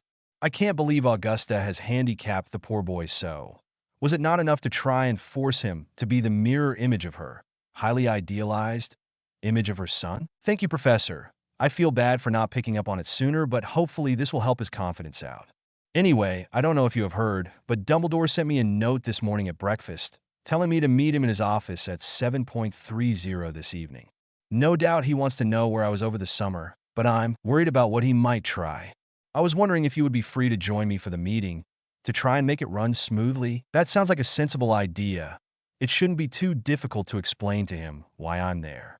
We will have to be wary of him attempting mind manipulation, though. How are you going to explain your absence from the Dursleys to him?" "I was thinking of playing the scared, naive orphan card. The less he learns about my newfound desire for educational prowess or mental capabilities, the better." McGonagall nodded her head thoughtfully. "That does indeed seem to be the best course of action. What if he does try anything? I have faith in my shields, but perhaps we should arrange a visit to Snape so that he could counter any spells placed on us without our knowledge. Dumbledore doesn't know about Snape breaking free and would never think that he would aid us." True. In fact, I barely credited myself, and I was there. "I will enlist the aid of Severus, and I'll meet you outside my office at 7:20. We can make the journey to Dumbledore together." "Damn, I hadn't thought of that. We would be vulnerable on the walk there. In fact, we would be vulnerable all the time, just walking around the halls. Maybe we should set up these meetings daily to make sure we aren't under any spells." Harry was becoming more frantic as he continued, his mind inventing all sorts of horrific potential scenarios. McGonagall chuckled lightly to herself. It was nice to see there was still some hint of a child within the boy. "You are becoming as paranoid as a Laster Moody." "Oh, and it's not paranoia if they are really out to get you." "Never mind, it's not important. Maybe I'll introduce you someday, and you'll see what I mean." I don't think daily meetings will be necessary, Mr. Potter. Dumbledore rarely leaves his office. If he was to be spotted in the halls, it would be commented on by all around, and that would immediately put us on our guard. No, the only way he has access would be in private meetings or at meal times when there is the entire school as a witness. Harry was unconvinced, but had to concede that she made a valid point. Most students would never see Dumbledore, with the exception of meals. All that remained now was to wait and see what would happen at the meeting later on. As 7.30 rolled around, Harry was becoming noticeably nervous, so much so that he had to do some calming exercises to get his pounding heart under control. He looked to McGonagall next to him as she muttered jelly slugs, which was apparently the password to Dumbledore's office. She seemed calm on the surface, but he couldn't help but wonder if she too was petrified underneath her mask. The gargoyle moved aside, revealing the spiral staircase. "Ah, Harry, my boy, come on in, and Professor McGonagall as well." What a delightful surprise. Harry had to admire the old man's acting skills. There was no hint of sarcasm beneath his words. "To what do I owe the pleasure, Minerva?" His tone was lightly interrogating, demanding an answer. "I was coming to drop off some paperwork when I met Mr. Potter, and he invited me to tag along for this meeting. I hope that's all right." Albus. Despite her words, it was clear that she was going to stay whether Dumbledore wished it or not. "That's quite all right, Minerva. Now, Harry, I'm sure you have guessed the reason I have asked you here this evening. It was very dangerous of you to run away from your relatives as you did this summer. We were very worried about you." Harry took a deep breath. Here goes nothing, he thought. "I know, sir. It's just that they were so horrible to me, and I couldn't take any more. I wasn't really thinking when I ran away. I just needed to get away. And then when I found out about Sirius Black being on the loose, I knew I had to hide. He sounds like a dangerous man, and if he was Voldemort's right-hand man, he would probably come after me." Harry thought it was a masterful performance, eyes slightly downcast, the slight hitch in his voice every now and then. He just had to hope Dumbledore was convinced. Dumbledore steepled his hands and peered over his half-moon glasses. "I understand, Harry. I really do, but it is very important that you stay with your relatives. It is for your protection." Harry almost snorted aloud at this, but managed to maintain control. "I must admit, I am curious as to where you stayed over the summer. Will you satisfy an old man's curiosity?" "I'm sorry, sir, but they say the fewer people who know a secret, the better. What if I needed to go there again? If it stays secret, it makes a good place for me to hide from people like Voldemort who want to hurt me." Harry wondered if he'd overdone it slightly with a subtle dig at the headmaster, but it appeared not. With a sigh, Dumbledore replied, "Well, I can see you aren't going to tell me, but remember, Harry, it would be a poor way to honor your parents' sacrifice if you were to do something dangerous that got you killed. Something that could so easily be avoided if you were at your relative's house. I hope that one day you feel you are able to share this secret with me." His whole demeanor screamed out to trust him, especially his twinkling eyes. Harry made an indistinct noise that could have been interpreted in many different ways. "If that's all, sir, can I go?" "Certainly, my boy," he dismissed him indulgently. "I'll take my leave as well, Albus. Good night," added McGonagall, already on her way out before Dumbledore could reply. "Well, that was strange." Harry broke the silence as the pair walked to Snape's office for him to check them out. He didn't seem to want anything. "I can't believe he gave up so easily on where I was. It doesn't make sense." McGonagall nodded pensively. "You are right. I'm not sure I approve of his attempt at using guilt to make you behave, but other than that, his actions really did seem like someone who was trying to protect you. Perhaps we are missing something. We may know more once Professor Snape has checked for any charms on us." As it turned out, they knew even less after Snape had run the diagnostic charms 3 times because they hadn't believed the results. Nothing, absolutely nothing had been done to them. It just didn't make sense. What was Dumbledore's game? He hadn't tried legilimency, at least not so either had noticed, and Harry felt confident that he would be able to notice an attack, even if he couldn't necessarily defend against it. There were no charms on them. Dumbledore hadn't even pushed Harry to tell him everything. It was a conundrum, make no mistake. It had always been ambitious to think that, simply by asking him to go away, Draco would have done so. Harry surely should have known better after 2 years of dealing with the self-entitled blonde. Harry was sat eating breakfast talking to Neville, while Dean and Seamus bantered back and forth opposite them. Draco swaggered over, casually leaning into Neville, just as he was taking a drink. This, of course, made Neville spill the pumpkin juice down his front. Draco sniggered. "What's this squib? Can't even take a drink properly?" Ignoring Malfoy, Harry turned to Neville, who was trying desperately to hide his beet-red face, all the while cleaning his robes with a sleeve.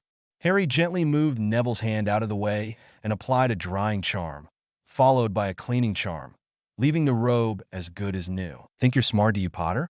Have to do the squib's casting for him." Malfoy sneered. "Look, Draco, I thought we went over this. I see no reason why you must constantly attack me and my friends." "Yes, before you say it, Neville is a friend. I have been lenient so far, but you are wearing my patience thin. So here's how it's going to be. I'm going to give you 3 chances, strikes if you will. Every time you come over here, inviting conflict, that's a strike. Every time you get 3 strikes, I am going to retaliate. And believe me, you will not enjoy it. Hopefully, you will learn that if you leave me alone, I will leave you alone. Now, so far you're on 2 strikes, 1 for this morning and 1 for the train ride in. Care to try for a third?" Malfoy looked to be about to do just that when McGonagall loomed up behind him. She coughed lightly, causing him to turn around slowly. He didn't say anything, just walked away, nose held high in the air. Harry caught sight of McGonagall rolling her eyes as Malfoy sauntered off. He quirked an eyebrow at her, receiving the barest hint of a wink in return. Still, McGonagall wouldn't be there all the time, and Malfoy was unlikely to get the message anytime soon. He was so confident of this that he was already planning the lesson he would have to deliver to the arrogant boy. Perhaps he could sound out Daphne, see what she thought of Malfoy. If he managed to alienate as much of Slytherin as Harry guessed, then there was a fair chance she would jump at the opportunity to put Malfoy in his place. After breakfast was their first lesson of care of magical creatures with Hagrid as a professor. Harry was slightly apprehensive, if he was perfectly honest. After all, this was a man whose dearest ambition was to have a pet dragon and had a Cerberus named Fluffy of all things. His definition of harmless was not quite the same as the average person's, so who knew what they would end up studying throughout the year. Now, first thing you gotta know about hippogriffs is that they are very proud animals. Don't be insulting any of them, cause it'll be the last thing you're do. You listen in, Malfoy. Clearly, Draco was doing no such thing as he stood, huddled with Crabbe and Goyle, no doubt planning the best way to disrupt the lesson. Harry enjoyed his flight on Buckbeak, even if Hagrid had pushed him into it. They truly were majestic creatures. When he saw that Buckbeak was being handed on to Malfoy and his cronies, Harry kept an eye on them. He didn't really care if Malfoy got killed, but it would be the end of Buckbeak, even if he wasn't at fault. Sure enough, Draco muttered about it being a great horrible beast, and Buckbeak reared back to strike. Harry was having none of it and, quick as a flash, whipped his wand out and banished Malfoy as hard as he could. The steely talons flashed down, but instead of slicing Malfoy, they cleaved only air. That's not to say Malfoy escaped totally without injury. Harry had managed to banish him directly into the path of a rather solid tree. There was really no contest, and Malfoy looked to be cradling a broken arm. While Hagrid was regaining control of the fuming Buckbeak, Harry walked over to the rapidly paling Malfoy. "You just don't listen, do you? If you even think about complaining to Daddy about this, I will make your life a living hell." "Understood." Malfoy nodded reluctantly and shuffled awkwardly to the hospital wing, with his bookends as an escort. Excitement over, Harry returned to helping Neville get over his fear of the impressive creatures for the rest of the class. When Harry spoke to Tracy and Daphne about the house system on the way to the castle, he might have underestimated the isolation that it propagated from one house to another. It was very difficult to meet others from outside your immediate circle of friends. Case in point, Harry tried to sit at a table in the library with some Ravenclaws from his year. He made awkward small talk for several minutes, receiving one-word answers at most, before the 3 former occupants suddenly had pressing business elsewhere. It was very frustrating. How can you break down barriers when nobody else seems to want them removed? He was bemoaning this state of affairs to nobody in particular, merely ranting for the sake of it, when Neville interrupted him. "I could probably introduce you to a few people in herbology," he said hesitantly. Harry fixed him with a gimlet eye. "Really? Like who?" "Here's Susan Bones and Hannah Abbott. I've known them for ages. Madam Bones is her aunt and is friends with Gran, and Susan and Hannah are rarely apart, so I've known them for years." "Is that common?"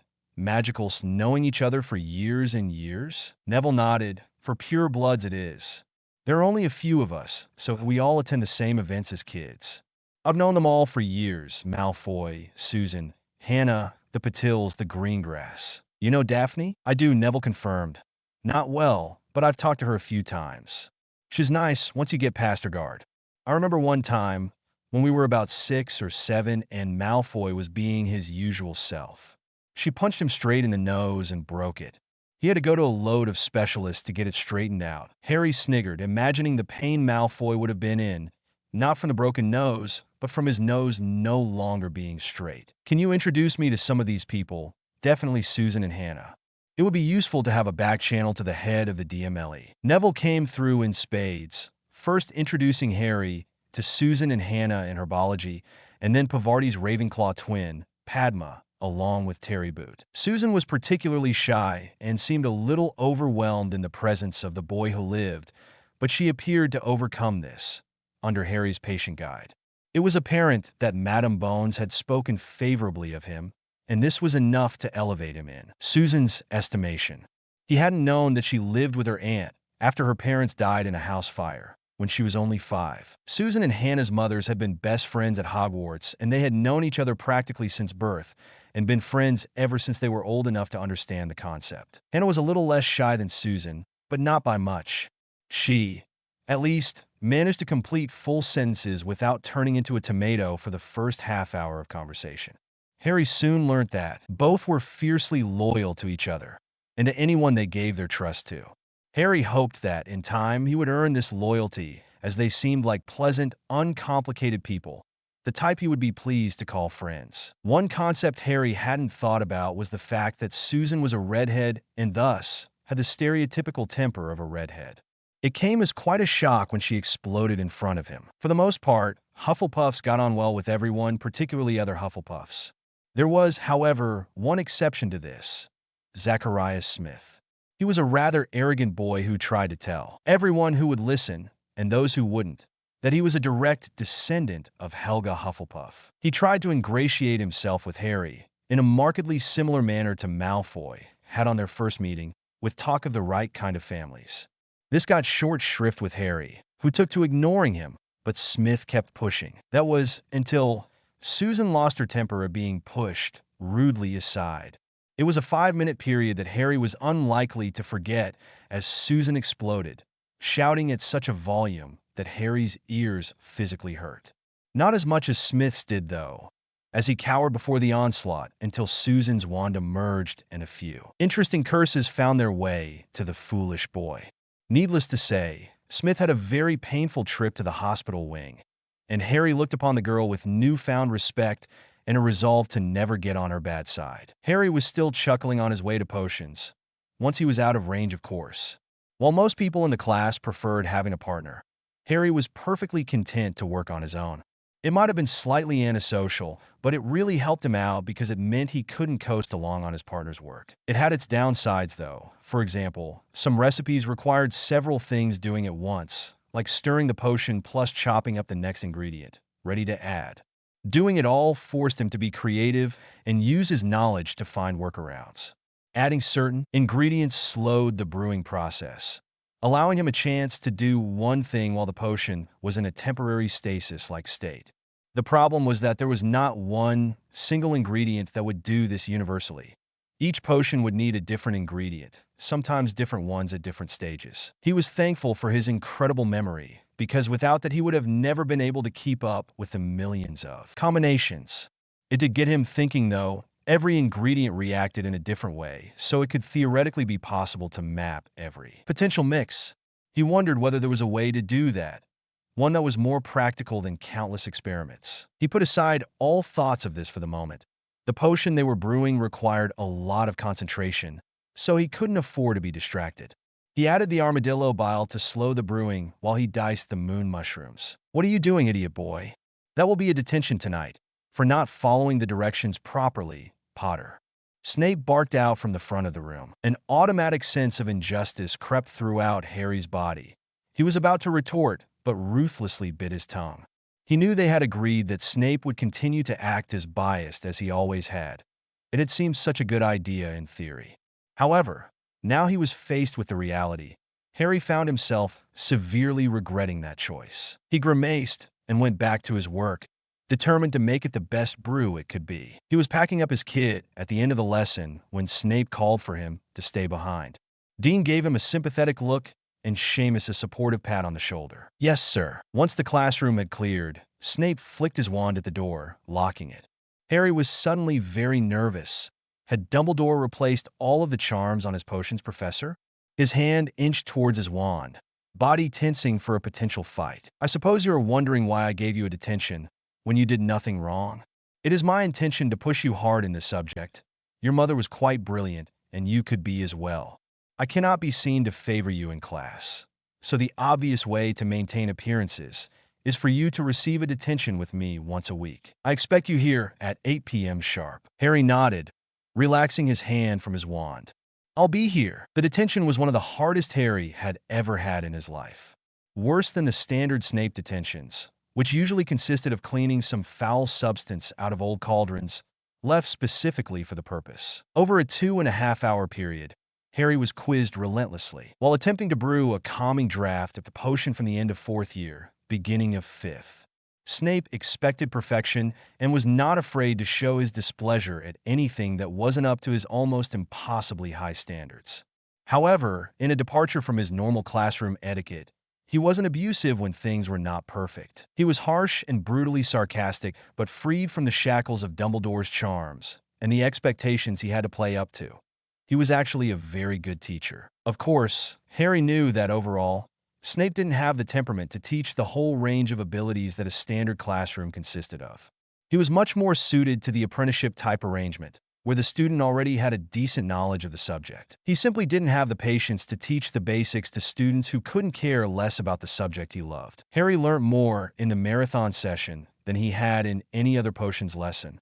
There were so many tips and tricks that Snape knew for every little situation, and Harry was getting the full benefit of his expertise. As he was leaving, Harry thought about mentioning his ideas for mapping the reactions of ingredients, but he decided to keep it to himself for now. After his first abortive attempt to join the Ravenclaws, Harry had thought about giving up, but his stubbornness wouldn't really allow that, so he made another approach later in the week. While he didn't have the closest relationship with Parvati, he was certainly on casual speaking terms.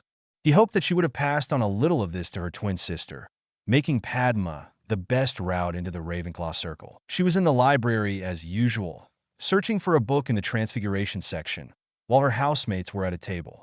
Seeing her alone, Harry knew this was his best opportunity. "Hi, Padma. How are you?" he asked casually, while pretending to browse for a book next to her. She turned slowly to face him, looking him up and down before returning her attention to the bookcase. "Fine, Harry, you?" "I'm good, thanks. Just looking for some extra reading for Transfiguration." "Are you looking for something in particular?" "Some background reading for McGonagall's essay." She remained engrossed in the bookcase, and Harry was left trying desperately to think of something to extend the conversation. In the end, he didn't have to, as Padma returned her attention to him. "Are the stories Hermione keeps spouting true?" "I've absolutely no idea."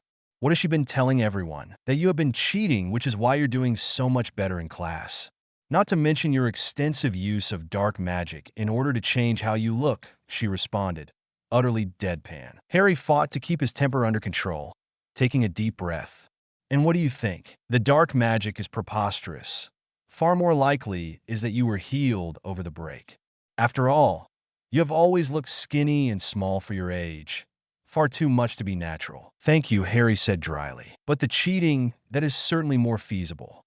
I have my doubts, but I would like to hear what you have to say about it." "I haven't been cheating. All I have done is stop masking my intelligence. With Ron and Hermione as friends, I was under a lot of pressure to not outperform either of them. Ron is a jealous prick who can't cope with anyone being better than him at anything, unless of course it benefits him in some way. Hermione is even more jealous. Her whole life is based around being the best academically. If she can't have that, she has no idea how to deal with second place." Padma chuckled, eliciting a raised eyebrow from Harry and him motioning for her to explain. "She isn't top of the year, never has been. There is no outright leader, but the top three are me, Sue, Lee, and Daphne Greengrass. That was before this year, though, So I imagine you would be within that sort of area now. Hermione is a distant fourth, probably fifth now. Her practical work lets her down, and she will struggle even more this year. Harry was still absorbing the fact that his former friend was nowhere near as highly ranked as she believed. Why will she struggle this year? Because the professors are setting much tighter limits on how much you can write in an essay. Have you ever wondered why she gets such poor marks in potions assignments? It isn't Snape being a git. It's the fact that she is incapable of sticking to the given limit. If Snape says 12 inches, he means 12 inches. He doesn't read anything beyond that point. So all the waffle and regurgitating the textbook gets her no marks and stops Snape reading the actual point of the essay. Snape is the toughest, but the other teachers are going to be doing more of the same this year. This made sense to Harry, but he still had a question. How do you know all of this? Oh, Professor Flitwick tells us at the beginning of the year. As for the results, they are posted in the Ravenclaw Common Room for every year. So, where was I on the list? You were 12th, strong, practical, making up for your theory work. Can you do that for anyone in our year? He asked interestedly. No, not for everyone, only the top few, and those of special interest. So do I class as someone of special interest then? He chuckled as Padma blushed brightly. Don't worry, I'm not making fun of you. I actually wanted to ask you a question. I was wondering if it would be okay for me to join the little study group you have set up. For obvious reasons, I don't want to hang around with Ron and Hermione anymore, and nobody else is particularly interested in studying. Padma glanced quickly to the table containing her fellow Ravenclaws, only to see them staring and abruptly turn away as Harry too looked over. I think so, on a trial basis. We are not in the business of carrying passengers, so you better have something to contribute, Potter. Yes, ma'am. He saluted and walked over to the group to introduce himself properly. After some initial reluctance, the group eventually accepted him. Anthony Goldstein was the most vocal in his belief that Harry was just using them to get them to do his work. Terry Boot agreed with his best friend, but was more willing to give Harry a chance, based on Padma's recommendation. The group was rounded out with Sue Lee, the quiet Chinese girl from his Ancient Runes class. What she thought of Harry joining, she kept to herself. In fact, she kept everything to herself, speaking so infrequently. Harry could count the instances on one hand. He worked with them diligently throughout their first session, offering his help in classes like Potions and Defense against the Dark Arts, where he was one of the top performers, and receiving aid for classes like Charms, where he was not quite so high up the rankings. He was probably the best at the practical side of classes, so he really shone during the second meeting in a spare classroom where they practiced the spells for the week. Harry was learning that while he had a large advantage over the others thanks to his memory, without hard work, he wouldn't be able to take advantage of it.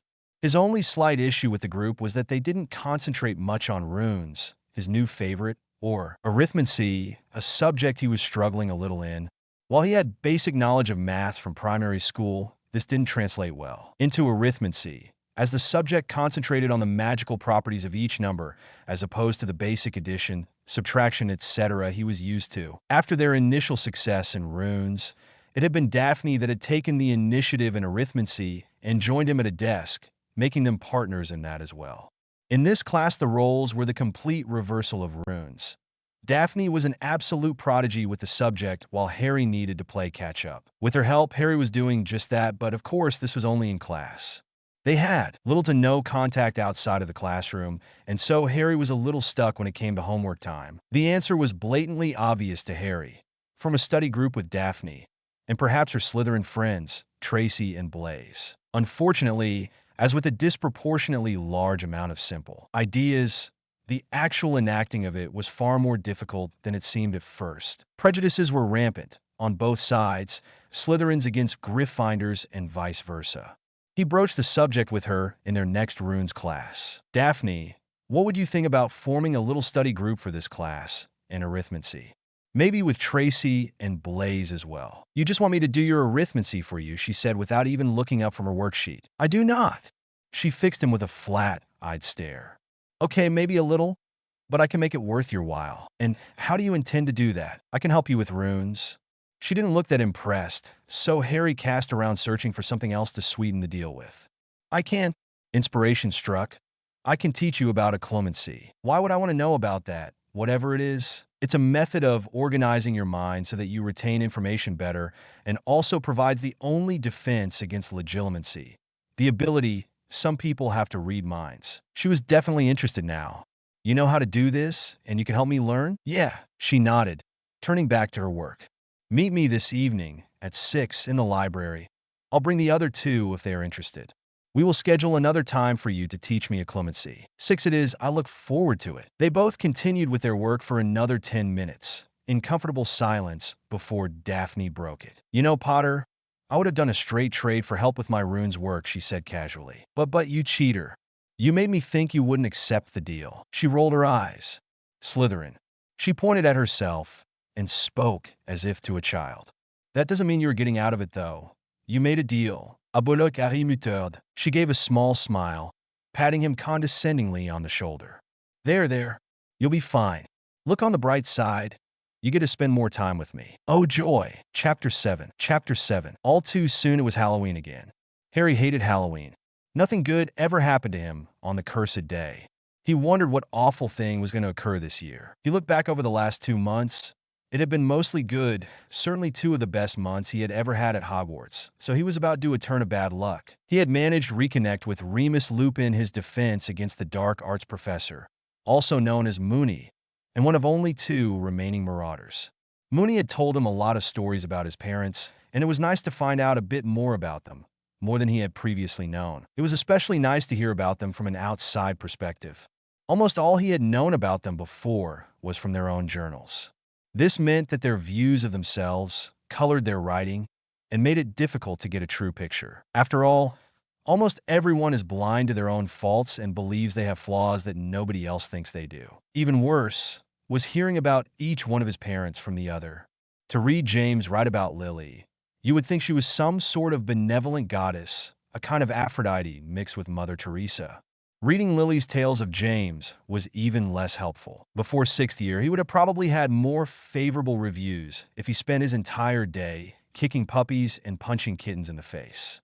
Once they became a couple, he transformed into the most romantic, charming, and honorable person in existence. James, Bond would be hard-pressed to be more suave, and Jesus would probably come second in a contest to find the most virtuous. Obviously, neither party was as perfect as the other described, nor as flawed as they described themselves. Harry's overwhelming impression was still that he was very proud to be the son of both of them. It further strengthened his resolve to make sure that he made something of his life, to honor his parents and restore the family to greatness. He had also been in contact with Padfoot through Hedwig. Padfoot had made it to Madame Bone's house and was currently staying in one of the guest rooms, recovering from his long imprisonment in Azkaban, followed by months on the run, living rough. They didn't speak often, as Sirius was on a fairly extreme regimen of potions and a great deal of forced rest. Harry could tell from his letters that he was beginning to grow impatient to escape the clutches of the healer Madame Bones had brought in to care for him, under strict oath of course. They were hopeful that he would be well enough to have a trial before Christmas, and that Madame Bones would be able to complete the required political maneuvering to get it done by then as well. Apparently, she had already struck a blow against Fudge during the summer as the idiot had tried to get Dementis placed at the school. Thanks to her efforts, though, this had been blocked. Harry shuddered to think what might have happened had those foul creatures been around a school full of defenseless children. Since the incident with the hippogriff, Malfoy had been decidedly edgy around Harry. He wasn't sure if this was because the spoilt brat had taken his warnings to heart, or if he was simply scared of Harry now. Either way, Harry was not complaining, and it made his school experience so much easier and less annoying. However, this change of heart didn't stop Malfoy from continuing his sniping towards Ron and Hermione. In fact, now Harry could view it as an outsider. He could fully appreciate how childish it was. Harry did feel that it was actually Ron who was the main cause of the arguments, as Malfoy had already proven an ability to ignore if prompted, a skill Ron lacked in every conceivable way. While Harry had been steadily accumulating new friends, his old friends had steadily become pariahs within the school. Without Harry as a buffer, Hermione had become more and more isolated thanks to her insistence that she knew best. She had tried to force her way into several conversations while Harry was present, breaking just about every social convention in existence. This had not worked well at all. It was unfortunate for Hermione that she had tried to barge into a conversation that Harry was having with Susan, just after Harry had explained Hermione's reaction to him on the train in. Needless to say, Hermione's show of disloyalty to her friend had not sat well with the fiery Hufflepuff, and Hermione had forced it to a very painful trip to the hospital wing. Hermione was also far from flavor of the month with her dorm mates, after a huge argument about the merits of divination. Harry privately agreed with her that divination was a bit of a waste of time as a lesson, as you either had the gift or you didn't.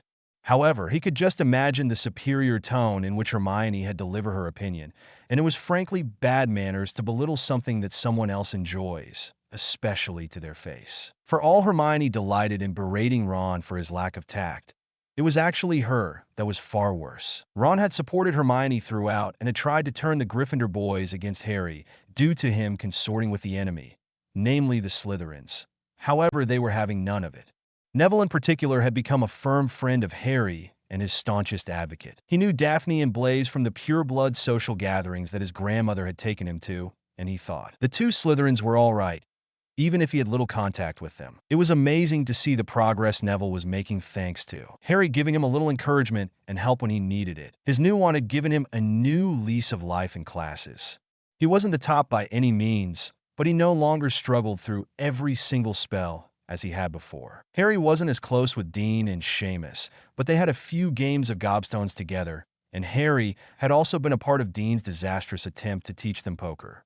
It probably would have been more successful had Dean actually been able to remember the ranking of the hands, rather than making it up on the fly.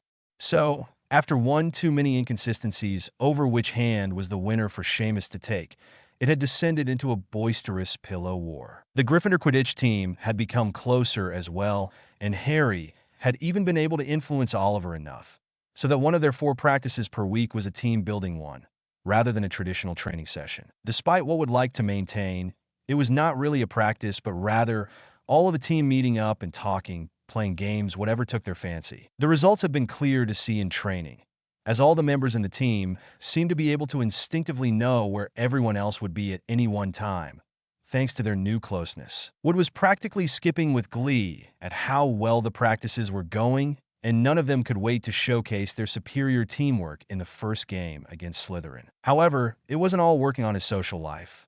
Oh no, Harry 2.0 was still plugging away at his schoolwork. It was obvious to all of his professors that Harry was far in advance of his peers, simply because his knowledge of theory gave him a huge advantage. The base of knowledge he had to call on was much wider than his classmates. After all, he had read all the theory up to the end of 5th year. His natural talent at the practical combined with this to make him onto something of a powerhouse in the classroom. Just because he was doing better did not mean he was boastful about it. He was quite happy to sit back and allow others the opportunity to answer any questions, not monopolizing the forum. He also found himself acting as a teaching assistant because he finished the assigned work so quickly that he would be drafted in by his friends to help them. Harry didn't mind this at all. In fact, he rather enjoyed it as he found immense satisfaction in being able to help one of his friends achieve something they had been struggling with. Not to mention, being asked to explain something to someone else really helped him to get it clear within his own mind. The professors had at first been wary of this, but after a few lessons, they felt Harry had proved himself and were happy to let him continue. In a bid to stretch him, they would sometimes set him different homework to the rest of the class or suggest additional reading or even a spell from later years for him to work on his own. The exception to this was potions, where Snape continued to put Harry in numerous detentions, forcing him to push his knowledge. Snape demanded excellence from the work, and Harry had to really work himself to meet the standards, but he was improving in leaps and bounds.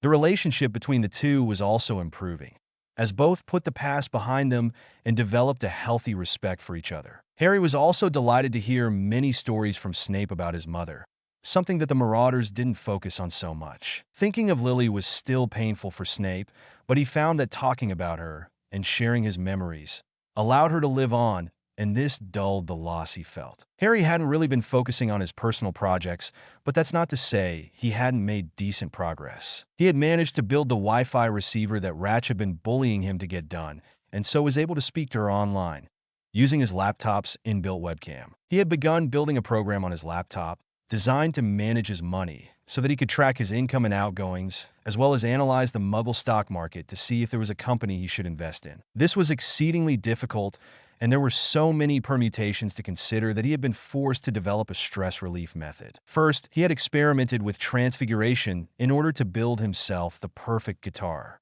Next, he had tested out many charms, ones to keep the guitar in tune and keep it in good condition. He considered building an amp and pedals as well, so he could use an electric guitar. However, he had nowhere particularly quiet to practice, so he stuck with an acoustic guitar until he had somewhere marginally more private, so he wouldn't annoy the population of Hogwarts. It was a curious fact that silencing wards distorted the noise of the guitar horrifically. The first time he tried it, he had nearly burst his eardrums from the high-pitched squeal the guitar emitted, instead of the casually strummed C it should have done. He didn't really know why this was, nor did anyone else for that matter. It was apparently well-documented fact, for those like Lavender who read gossip magazines, that the Weird Sisters had been evicted from their house in Hogsmeade due to excessive noise. There were plenty of videos available on the internet designed to teach him how to play, and he found just strumming away very calming, almost hypnotic. His memory helped him a great deal because he could memorize the chord patterns easily. This meant that after hearing a song once or twice and seeing the notes written out, he could usually replicate it. It was much more difficult for him to create his own music, so when he wasn't playing a song written by someone else, he would just strum chords rhythmically. It appeared that Harry's fears for the day were well-founded as, at the Halloween feast, he was presented with a note from Dumbledore, once again calling Harry to his office. Harry swore bitterly, drawing a reproachful glare from the chasers, particularly Angelina, the unofficial mother hen of the trio. He apologized briefly, but did not elaborate on what had upset him. The feast was almost over, and Harry's bad luck was back with a vengeance. McGonagall had already departed, leaving him no way of reaching before the meeting. The note had stressed straight after the feast. This was bad, very bad indeed. He couldn't go to Snape, and McGonagall was out of reach. Moony, of course. How could he have been so stupid as to forget his other ally within the school? He scanned the staff table once again, but Moony wasn't there. He let loose a torrent of curses that had Angelina reach over and smack him round the head. Tonight was a full moon. Of course Moony wouldn't be there. It was like the planets had aligned for him to have the absolute worst day. The worst thing was he couldn't find a way out of his predicament. Not without making it so obvious that a blind chicken could spot that he was no longer towing the party line. The feast was, to all intents and purposes, finished as the last dregs of the student body filtered out of the hall. He sucked in a fortifying breath and made his way cautiously to Dumbledore's office. Enter, Dumbledore's voice reverberated through the spiral stone staircase. Harry walked in, his eyes flicking around the office as if curious as to what was there. He noticed Fawkes was conspicuously absent from his perch. "You wanted to see me, sir?" he asked with a slight questioning lilt in his voice. "Yes, I did, Harry. Sit down." Harry did so, but he kept up his study of his surroundings, keeping track of the old man with the corner of his eye. "Now, Harry, are you ready to tell me where you were over the summer? I think I have waited long enough for you to come to your senses and stop this foolish notion of keeping a secret." Harry shook himself. This was a different tactic from Dumbledore, that's for sure. No, sir, I don't think I am." There was a flash of something in Dumbledore's eyes, and it wasn't the standard twinkle. No, this was something different, something Harry had never seen there before. Was it anger? Perhaps, but the old man's body betrayed no other sign of it. "Now, Harry, I think we can both agree that it is for the greater good that I am made aware of your plans. How else am I supposed to keep you safe, as I did all those years ago?"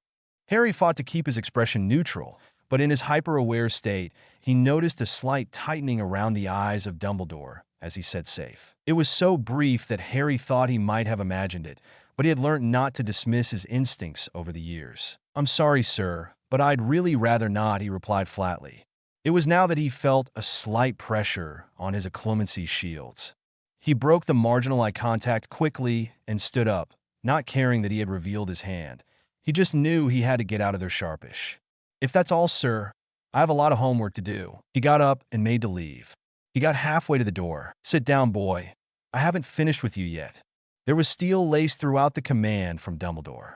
Harry ignored it and decided that time was up, so he turned tail and bolted from the office, dodging the closing gargoyle statue. He ran to McGonagall's office as fast as he could and started pounding on the door.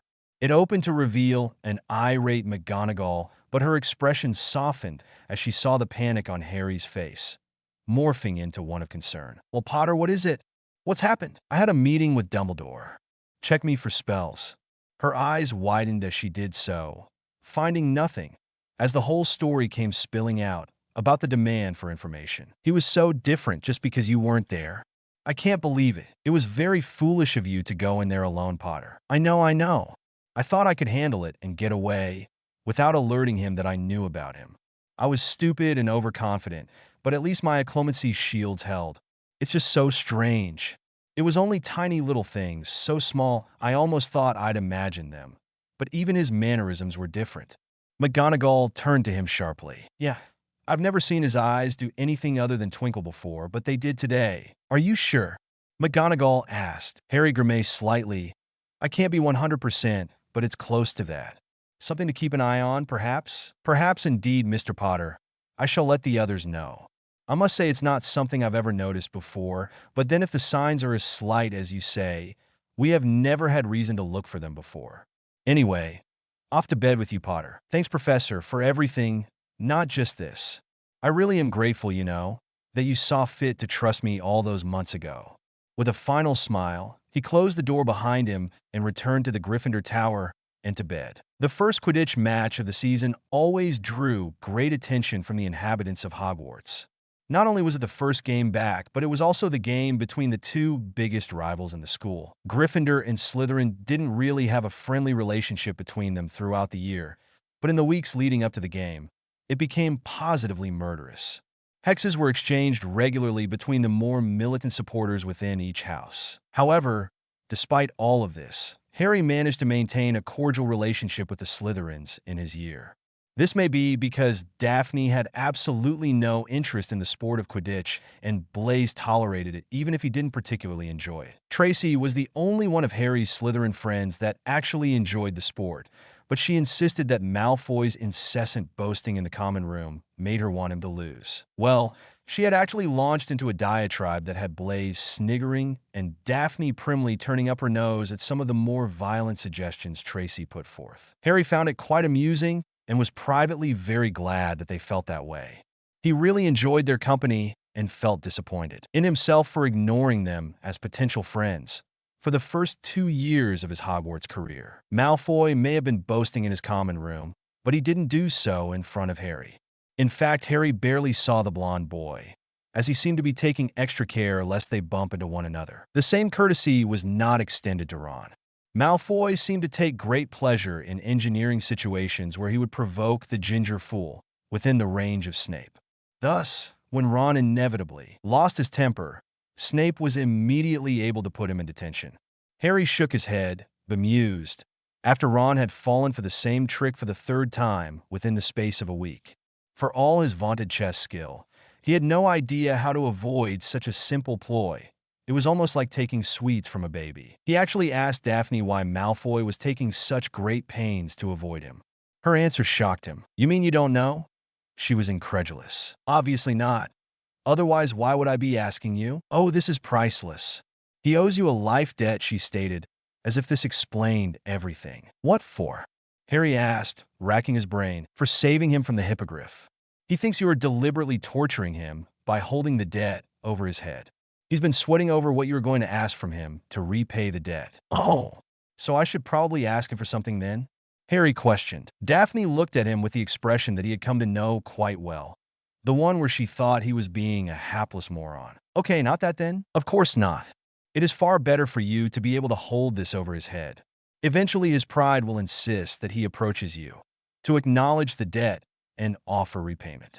When this happens, you have him over a barrel and can demand whatever you like." She rolled her eyes at Harry's confused expression. "During our next occlumency lesson, we can break off early and I'll teach you what you need to know about pure blood protocol." Harry was relieved and gladly accepted the offer.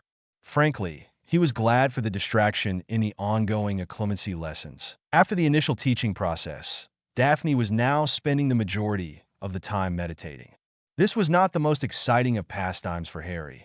although he did find it interesting to see how peaceful Daphne looked when she was deep in her meditative trance. The morning of the opening match of the Quidditch season was gray and cloudy, but the sun was trying to force the clouds away, albeit with a limited amount of success. The nerves Harry used to feel before every match were almost gone, now that he was beginning his third season as a starter.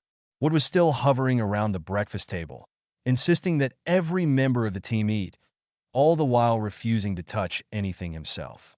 The Weasley twins were cracking jokes and making the Chasers laugh. It was a familiar routine, a comfortable one, and it bred confidence in the team. They all knew what was expected of them and had worked hard to make sure they would achieve it. They walked to the changing rooms together amidst cheers from the Gryffindor table. It was almost as if the door to the changing room was the border where jokes were left the other side. Each team member grew silent as they walked in, focused on what they were going to do. Harry had put his iPod in, with some thrash metal on. It was working well as he could feel himself psyching up for the match to come. The silence was only broken by the cheers from the rapidly filling stands, as the spectators worked themselves into a frenzy as well. Would touch Harry on the shoulder, making him remove his headphones. "All right, team. You all know what the plan is. You don't need me to go over it again. We are the best team, and we deserve to win. We have had some bad luck, but that's in the past. Doesn't matter one jot. All that matters is this match. Today. Today we win and give every other team something to fear for when we play them. This is the one, so hands in the middle. On three. 1, 2. Wood's three was drowned out by a wordless cheer from the other 6 members of the team. They jumped onto their brooms and burst out onto the pitch, doing a quick lap in formation before going to their starting positions. What followed would be talked about at Hogwarts for many a month as one of the most impressive performances by a school team in memory. The Weasleys had the Slytherins under phenomenal pressure from the beginning as they launched bludger after bludger with impunity. The Slytherins simply couldn't withstand the onslaught and were forced into whatever area of the pitch that the twins desired. The almost telepathic connection between the Gryffindor Chasers had always been a big part of their success, but this was at an almost unbelievable level during the match. They didn't need to look where they were passing, and it was done at such speed that the poor Slytherin keeper had no idea which one of them had the quaffle most of the time, let alone be able to stop it. Harry had been working with the girls in training, and he too would join in on some of their plays. Wood had instructed him only to do this if they were over 150 points up or if the opposition seeker was otherwise occupied. In this game, both were quickly true, as Malfoy was in an almost constant evasion of bludgers, leaving him no time to breathe. Such was the domination that the scoreboard very soon read well over 300 points in Gryffindor's favor before Harry was barked at by his captain to find the snitch. It took him only another 15 minutes before he spotted a flash of gold, which he quickly chased down, making a simple catch unopposed to bring the final score to 520 to 30. It was an absolute whitewash, and the Gryffindor supporters cheered themselves hoarse as they celebrated their team. The party went on long into the night in the common room and was marred only slightly by an ugly scene involving Ron. He was quite obviously consumed with jealousy at Harry's popularity within the house. Harry was laughing along with Lavender and Parvati when it happened. The Seeker was a little uncomfortable as they kept leaning in and using any opportunity to touch him, but not uncomfortable enough to move away. It was perhaps this that sent Ron over the edge as he stormed over and forcefully put his arm around Lavender. The disgust was clear on her face as she tried to remove his arm, but couldn't. "What are you doing, Ron? Let go of her." There was a pause in the festivities as almost everyone turned to watch what was going on, Harry's loud pronouncement drawing their attention. "I'm not doing anything she doesn't want. Look at her all over you like some scarlet woman. She clearly isn't interested, Ron, so let go before I make you," said Harry firmly but with menace. "Oh, so that's how it is. Famous Harry Potter is allowed as many girls as he wants, but the rest of us don't get a look in." Ron had a sneer Malfoy would have been proud of fixed on his face.